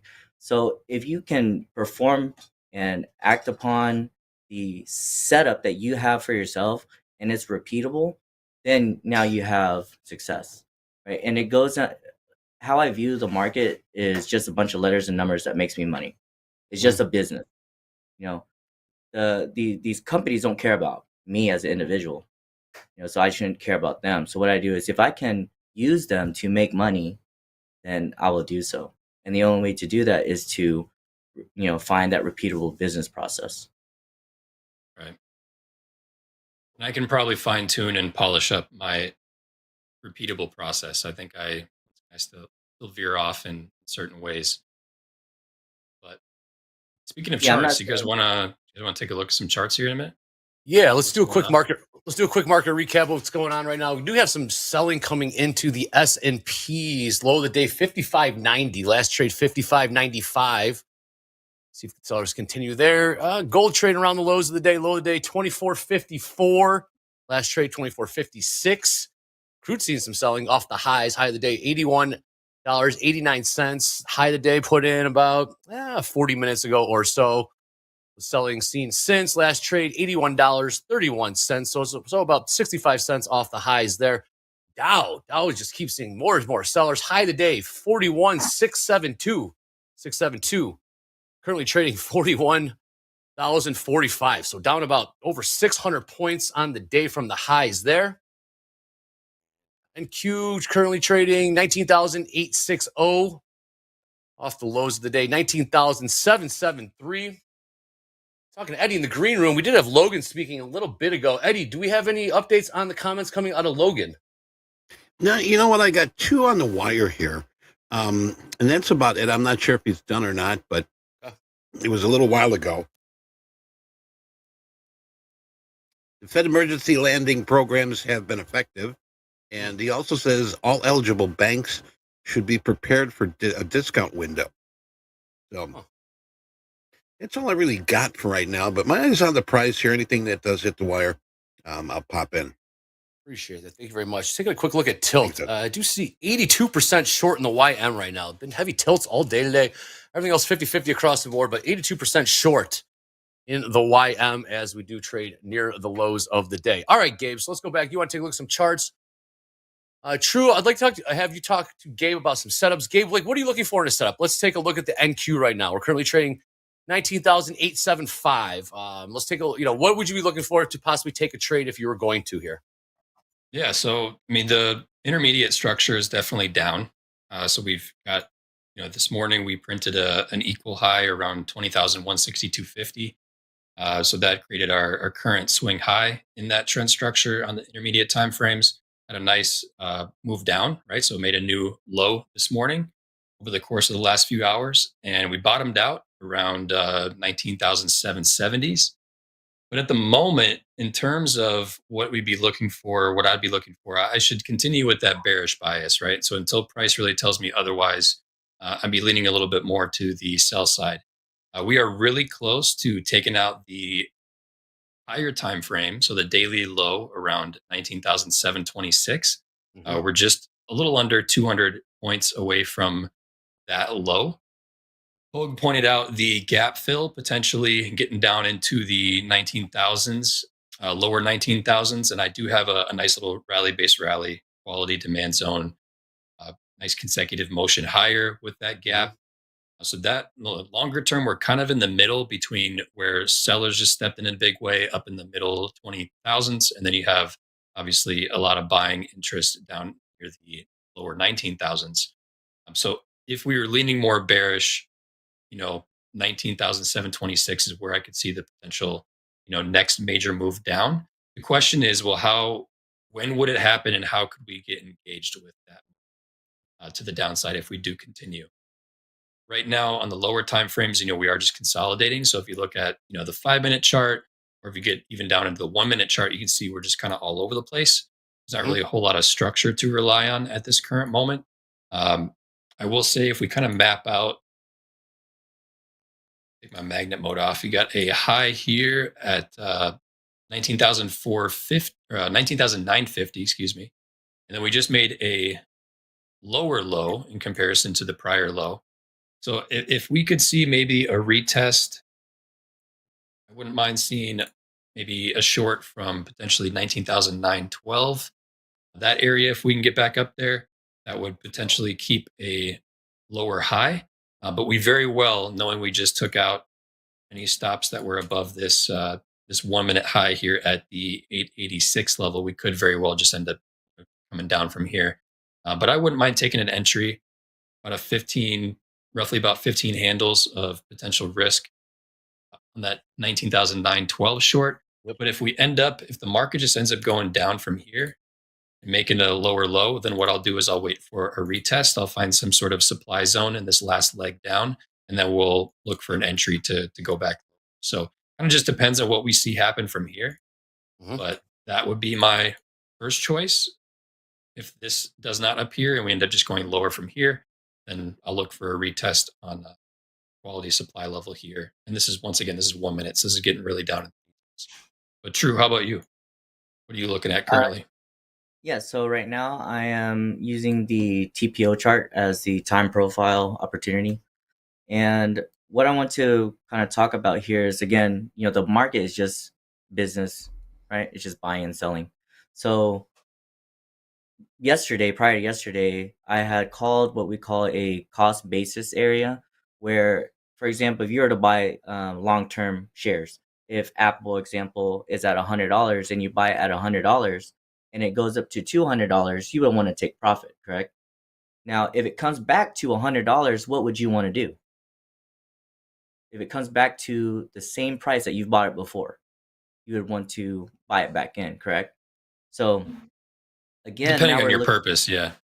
yeah, but if you were willing to buy it at 100 to begin with, you would again buy it again at 100.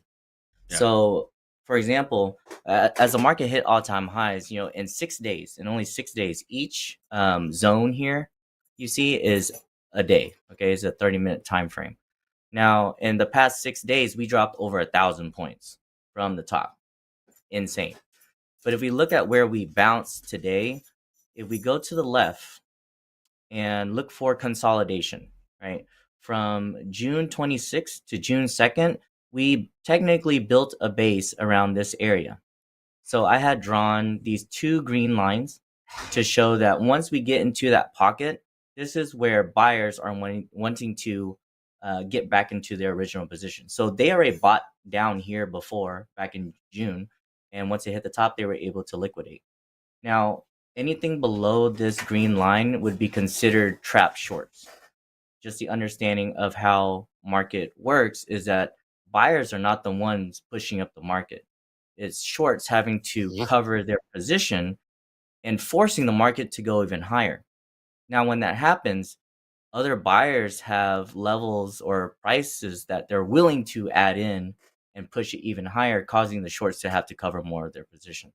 So once they hit the top of wherever they want it to be, and on top of that, with economic news, what Powell has been talking about, and then unemployment data, right? So CPI came out really good, but then unemployment just trumped that and just dumped the market ever since.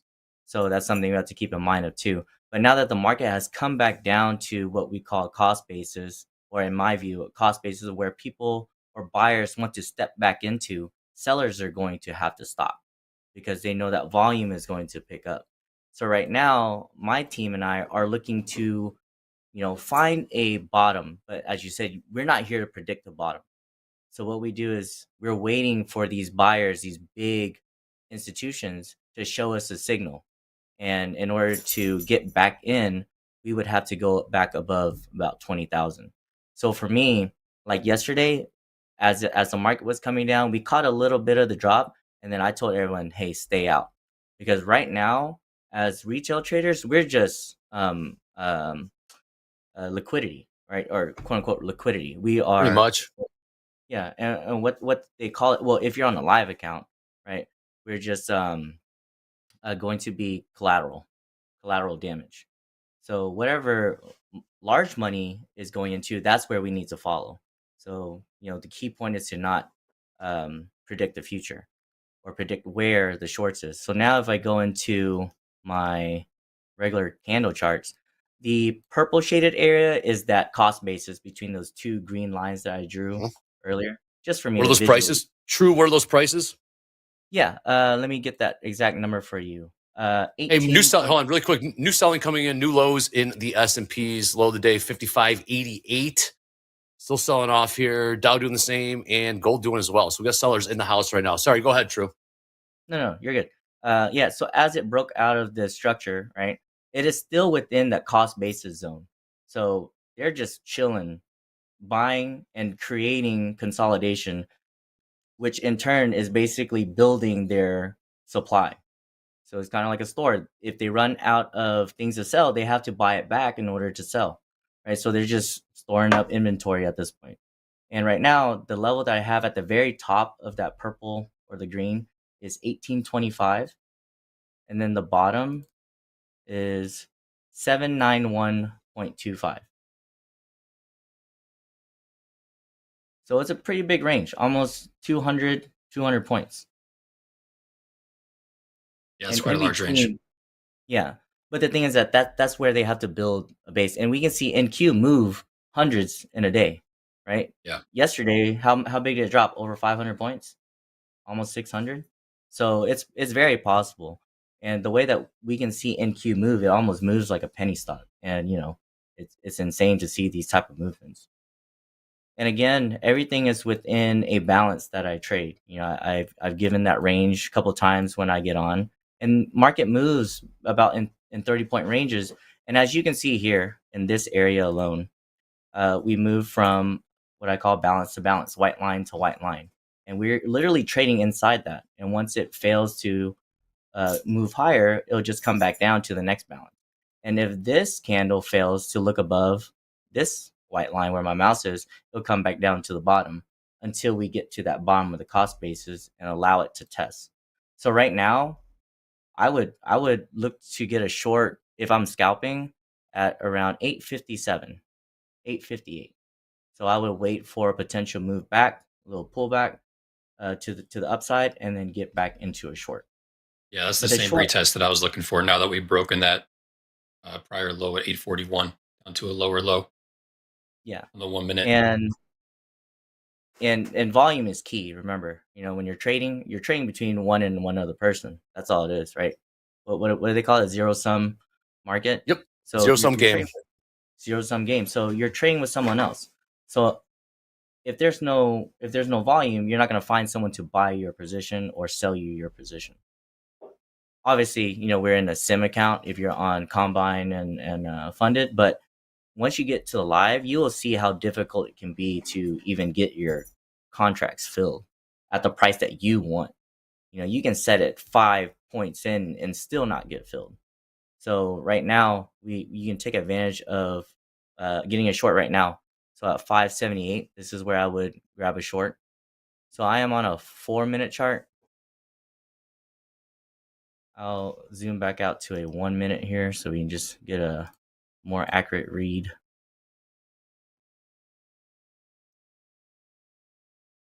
Yeah, so if you shorted there at 597, it's already moved over 10 points. So you got over 40 ticks just from that move. And then further down, as long as it stays below the 9 EMA, you can continue to hold. But if anybody got into that short, that's a pretty nice move down. Just for a quick scalp, you're not looking to hold. Yeah, you're not looking to hold. I mean, 40 ticks, 5 contracts, $200, And one of the strategies, Gabe, that my brother's been doing, so he'll do 1 or 2 contracts. And the moment that he sees that the contract is up 150, he will set a trailing stop loss there no matter what. I like that. And then, yeah. And so that way he'll capitalize 150. But, a lot of people's like, well, why didn't you just hold it? It can make you thousands. It's like, well, we don't know that. Right. We don't know the possibility. And majority of the time, anyone that will tell you like, yeah, I held that thing for 500 points. Well, if you're in 15 contracts, to be able to do that, it's very difficult. So the best thing to do is to trail out or trim out. I've seen people up tens of thousands of dollars just to watch it go negative, and that's not sustainable. You can say you were up 15 grand, but it never hit your account. So, and you never withdrew it. It's not going to work. Unrealized is right. Yep. So here we go. We drop down and we're coming back down to, like I said, it trades in balances. So this will be almost a 30-point drop if it comes back down to 28.25. Now, 30-point drop, one contract would net you $600. You don't even need to trade, 5 to 10 contracts to be profitable. A lot of the guys, one mini does plenty. Yeah, not even that, like micros too. Don't sleep on micros. Micros will allow you to hold a lot longer. If you're willing to hold trades, for hundreds of points or hundreds of ticks, micros is the way to go. I seen like my brothers, a couple other guys, they only trade micro because they're, more emotional on holding minis. For them, they can hold down. They're telling me, hey, I'm up 300 points yesterday on one micro, and that still netted them over $1,000. Right. And they can hold without any stress. Versus mini, yeah, you can definitely get wrecked so quick. Hey, All right, so we're coming back down. James, can you switch to my charts real fast? I got a question from Josh that I want to help answer real quick. It's something simple that we can knock out. It's something I've seen a few times. When you're trying to set a trailing stop, in TopStep X, the best way to do that is going to be via the order ticket window. So you have, the typical order panel. So let's say if I were to, I'm in a practice account. So let me just go ahead and sell one. All right. So I've sold one short at market. If I wanted to add a stop loss now, what I would just simply do is go to my order type at the top, and I would change this to trailing stop. Now, from there, I get to determine the amount of ticks that I wanted to follow me in terms of distance away from where you entered. So let's say I wanted to do a 30 tick stop. And then knowing that I went short, I would just need to make sure that I do the opposite of my position. So if I sold short, I want to do the buy trailing stop, because that's going to be the opposing direction. That's what will help get me out of that shorter cover position. So that's it. Really simple. Just get into a trade first. It's not, you can't set this up prior at this time. So just get into a short or long, whatever you're looking to do. And then just confirm that the number of contracts that you have that trailing stop for matches the same number of contracts that you entered that trade in. Then just make sure you do the opposing order type that you entered. Love that.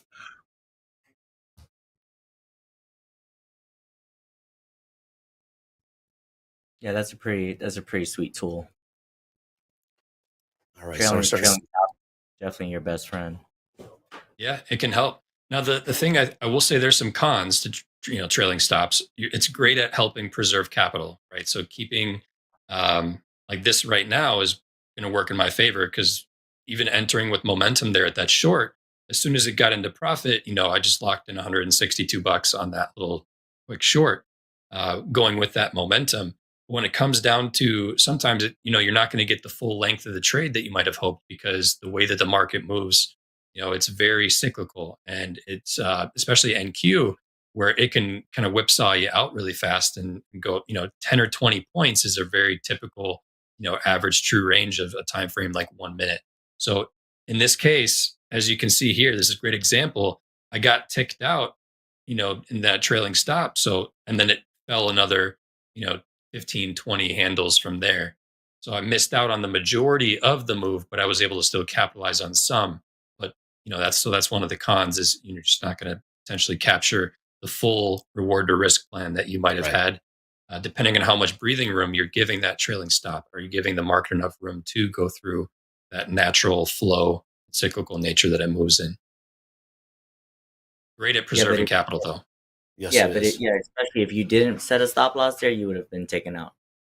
Yeah. On that green candle. So it's I think a lot of traders fail to, once they set their stop loss, they will remove it.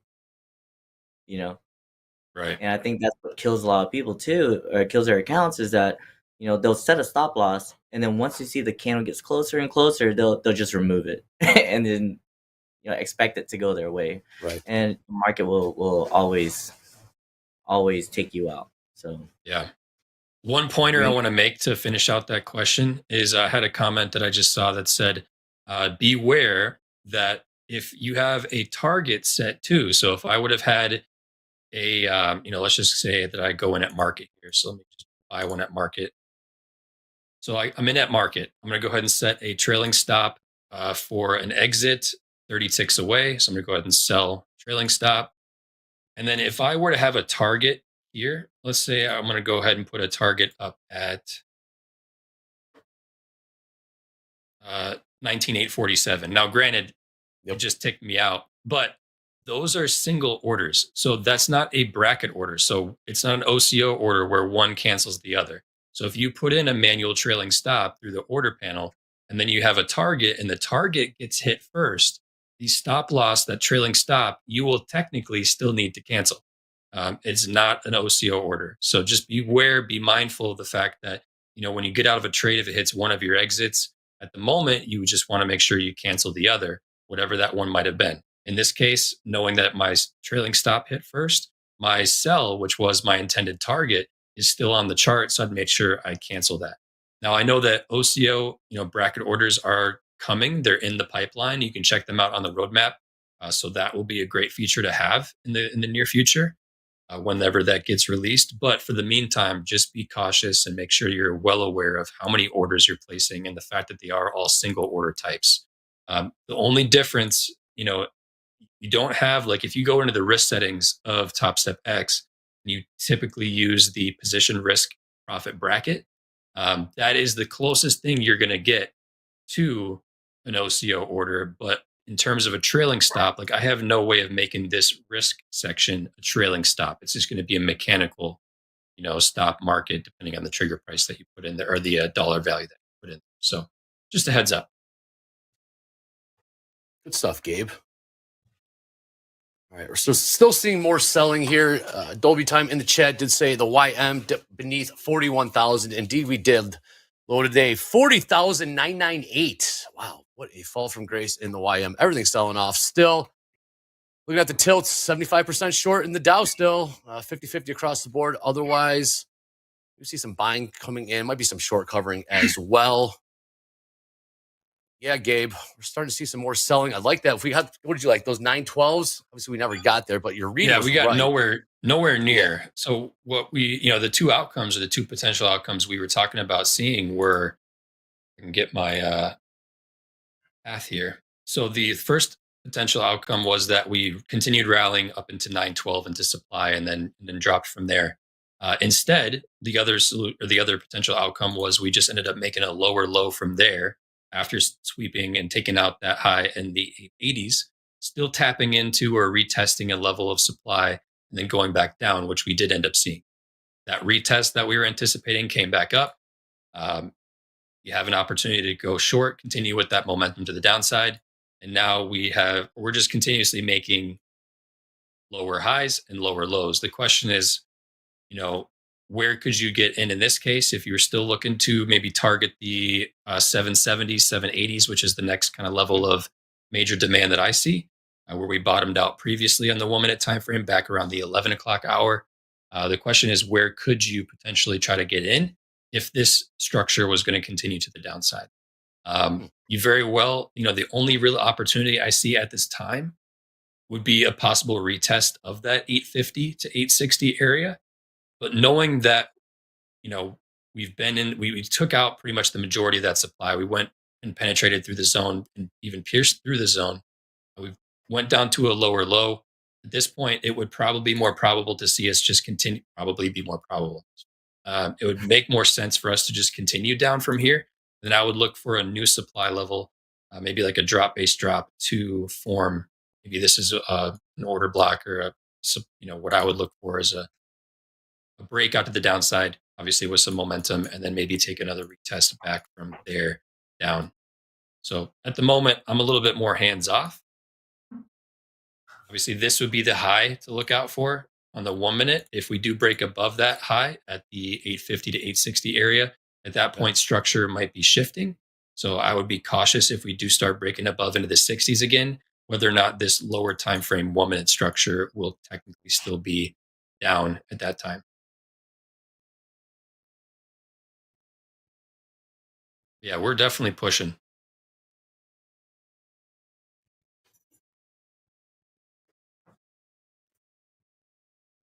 Drew, anything you're seeing, man? Right now, it's still coming down to the bottom of that base that I was talking about. So the low is 791, and I would probably wait for it to come down there to find a long. Now with the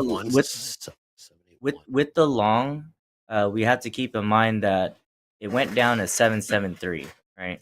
So if I were to get in, I would get in one contract and then have a stop literally at the low of day.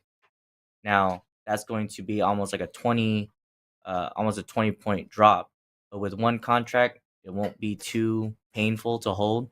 But if you want to wait for it to come all the way down to the low of day before getting into a long, the reason why I would get into a long, because going back to that same TPO chart, this is where we've been consolidating for 1, 2, 3, 4, 5, 6, 7 days. Right. So there's going to be a group of buyers that are just sitting there wanting to buy it up over and over and over again until possible sellers step in.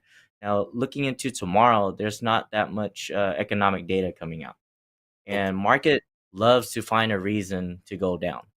Because in the stock market, it should only go up, right? Because investors are constantly putting in money. The stock market should only go up, but market will always find a reason to come down. And doing this for a while now, and you find days where there's no economic data coming out, market just likes to trend. Whether it trends up or down, we'll see tomorrow. But normally, when there's nothing coming out in terms of economic news, it'll just keep going in one direction. And we'll see today if that trend line breaks. And around 791 to 788 is where I would look for a pivot, I would say. Okay. We're going to take those Yeah, but levels right now- into power hour. 781, perhaps a long from 781 in the NQ. We're about 40 points away from that. But definitely keep an eye on that. Still trending around the lows. Yes, I like that truth. Like I said, there's some liquidity to the downside here in the ES. Seen about 1,000 on the bid, between 82.5 to 83. 1,000 on the bid there. Looking for some more room to the downside in the ES. Don't have the NQ up just yet, I should say. But we'll keep an eye on those 781 levels. All right, Gabe, what are your thoughts going into power hour? Any levels that you like, perhaps, to take a long or even a short? I think you said you like, what, the 850s, 840s for another short maybe in the NQ? Well, knowing that's super close and we still have about 10 minutes until we transition to the next segment, I'm not sure how realistic that level would be. And it's not knowing that it's been retested, I'm not the biggest fan of taking a second attempt at that, especially if we were to bottom out here. So I would be paying a little bit more attention to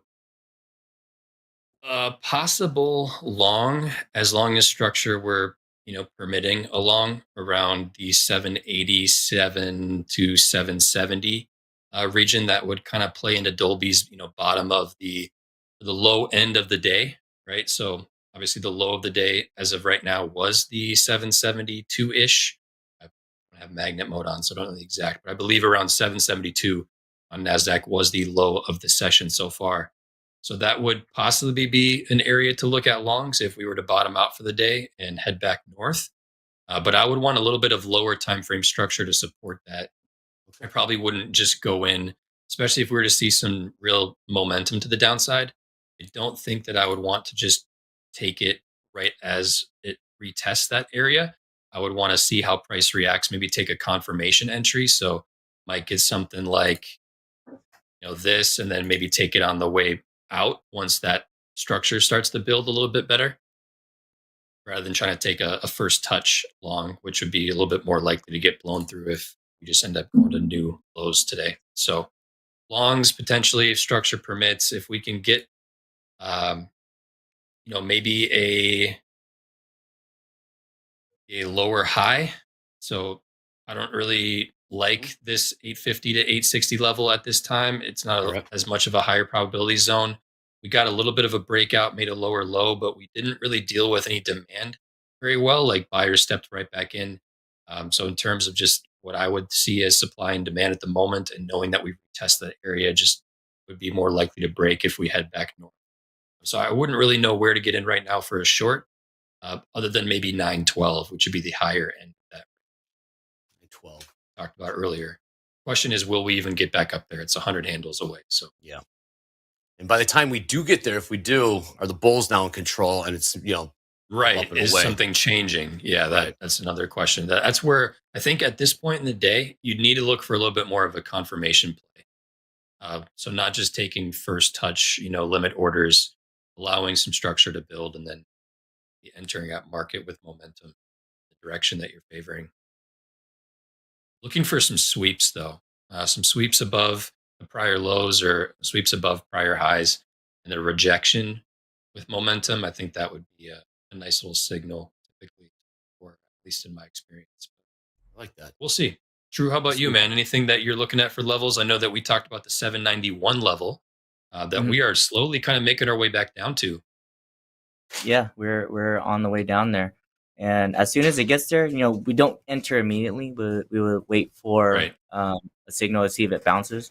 I would like to add that at the end of the day, we do have Netflix earnings too, and that might be the driving force of whatever trend that we're going to continue going into tomorrow. So that's something that we definitely have to keep in mind. Any of the big stocks are in NASDAQ or in and the S&P 500, we got to keep track of that too. And as you can see, for the past couple of days, Tesla has been on a tear, and it's wonderful to see because I'm in those long term, but you can see that market has been pushing, and then you see Nvidia coming down. What is that right now, like 119 or something, and it's stabilizing. So market will find areas where it will accept the price and will keep it at that range for quite a while. So even though the Nasdaq is down almost 1% today, Nvidia is still up almost 2%, 1.6%. So we gotta make sure that we are paying attention to all the other tickers as well, and to see what is carrying the market. We can see that. I don't know. Have you guys been trading oil? Oil been skyrocketing since the market has been coming down, and that's just equal market rotation. I think I mentioned that last time where I would watch tech and energy, and they're almost inverse of each other. When tech goes up, energy goes down, and then this time tech goes down, energy skyrocketed. Exxon, we were looking at, was at 112 a share, and now it's sitting at 118.72. It broke and almost hit $120 a share. So that's something that we gotta watch too. All right, well, we got about 3 minutes left in Gabe's road to funding here. We're still seeing more selling. We'll see how that continues into Power Hour. For Power Hour, we will be joined by Max Maserati. Dolby and myself will be in there as well. We will have the house account open. Dolby time making some trades. Max Maserati as well. We will be looking for that 770, 781 level in the NASDAQ. Here comes some buyers stepping in. This could be some short covering. We just picked up 50 points just like that in a matter of 2 minutes. That's had insane. a little three drives to the downside, bottomed out. We didn't really, we just bounced off a previous low in the lower 800s. Nothing too significant there. But obviously, whether it's short covering, buyers stepping in, I'm not sure, True, if you see what the volume's looking like, if that was a pretty solid volume exploded there. And I can see a range about 867. If that area breaks, we will continue back up and possibly go back up to VWAP. Market low. Where would VWAP be? Oh man, VWAP's at 961. I got 61 also. Yes. Yeah. Okay. And again, you just saw market pump 50 points in 2 minutes. It is not impossible for it to move all the way up there, going into Netflix earnings. So that's right. Is that tonight? Yeah. That's why I was mentioning. Like, we gotta keep that in mind that Netflix will probably give us the trend for tomorrow. So keep watch on that. And if you guys like to watch the conference calls that I don't know if they're gonna have any calls today on Netflix, but watching that is very important. We're always sticking on news because news will always trump any technical analysis. No matter how good your technical analysis could be, Jerome Powell can go up there and say something and either launch the market or drop the market. So we just gotta pay attention. And then stop losses don't really do a darn thing. Levels, technical, throw that out the window when Daddy Powell starts speaking. All right, we're gonna wrap it up. Gabe's road to funding. Really quick, True. Your peeps in the room with you. Give them a shout out. Tell them to wave to the camera and say hello. Who do we got there? What's up? Who do we got? Point them out. Call them out. Who do we got there, True? Here, we got my brother here. He's a nurse. We got Nam in the back, Ronnie over here. We got Thompson at the table. And then we got Ken sitting over to my right here. It's like Casey and the Sunshine Band over there, man. You got like a group going on. What's up, gang? A lot of accountability there for you, man. That's awesome. Oh yeah. They'll keep me in check, and I keep them in check too. So it's a good band of brothers. Awesome, great stuff. Well, True, thank you for joining us. Tell your squad what's up. Everyone in the chat loves seeing them. Gabe, good stuff on Gabe's road to funding. We got more coming up next. We got Power Hour. We got Max Maserati in the house. Dolby time and myself taking some trades. Gabe, thank you so much. See you on the other side of this. Power Hour coming up next.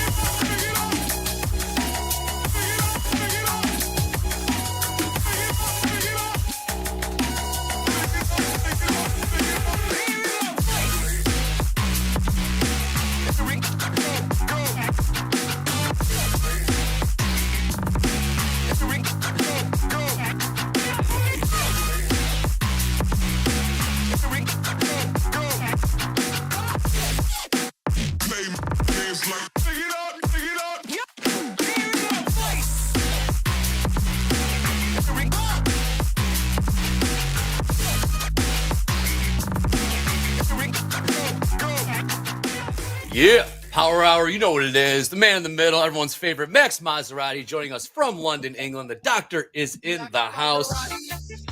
Yep. Max Maserati. Max Maserati, a very good trader, a very good friend. Max. Thank you, Eddie. All right, let's get right into it. Max, how's the trading been going? What are your thoughts on the markets? Oh, my trading has been doing very, very good. So far, so good. I'm very, very happy. And a very good news is that like on the 4th of July, it was my 1 year with since I decided to switch to futures, and I bought my first account with Topstep on July 4th. And since then, that's it's awesome. been a blessing. Congratulations. So yeah, very happy. 1 year with Topstep, 1 year trading futures. Since I switched, it's been amazing. Very So happy to can't have complain. you here. Very happy to have you here. Dolby time. What are we looking at for trades? You've been trading quite well lately. What's your read on the markets? Bearish. That is my read. My read is it's bearish, and I'm gonna try to find a way to get short into the close. Maybe it rallies, but I don't know. Things seem weird in the market right now. Yeah, Feels different. I agree more with you. It's completely bearish. It's feel different. Dolby time. Why does it feel different? What feels different to you? It's Dre, some of this stuff just requires screen time and experience, and like you don't get to see these types of market all the time if you haven't been trading for say like 4 or 5 years. And I think it's just like reps, I feel it in my bones that the buyers just kind of aren't there anymore. We're going down really easy. It kind of reminds me of the days when crude oil used to just tank or just shoot up. Those are kind of the vibes I get. It's going down way faster than it's going up. And it has a really hard time going higher. Really hard time. Agree. It's just, yeah. Don't forget, we do have Netflix earnings after the bell. For the time being, this is Power Hour. Dolby time, you know what's coming right now. In the upper left-hand corner, you'll see the hashtag Power Hour. We'll be doing this probably for 2 months now. What is hashtag Power Hour? Dre, it is one of the most exciting things you can do on X. Hashtag Power Hour at Topstep. Share your trader wins with us. Tick picks. Share your dashboard. That is shareable now in Topstep X, which is very cool. Battle stations, all that good stuff. We want to see what our community is up to, see how y'all are trading, and sharing that with us. Brings us all closer, chat. Brings us all closer together. Yes, it does. All right, so Dolby Time's looking to take a short. Can I get an amen? Amen. Amen. Thank you, Eddie. Thank you, Eddie. We love what we do. Yep, live funded trading trader update here. Got a lot of green on the board. Deanna up $509. House accounts up $8,800. MP with a nice comeback. Was down as much as $5,500. Currently down just $1,400. Nick for a tick up $3,300. Tanya trades with some green up $1,300. David W in the red. DLL G down DLL as well. Joanne up 10 grand. We've seen that name a lot lately. Brian P up 6 grand. Raphael again up almost $19,000 today in the green. So there has been opportunity, has been profits to capture today. Anyways, let's get back to the markets. Max, what kind of setups are you looking for to perhaps take a trade? Great. Okay, let me explain my thought on the market. So something I made it last morning. I did daily on my YouTube. So we made we predicted that the market will just go all the way down today, and then this is exact market day. And I think a lot of people trade from the beginning here. And so today, I was from the beginning. I was expecting the market to respect this MMM internal block here, but then it goes below it with power, and then we have a bearish body close. I nothing on price. Yeah, Dolby. Keep pushing. Hey Max, you're remember when you move your mouse, it chops up the audio? That's what's going on right now. Oh, okay. So you have to not move your mouse, I'm but you still have to explain everything. Okay, great. So I expect price to reach at least to 59.50 today, but it might even go deeper down and to even this external block at 55.30.00 and see if we get a bounce from this level. So where I'm expecting for price to bounce, it might be around 55, 55.34.75, 55.34.50, and 55.02.75. This is where I expect price to bounce if price want to close a little bit higher today. But anyway, the market is telling us that she wants to keep moving down, all the way down, fill out all these unfair pricing gap on daily, and we have another one deeper down. We have an equal low on the 4 hour at 59.50. So the market is super bearish. So to take a trade, we highly likely will be looking. We might be waiting for this 15 candle to close. Okay, once this 15 minutes candle close, if it's closed, bearish body close, and then we will go to the 1 minute and expect price to give us expect a retracement inside of the 15 minutes candle, and then take a short. Let's get back to these markets right here, right now. We're seeing more selling coming in. New lows in the S&Ps. Low of the day, 55.72 half. Dolby time. New lows in NASDAQ. 773 last trade. What's going on over there, Dolby? Talk to us. Oh, it's going down, Dre. I didn't click the sell button. Not in time. I was looking for a level. I'd never think I got the pullback. I think Dow's in trouble, man. So I really do. Like we've broken a lot of support in the Dow, so I think we could get all the way down to 40,600. Hold on, where is it on the? Yeah, no, here it is, 40,250. 250 is what I'm. Yeah, that's what I'm thinking for Dow.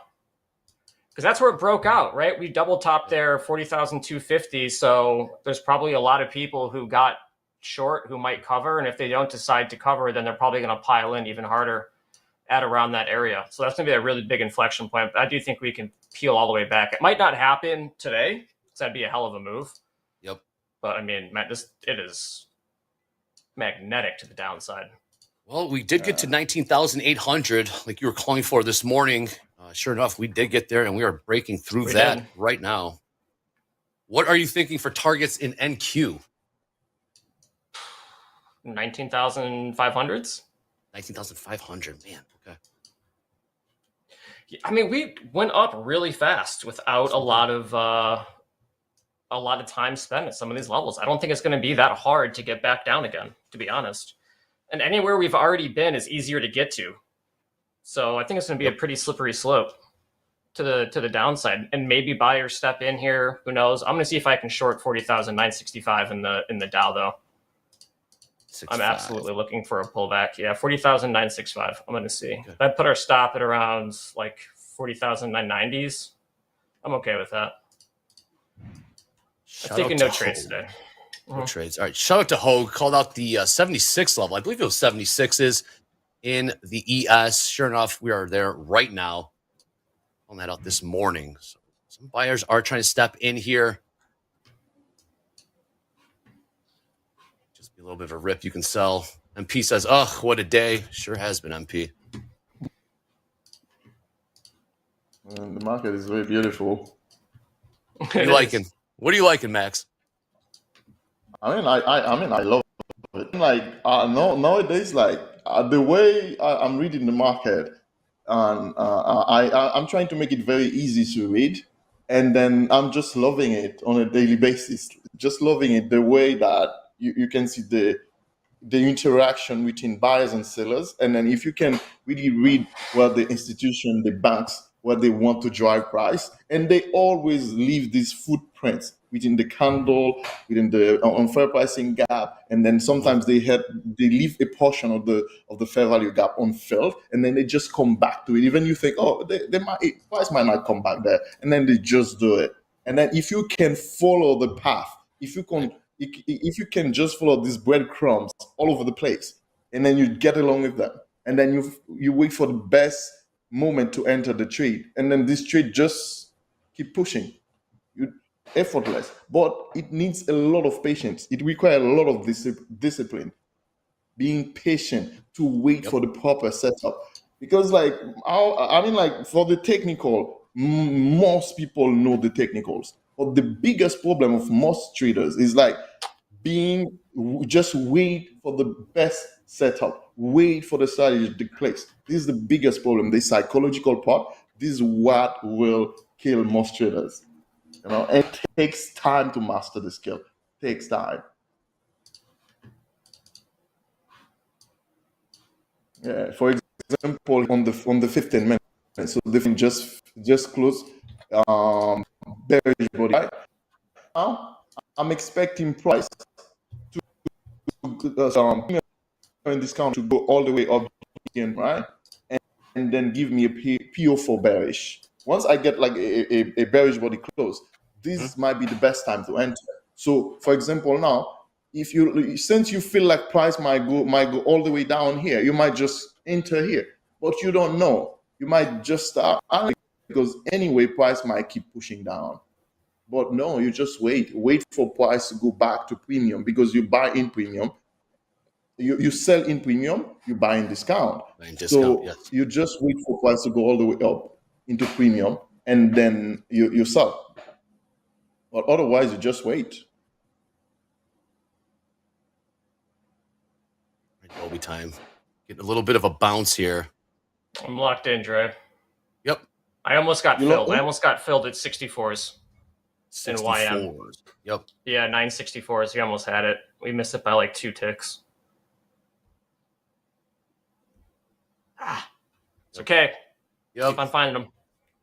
Even 800s. I think 800s have been pretty sweet in the NQ. I'm just kind of I don't really want to trade the NASDAQ right now because it's not with a $200 loss limit. I think it's too tight for the volatility. I shouldn't even have it on my screen. last trade in the Dow, 40,930. Max knows what that's like. You get tempted into some of these markets. They tempt you with some of these trades. Yeah, it will tempt you because this is the goal to make you enter without waiting. Yep. Much. Because they need your liquidity. We do have 84% short in the YM on the tilt. Delta update as of about 5 minutes ago. ES minus 4,000. NQ minus 6,000. That is congruent with price action. Keep an eye on that going into the close. Lead time is locked in for a little pop. I'm locked in. Sell. Yep. Markets are good. You know, like when the markets are moving like this, you really want to focus. Find the mental and energy to really concentrate, because like these types of markets do not come along that frequently. And if you're able to capitalize, be in a good headspace, have a plan for scaling up and taking advantage of trending markets, it can really make a week or a month for you. It's like we sit through all these mediocre range days, and then we get a day like this. We really want to start perking up. And wait a minute, sure we're aggressive. Mediocre range days. I thought that's your bread and butter. It will switch. He switched gears. He's adapted. Absolutely, yes, I love it. No, it's all good. Yep, I love it. I would rather trade a trend than a range, but got to have both tools in the toolbox. But yeah, I want you the range king, Dolby. Yeah, but I find ranges everywhere. Ranges are in trending markets. They're in range-bound markets. If you look close enough, you'll find a range somewhere to trade. Yeah, that's true. That's true. We almost have 40,000, 640. Squint your eyes. Some ranges are mortal. Yeah. Well, you don't win all of them. Some of them are mortal. If there's no training within it. Quick Delta update. Minus 5,600 ES, minus 7,200 NQ. So shorts are growing. Man, Dow is so close to having a really, really, really, really bad day. Getting hammered. It's getting absolutely hammered right now. It really makes me just want to press sell market like 5 times. I just know it's a terrible idea. The market doesn't let you get away with not following your strategy. No. It does not. Buyers tried stepping in the NQ there. That was selling right away. The Dow ladder is out of control relatively to what it is normally doing. Let's take a peek. It's just one big wiggle. Sure, like it is moving. New lows, 40,900. No end in sight. Fade dope. Good luck. If I just go short right now and you go long, good. I would rather take this side of the short. That's the reversal trade, right? Yes. You got a water toy to your head, and you got to make a trade. You know what direction you gonna take? What direction you gonna take?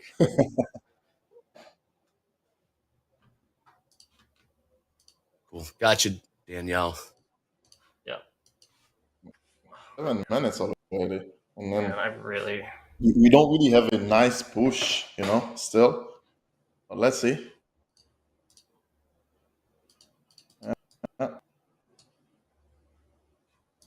Nope. Don't look at the NASDAQ. Don't look at the NASDAQ. Go back to the YM. Yeah, Did you enter? No entries. You didn't enter, right? No, it missed me by about 2 ticks. I think I wanted like 65 or 64s, and only got up to 63s. But I wanted to see if the buyers at 40,067 reversed, right? So that's like support becomes resistance. And when you get these like really sharp down moves or like any sort of trending move, you can find out pretty quickly just how confident those buyers are or sellers at those kind of support become resistance or vice versa type of levels. So you would think that like the really smart bulls who got long 40,970, they thought they were sitting pretty, and then all of a sudden they get tested. They take a bunch of heat. They take, let's say if you're a really good trader, you were long 40,970, you held it all the way down. You took about 70 points of heat, and then you get a chance to go break even. And then I feel like they just peeled. And so the buyers became sellers and then started rolling over to the downside. But it's a pattern that you see pretty frequently in really trending markets because people have to react quickly or else they're going to get crushed. They don't want to sit in trades against the trend. Oh, More selling. well said. Oh, Man. now you see this consolidation here. The market, like, and it's just entering a little bit of consolidation here, but still, it's pushing down. I mean, NQ is in a better spot, for technically speaking, for a trade because the 1 minute's getting kind of range bound, whereas the YM is just not range bound at all. It's rolling over much more aggressive. Yes, it is. So maybe there's a better opportunity in NASDAQ. Maybe we can pop like 19,020s and then reverse lower. For 920s. Setup. Yeah, let's keep an eye on NQ real quick and see if we can take a short there. 820s, Dolby. 820s, right? 820s? Yeah, 19,820s. Sorry. 820s. All good. Hey, real quick update about the VIPs. Everyone in the Topstep VIP exclusive group will get an email tomorrow morning with their instructions. We're going to begin creating accounts this evening, so you may get your credentials as soon as tonight. Expect them no later than Sunday before market open. Thank you, Danielle. Yeah, as we can see here, we didn't get to enter here, and even we get a PO for a candle here, a bearish body close after a swing high, and then we didn't enter because our oscillator was not in premium. It was in discount. So to get a short, we need the oscillator to go into premium to get the short. Even we get the PO for bearish here. So I mean, like our oscillator taught us do not enter, and look at what is happening. And the market just entered like a range bound, and just ranging. See, and now we have a PO for bullish. So let's see if we get a nice short, nice setup. Are you working 820s, Dolby, or are you just waiting to see if it gets there? Yeah, I'm working 820s. We got to get some action, Dre. This market's too good. Yes, it is. All day. No, just all summer. Better you wait. Better you wait. Just imagine I entered a short. I entered a short at 55.77.50 without waiting for the oscillator to be in premium. The market is just like reversing. So it's better you wait. You wait for your setup to take place. Yep, I like it. You don't know till you bet. We'll see how this behaves. I want to get on 20s on the dot, though. Crude new lows, $80. Back to where it was. Sure, incredible. Good trading everywhere. Good markets everywhere. The Dow just getting hammered today. Yeah, down 700 points in off the highs in the Dow. All right, Dolby time. Come on, come and get me. Get that pop. Come and fill me. Yeah, we've got a nice little run here, so I want to just kind of keep it up. Oh, looks like it wanted 16s instead. That is unfortunate. Yeah, the market is generating a nicely quick upside.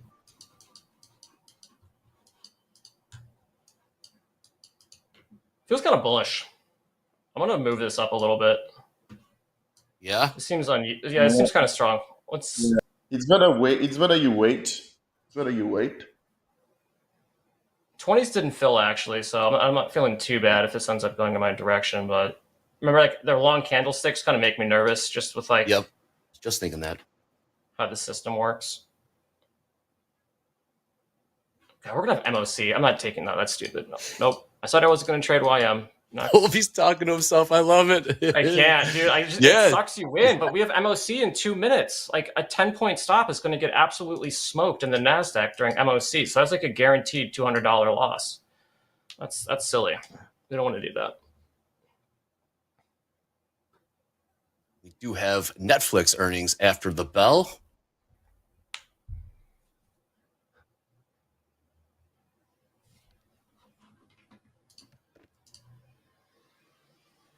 Nick for a tick says, Dolby time. Come on. You got this. He does got this. I know. I just keep on switching to the Nasdaq. I Yes, don't know. Max. I don't know what it is with that market. It just makes you want to like Dolby's trade it getting for some afraid. reason. It's so frustrating. It's so No, frustrating. it's gonna be just wait. It's gonna be just wait. Wait for price to go to premium, and then we get a nice, nice bearish body close that show that the market that we like. We need like this strength of the bear. Otherwise, we just wait. Yeah. Because we need to swim with them. Just swim with the shark. Because we are not the 20s. shark. We just need to swim with 20s, them. 21s trade, 22s trade. Okay, let's see. Well, I did some salad hands here. I didn't take this trade, and I said I wanted it. So we'll see. Yeah. We'll see who wins. If it gets to 30s, that would have been a stop out. Okay. I feel good. Yeah, I feel good. Max, what would you be looking for to take a trade here? We are seeing a bit of a bounce, if you will.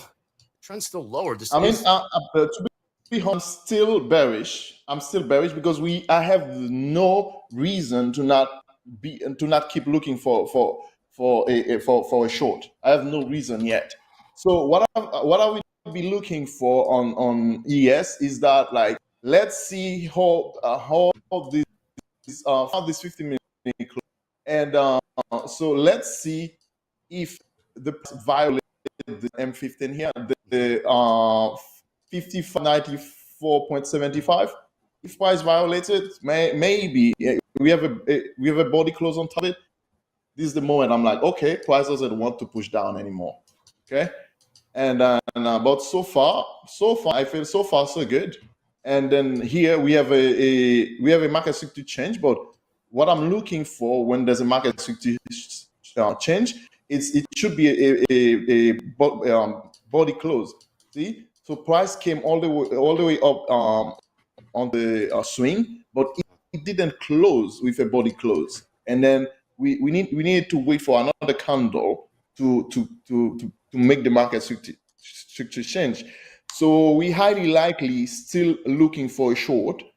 But so far we need to wait for a nice PO4 into premium, and then in the 1 minute or even in the 15 or 30 seconds, and then we take the short. But so far I'm looking for short. Okay. What about you, Dolby? What do you think? NQ has my mind in a trap right now, and YM is they're all tempting to trade. Like it's power hour. So do we continue down and just the market totally melts, or do we shoot higher and shorts cover? I think there's a ton of opportunity, which is kind of why I'm biting my nails. I just want to make sure I'm on the right side. But I think there could be some really, really good price action to close the day for just a nice buy and hold. I'm just trying to figure out what direction I want to get aligned in. You were right on the read. You would have gotten stopped out if you took the 20s, but obviously we're trading 15s now, but we did pop into the 30s. I would have gotten stopped. Yeah, but the read was right. MP, nice recovery today. Ended up the day down 880. It was down 5,500. His way out of it. Consider that a scratch day. Good job. All right, Max. 15-minute here. Yeah. There's nothing very clear. Nothing clear so far. I mean, this is a nice HVC. I'm long. All right, what price? You're long? Long YM. Good luck with that. Okay. Did you enter? I did. 40,922. 922. All right, let's see. Let's see. I flipped my coin. I think we're going higher. Yeah, it's looking very nice, but I prefer to wait. 922, currently trading 929. Do you have that negative delta, Dolby? Could be some profit taking. I'll add more as we start picking up. We'll see. Yep. Like I said, I think there's a ton of opportunity in one way or another here, just because of how much we moved already. Seeing some buying in the NQ, S&Ps as well. Crude continues to sell off. Gold, new lows as well. We are watching YM push higher. And I'll buy more if we go down. Yeah, you'll buy more if you go down. Yeah, definitely. And we have nice on fair value daily. I think price might just come all the way down here and fill this little portion between 5570.25 and 5569.75. I think price might come down here and fill it. Highly likely, but let's see. Unless price violate 55.95.00, I'm still bearish. Gold's still selling off. Gold insane. Who said that gold's insane today? It is indeed. Good markets all around. Yeah, really good markets to trade. We push higher. It's a really good time to trade in a practice account too, even if you're already stopped out for the day. Agree. Just because you want to get reps in this type of market, because it does not happen that frequently.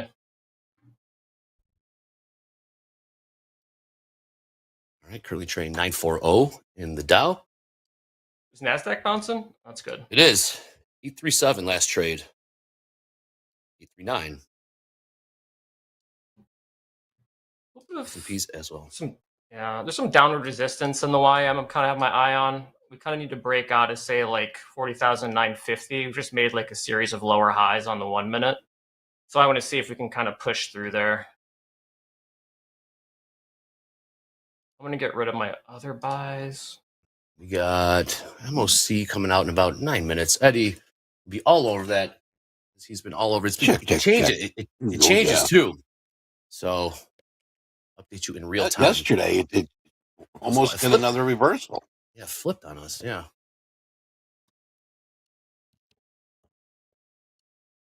Look at tilt, YM. YM to 50-50. It was heavy shorts, almost like 80% short. YM now 50-50. And if we can push above, what about ES? ES on the tilt. ES is 64% long, 65% long in the ES. Market just violate. We have a body close on top of this HG bearish. So let's see.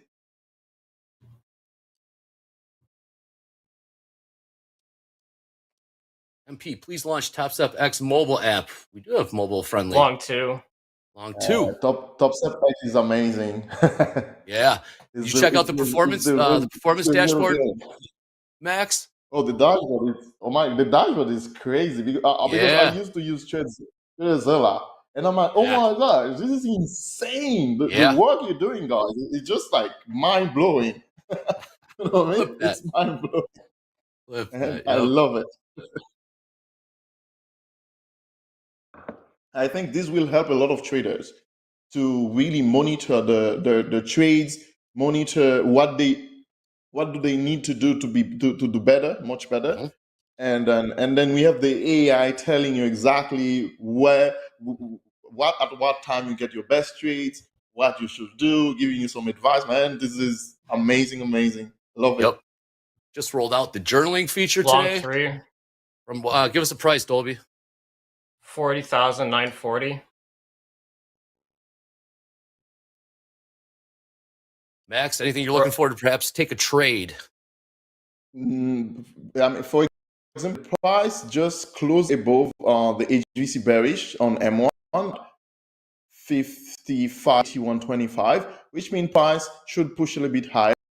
I'm still reluctant to think about a long because only one confluence wouldn't make change my bias, because for example here we have a market to change with a body. So unless price close above this MMM external block here on 8, I wouldn't be looking unless price close above here.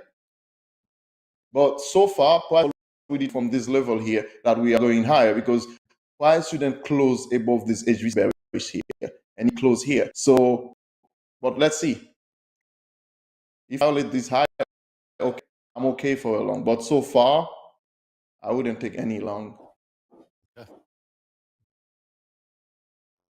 940 average. Long 3 from 940. Mm-hmm. NASDAQ still Sorry, finding some I'm locked buyers. in. Cool. I got you. NASDAQ still finding some buyers. Last trade 870, 872, 873, 74s. S&P's finding buyers as well. 5590, 5590 last trade. Buyers really stepping in The here in the buyers NASDAQ on now, fire. pushing into the Off the 85s. break even. 85s. Nice. Bottomed out. Your break even don't. Yeah, Stop selling taking your one. profit. Sold one. Oh, that's great. That's It's a short Oh, squeeze come happening. on. Come on, hold on. yeah. I'm risking my profits on this. I think it's going to go higher. Squeeze It might might be just in. pull Yeah, let's back hope. just because we hit a resistance, become support. So I need to give this a little bit of room here. Yeah, If unless we can get price goes strong above this 980. still on the we're still on the dark. We're still in the Buyers and dark. sellers need to figure this level out real quick. The Dow's lagging a little bit behind what NASDAQ and S&Ps are doing. Definitely catching a bit of a bid. Okay. Oh. VWAP I'm in. willing to risk. Yeah. Are we pushing high? Yep. We got to push high. We need a strong push here. Like strong push above 55.94.75. Let's see. ES, definitely the shorts are getting squeezed. Delta of minus 1900.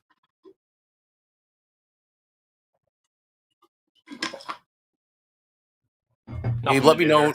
Yep. Gabe, let me know when we got hashtag stuff ready to go. I think we're going to have some fireworks here on the close.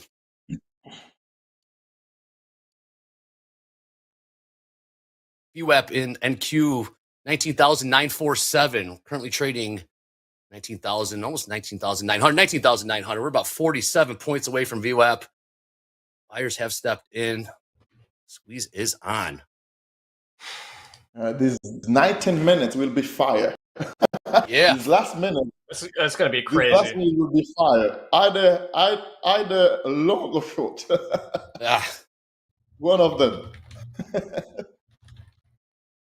Matt James. Matt James, the Bulls are trying to take back control. It's just we'll see. Profit taking or are the lows in? Pricing gap. Let's. Are we getting a bearish body from this level here? This is what I'm expecting. Yeah. A nice bearish here. If we can get over 980, I think we'll go to break even on this one, but I'm still willing to risk my profits to let this breathe. I think the expected value of this trade is just so high that I don't want to overmanage it. Because if this actually is a short cover, then this is going to be a massive move. Steve Allen, I see what you did there. Last trade in the Dow. Yeah, last trade in the Dow. What did he do? 9-7. Asking for quiz winners. Funny. Wink, wink, wink. He thinks he won. I think he won too. He did indeed. NASDAQ trying to push into the 900s. A little bit of a tug of war at this 19,900 level. Mm-hmm. Dow might be seeking out that 41,000 level, 41,000 even. Yep, we got a break. 25 points beneath that. Let's try. Oh, there we go. That was a nice one. That was a nice push. Let's see if it can sustain. Yep. But are we violating the high? Hands off the mouse. Let's see. Hands off the mouse. Nothing to do. Just wait. Hey, James, we're breaking out, James. We're breaking out. Dick for a Tick says, what a move. Someone get the Netflix earnings. Who got the Netflix earnings early?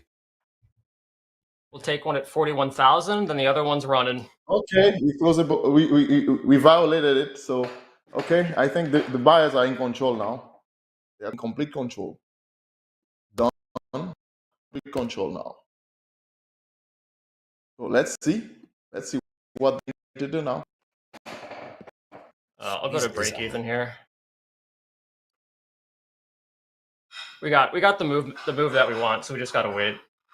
We'll lock in like 230 here. If it pulls all the way back, it pulls all the way back. 15 minutes left in the session. Oh my MOC God. should be approaching shortly. This candle didn't close bullish, but it closed. What the? MOC 5 minutes. Let's see. Probably should have had a better exit than 41. It should have been like a hair 15, below. Right? We don't like 30. round numbers. 38 seconds. 34, 31. Maybe some profit taken here, Dolby, off those longs. Maybe more move to the room to the upside. 15 minutes left in the session. Here on Power Hour, TopstepTV. We unveiled the new journaling feature in the performance dashboard. Very, very cool stuff. MP gave you a hint as to what's coming out next. Keep rolling stuff out here. Can I get a 41,000? Can we get a 41,000? We're buying, stepping in. NQ. Yes, taking a bit of a breather. Nope. Yes, back to the upside. Bulls. So looking for a nice move up now. Look at the tilt. 69% long YM, 65% long NQ. All right, last one. We're just rolling. Nice. What's realized right now, Dolby time? 477.50. Nice trade. This last one, we will close at 3 p.m. So let's not even watch it. Doesn't matter. Let's watch something else. MOC. Yeah. All right. Nice trade, Dolby time. I think at this point, price will just like ranging or push up. Man, NQ looks so strong. Yeah, it does. About 30 points from VWAP. Yeah, NQ is. Is this a relief rally? Are the lows set in? Just short covering, short squeeze? Who knows? People are covering probably ahead of earnings. You know, I think there's a lot of uncertainty in the market regardless. And if we have a bunch of shorts currently and Netflix comes out and just crushes earnings all of a sudden, like they're going to be in a pickle for sure. Big time. So I think people just want to try to get neutral. I think all the day traders are probably super happy. Has volume been low in general? Because if that's the case, it's probably just short-term traders playing this game right now. Tick for a tick. We are so back. Yes, we are. VIX go up, profits go up. VIX might be real again, Nick, for a tick. Not even looking. Not even looking at YM. Doesn't matter. Just let it go. You just let it go. There you go. Are you still in the trade, Dolby? Yeah, probably. I see my P&L moving. Probably. Hey, probably. I'm holding till close. Holding till That got close. me. Yes, Nothing Chef. I need to do to this trade. All right. So we highly likely have a nice push up, though. Let's see. But price is still struggling at this level at the 50, 55, 95, 00. Still, I would have been happy to see a very nice push up.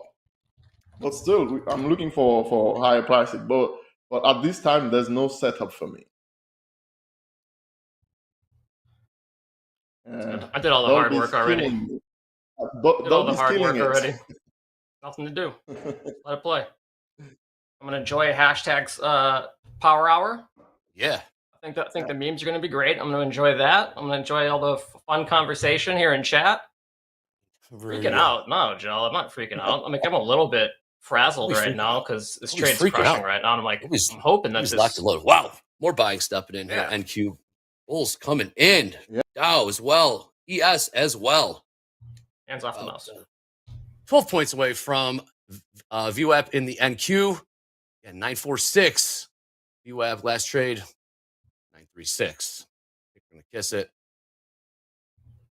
Dow above 41,000, currently trading 27s, 28s, 30s now trade. 5,600 even in the ES. Yes, Will. 70% long, 72% long ES on the tilt. Rich Barley says, love this stuff. Heart emoji. Love this stuff too. Oh, yeah. By the way, click subscribe. Over 109,000 subscribers. Man. That's awesome. Yes. Did our trophy get lost in the mail, Dolby? What happened to that thing? Oh, I think we got it. Oh, we did. Oh, we did. Okay, good. Yeah, they did get it. You see it when we were showing the awards. It's on the table. VWAP here. Let's go. Let's go. See, price just violated this level and then pushing up. Now, Dolby, that's 100 Here we point. go, That's eh? 100 point. That's 100 point winner. Nope. Dolby time. Nope.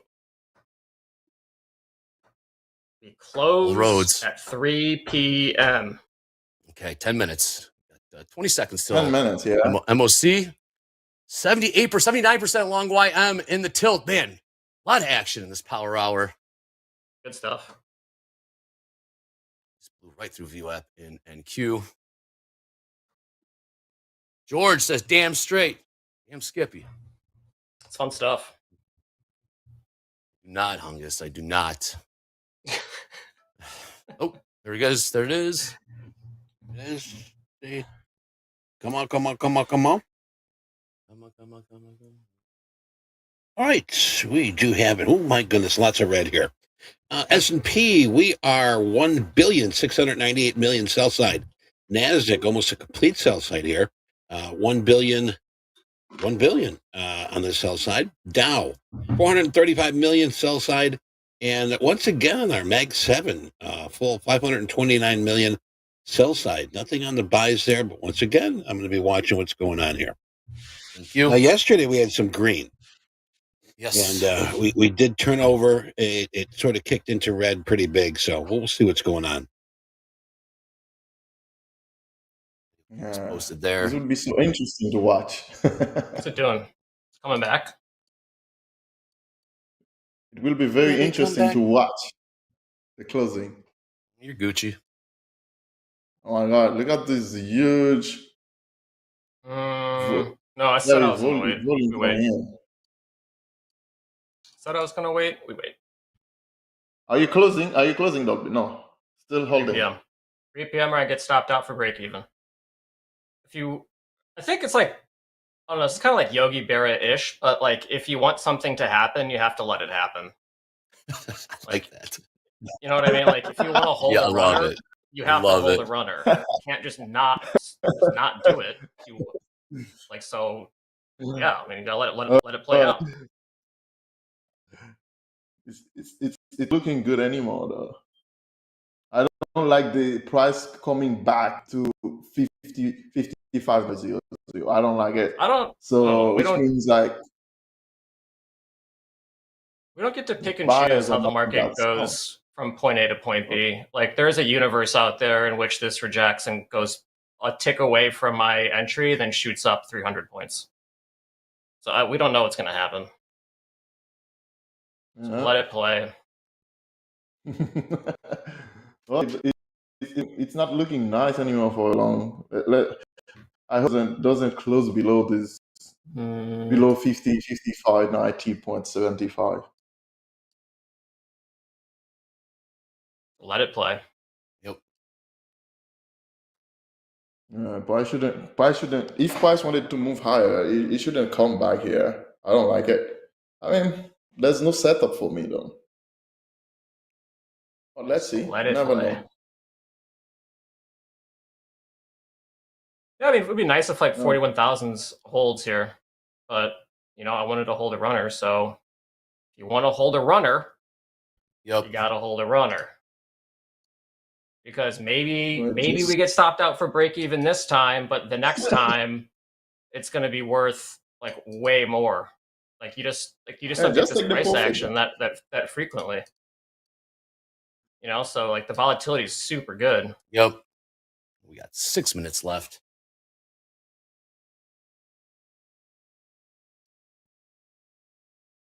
Not looking good anymore. Not looking good. Well, anyway. I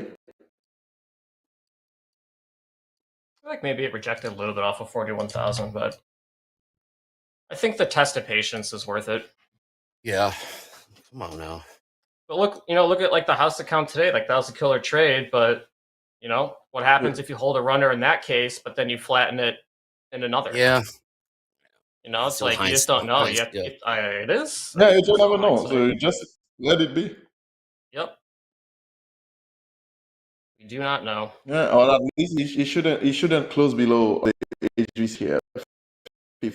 85.00. If there's nobody close here, we still safe. But once you get a body Still happy with the trade. close, Definitely. yeah, if you get a body close here below this level here, 55, 85.00, we're done. I hope it doesn't close below here in the 1 minute. Ooh. It was a fun session though. Markets have been great. Absolutely. Markets have been. Markets have been so much fun to trade. 5 minutes. I hope everyone in chat is enjoying them. Yes. Yep. Like I say, if price wanted to go higher, it wouldn't go all the way down here again. I would have loved to see a big push all the way up, but it didn't. Oh, let's see. Yeah, I might get stopped out, but I'm already up 477 on a You 4-day get stopped winning out, streak. right? So nope, we're still good. Oh, still good. Yeah, we get a nice bull volume coming in. Yeah, buyers coming in. Buyers are coming in. Looking now. Here, Let's I'll see. move my stop up, so I'll make an extra $50. But let's see if we get back to 41,058. How many submissions? Gabe, if you want to do them, we can do them. We can do them right now. Dolby time is in this trade. We got 4 minutes left. Let's squeeze them in. We didn't do hashtag fast markets. Let's squeeze in some hashtag power hour. We only have a couple. Dolby time managed to trade in the meantime. Go ahead, Gabe. All right, let's do it. So we got a couple that we missed in fast markets that went to Power Hour, that reposted for Power Hour. We got Lost Trader here. T-Rex Step, new dyno trading company coming soon, featuring MP and Andre. Seems like we are getting the push up now. Let's see. It's looking much better now. Much better. Nothing we can do about it. We got Mass Trader Rick Yeah, here there's nothing we coming can with do. Let's observe. loving the new trading journal. You're up on the funded TopStep X account. All glory to the Most High. Great green on the performance dashboard, looking solid. Thank you, Mass Trader Rick. Couple I got a kick out of this one. First, no fire drills, and no top quiz. What's next? And just a double coverage here. We got Carl Hungus coming in, MP, and Danielle. What did they say? When is the next fire drill? When is the next fire drill? Yeah. On pause. Be a while. It's just on pause. Yeah. It's coming back, though. That's it, guys, though. This is Back to you. madness. This is madness. ES is madness now. There's nothing like very concrete. Just pure madness. Yeah, Dow ladder's bananas right now. It's really trying to hold above 40,095. We might get stopped out. I think we're going to. Oops. We got stopped out. We got 500 on the day. Man. Pretty good. How do I looking take good payout? Just for kidding. round. Here we go. Let's trade Dolby. Where's the push? Where's the push, Dolby? Down or upside or downside? I don't know. I don't have an opinion anymore. There's no trade. There's no trade. What a close. Yeah, I think the market highly likely push down. Highly likely.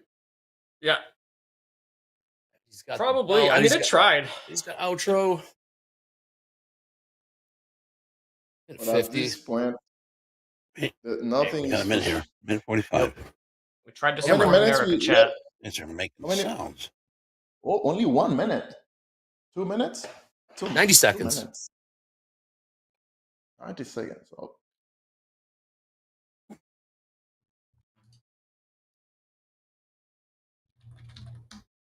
Push here. Yeah, that was nutty. Nice trade. Realized P&L Dolby. 496 evens. It's well done. The account is currently up.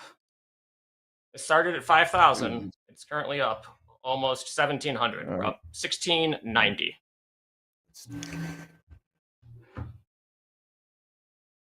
Has been opportunity. These markets are nice right now. Tick for a tick. We're so back. We are so pushing back. down. Go 50 seconds. Good stuff today, guys. All the bell to bellers. Shout out. Dolby, you got a nice one, so well done. Yep. Nice little base hit. Yeah, it's about like 1 hour, I guess. Well, if I risk like 500 to 600 a day, I basically got myself a trade. That's kind of how I think about it. Yep. So we kind of paid for another trading session. Stay in the game. Stay alive. Yeah. 20 seconds left.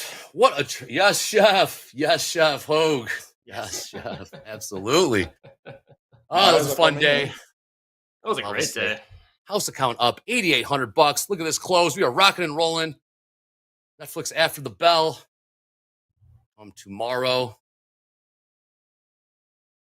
And here we go. Wow. Cha-cha-cha. Woo, what a day. What a day. Oh, Nice comeback. Shout out to everybody. that Good job, was Dolby so Time. fun. Max, thank you so much for joining us. Right now, A pleasure. go to my man, Eddie. Eddie, take it away. Da-da-da-da-da-da. Sha. Hey, tomorrow, I'm going to suggest that you pack your own breakfast. We really got nothing. Like True said, we really have nothing on the wire. We got some Fed heads going to be spewing some syllables. Williams speaks about 9:40. Excuse me. 11:45. Bostic will be speaking. Remember, these are Central Times.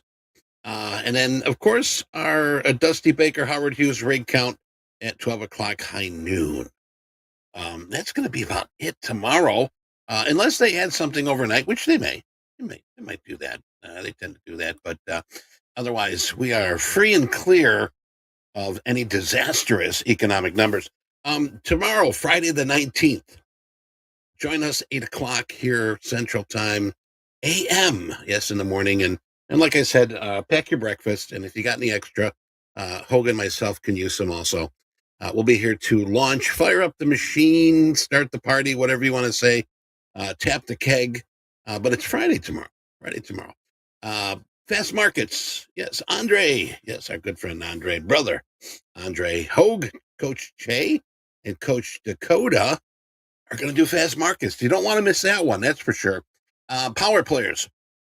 We got the king of the spicy sauce, Peter Tuckman, and Dolby going to start it out here. And Andre and Mohammed. I have our good friend Mohammed joining us here. Lots of people requested to have him back, and we're going to do that for you. Also, shoulder tap, Jack and Mick. We got JD and Hogue for group coaching. Rotating segment's going to be Anne-Marie, Strategy Lab with Anne-Marie. We'll have Dolby and Gabe with Anne-Marie. And, of course, to close it out, Andre, Dolby, Hogue, and Coach Ray for Power Hour. Don't forget also, right after this here in our Discord channel, we got at the buzzer, Coach Ray and, Coach Paul and Coach Jay. We're going to be having Coach Ray around 6 o'clock, and he'll be doing the volume profile. 7 o'clock, Coach Vince, technical analysis. And tonight, yes, slow markets tonight with Coach Dakota. And, of course, tomorrow, let's get this up, center and up. London Open with Deanna. Right, this is something new that we've added. A few early birds. Remember, early bird catches the nice breakfast. For our friends across the globe, and of course across the pond, our very own superstar Deanna will be hosting London Open with Deanna each and every morning, Monday through Thursday, at 3:30 a.m. Central. Once again, 3:30 a.m. Central. And another thing, too, just want to remind everybody this, Andre sort of shared this a little earlier.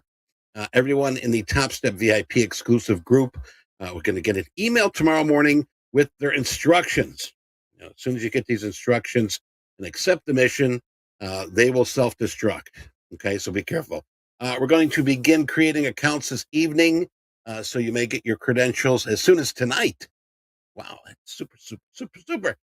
Expect them no later than Sunday before the markets open. So we are getting this all together. We reminded you, we want to make sure we get it right. Okay, so patience. It's like my dad used to say, haste makes waste. Never believed them until I finally realized, yeah, hell yeah, haste makes waste. So not in the rush with it. So I hope you had a good time here today. I hope you learned something here today. Even one thing. Remember, if you even learned one thing today, you're still moving forward. So it's family time right now. Time to get some love from those closest to you, who you call family. Get some rest, re-energize. Stay safe, stay healthy, have a fantastic rest of your day. And until we meet again, I'm Eddie Horn, and this has been Top Step TV. Have a good night. Take care. Bye.